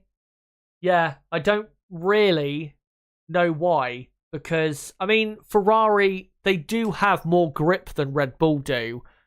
And normally in races that helps if you've got more grip than the other car. Because you can't really utilize straight line speed advantage unless you're the car behind another. But we have seen in the last few races before this one that Red Bull had just as good, if not slightly better race pace. But yeah, Ferrari bounced back big time today. Obviously, they've made some good improvements. Ewok says Schumacher growing on me, did very well. Ace drive, go Haas. Do you watch the F1 channel's post-race shows, Chazza? No, I don't normally have time to, so yeah.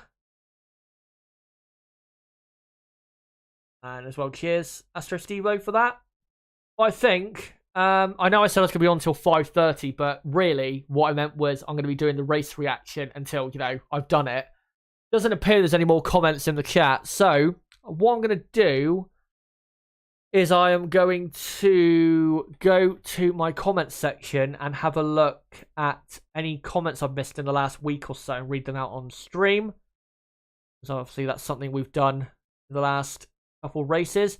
And as a reminder, guys, if I ever miss your comments in the chat, just post them in the comment section and I'll get to them at a later date. Right, let's get to these. So Lav Gorilla says on the qualifying watch along, it's perfect for Max to be ahead of the Ferraris. These went to suffer the humiliation of being passed by him again. Well, Lab Gorilla, very incorrect, saying it should be a comfortable 2-3 finish. And then Hamilton fans were booing Max and Silverstone, so this is never going to stop. Throw from Darth Lord Raven. Guyman says Hamilton crashing is pure karma. Not sure. And then, yeah, JS says, not sure you understand karma. Austrian Grand Prix preview. What is the point of Ferrari in 2022? Says Lab Gorilla. Paul James Squibb says, if you think, I think if you consider the positives and try to think, they could improve on all the negatives, which really seem to be poor thinking / adaptability of strategy in the moment. You'd have to say the car is pretty good, which is true. The car is a very good car, but the team behind it is a clown show at times. And then what else? They're a good driver, and hopefully they can hire someone with a sound initiative and quick thinking that take charge attitude to resolve all the dodgy strategy issues. They should be winning this season, or at least seriously challenging at the very top. That's true. Miss Marquis says, I think we're being too kind by calling Matthias stupid. He's incredibly cagey and a bullshitter to the media. The guy's constantly covering his tracks and making excuses. I can't stand the guy. Reminds me of a politician, outright liar. I wouldn't go that far. I wouldn't go that far in calling him a liar, but yeah, he is definitely a politician in that sense. What else have we got here? Some comments about how Ferrari ruined Charles Leclerc's Grand Prix. Not should I read out any comments from here? Let me just have a look, see if there's any good ones. Ellie says Bonotto has to go. Prussia says Leclerc will never win a championship with Ferrari because the team simply can't get their shit sorted out. Yellow Williams says they literally introduced regulations for this joke team to overtake Mercedes just to be in the fight. Ferrari are back for sure to their usual antics. Ferrari totally screwed Charles yet again. Like Kurt Borman. This one was funny from Real Shomper. Hint, it's scripted. Funny how you believe it's real. You have to be truly off your rocker to think that F1 is scripted.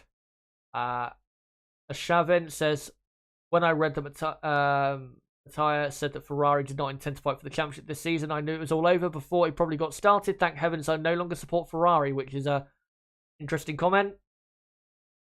This was this one. Anton Milev says Scuderia Santander, which is kind of getting into the conspiracy theories there.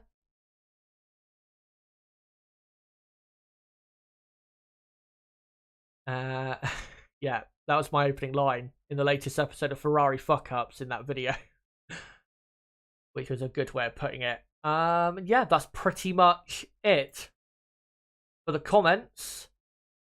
And I'll come back to the stream now to see what you guys are saying quickly. Mercedes back? No, absolutely not, says or asks Coach's Corner. Thanks, Mods and everyone in chat.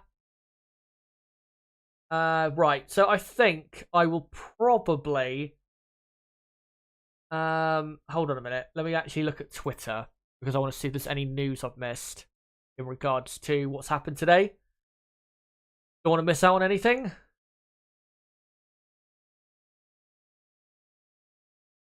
Just having a look. Just seeing, yeah, 3 consecutive podiums for Hamilton in 2022 now, so that should put to bed the Russell is better than Hamilton talk, which I think Hamilton has proved in the last 3 races that no, he is still the number 1 at that team.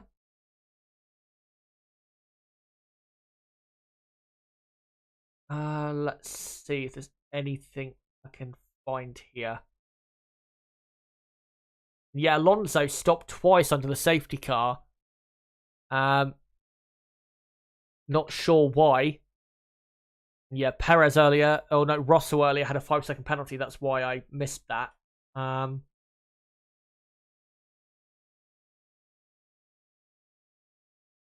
Let's have a look at some other weeks possibly. Can't see anything.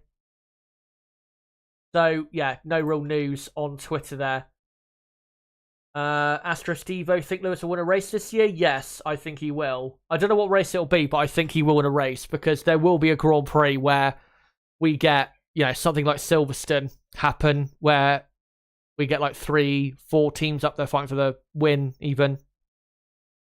I think that's, when we get to another race like that, I think then Hamilton will have a great chance. But, guys, that is it for the race watch-along, the race day here in Austria on the channel. Thank you guys for coming along. It's been great to have you all here as usual. And great to have you, not just for this Grand Prix, but for the last Grand Prix as well at Silverstone. And if you are new to the channel, by the way, and you've just subscribed, great to have you here and welcome to the channel. I'm just going to quickly change the stream title. I need to get that put back as it was earlier. But yeah, great to have you guys all along for today. You've all been fantastic. And great to have you all posting your comments and adding your thoughts. And asking, some good, interesting questions as well. So, what is the plan, you may ask, of content between now and the next Grand Prix? So, let me just quickly get up on screen in a moment the this video that I've got scheduled. Here you go. And let me just get it up. Screen. So I'm not going to be uploading a video tomorrow. I know on my schedule thing I put Austrian Grand Prix review, but I'm not going to upload any content tomorrow because there isn't really anything to review from the race, really. So I'm not going to bother. So what I'm going to do is leave that for Monday. So the next video will be on July the 14th, which is Thursday, which will be this video. Why Charles Leclerc must leave Ferrari into 2024. Now, I know after this race, that doesn't seem great timing, but after the British Grand Prix, it was, I think great timing for me to do this video. And remember, guys, when you do watch this video was made, edited, and finished in between the Canadian and British Grand Prix, which is why the British and Austrian Grand Prix does not feature in this video in terms of reasons for 2022 why Leclerc must leave. So, yeah, just remember that when you do watch this video. And that'll be out, July 14th, which is on Thursday at 6 p.m. UK time. And then I'll cut back to this. Then after that, the week of the French Grand Prix, there might be another recorded video. I don't know for sure yet whether there will be. I have got an idea for what the video will be. I'm just not sure whether it will come out in the next 2-week break coming up now. In between now and the next Grand Prix in France. So we will see on that. And soon as I think I've got it finished and I can upload it, if it can come out in the next 2-week break, or in this 2-week break rather, then I will let you guys know on the community tab and in Discord as well as to that video and when it's going to come out, what time and all of that, and the subject and all of that. But for the French Grand Prix, here is the plan. So I am going to be live at 6 p.m. UK time on the Thursday of the French Grand Prix for the preview. Then on the Friday, I will be live at 6 p.m. UK time for the qualifying preview. Let me just get up the times for the race quickly, or the sessions. Yeah, I'll be live, 6 p.m. on Friday the 22nd of July for the qualifying preview. The day before, like I said, at 6 p.m. I'll be live for the preview for the weekend. Then on Saturday, the 23rd of July, qualifying day in France, I will be live from 11:45 a.m. till 4:30 p.m. UK time. I'll be live from 11:45 till 1 p.m. for the practice 3 session, and then in between practice 3 and qualifying, I will go through a couple topics in the build up to qualifying. Then we'll get into qualifying, watch along that session, then react to it, and then for Sunday, I will be doing the same schedule as today for the Sunday in France. So Sunday 24th of July, I'll be live at 12 p.m. UK time all the way through till, say, I don't know, 4:30, 5 p.m, something like that UK time. And then, yeah, I'll be live from 12 till 1:30 for the race preview, 1:30 till, say, 4 for the race watch-along, and then the rest of the stream will be the race reaction. And then if there is anything to analyse from that Grand Prix, it will take place the day after on the Monday.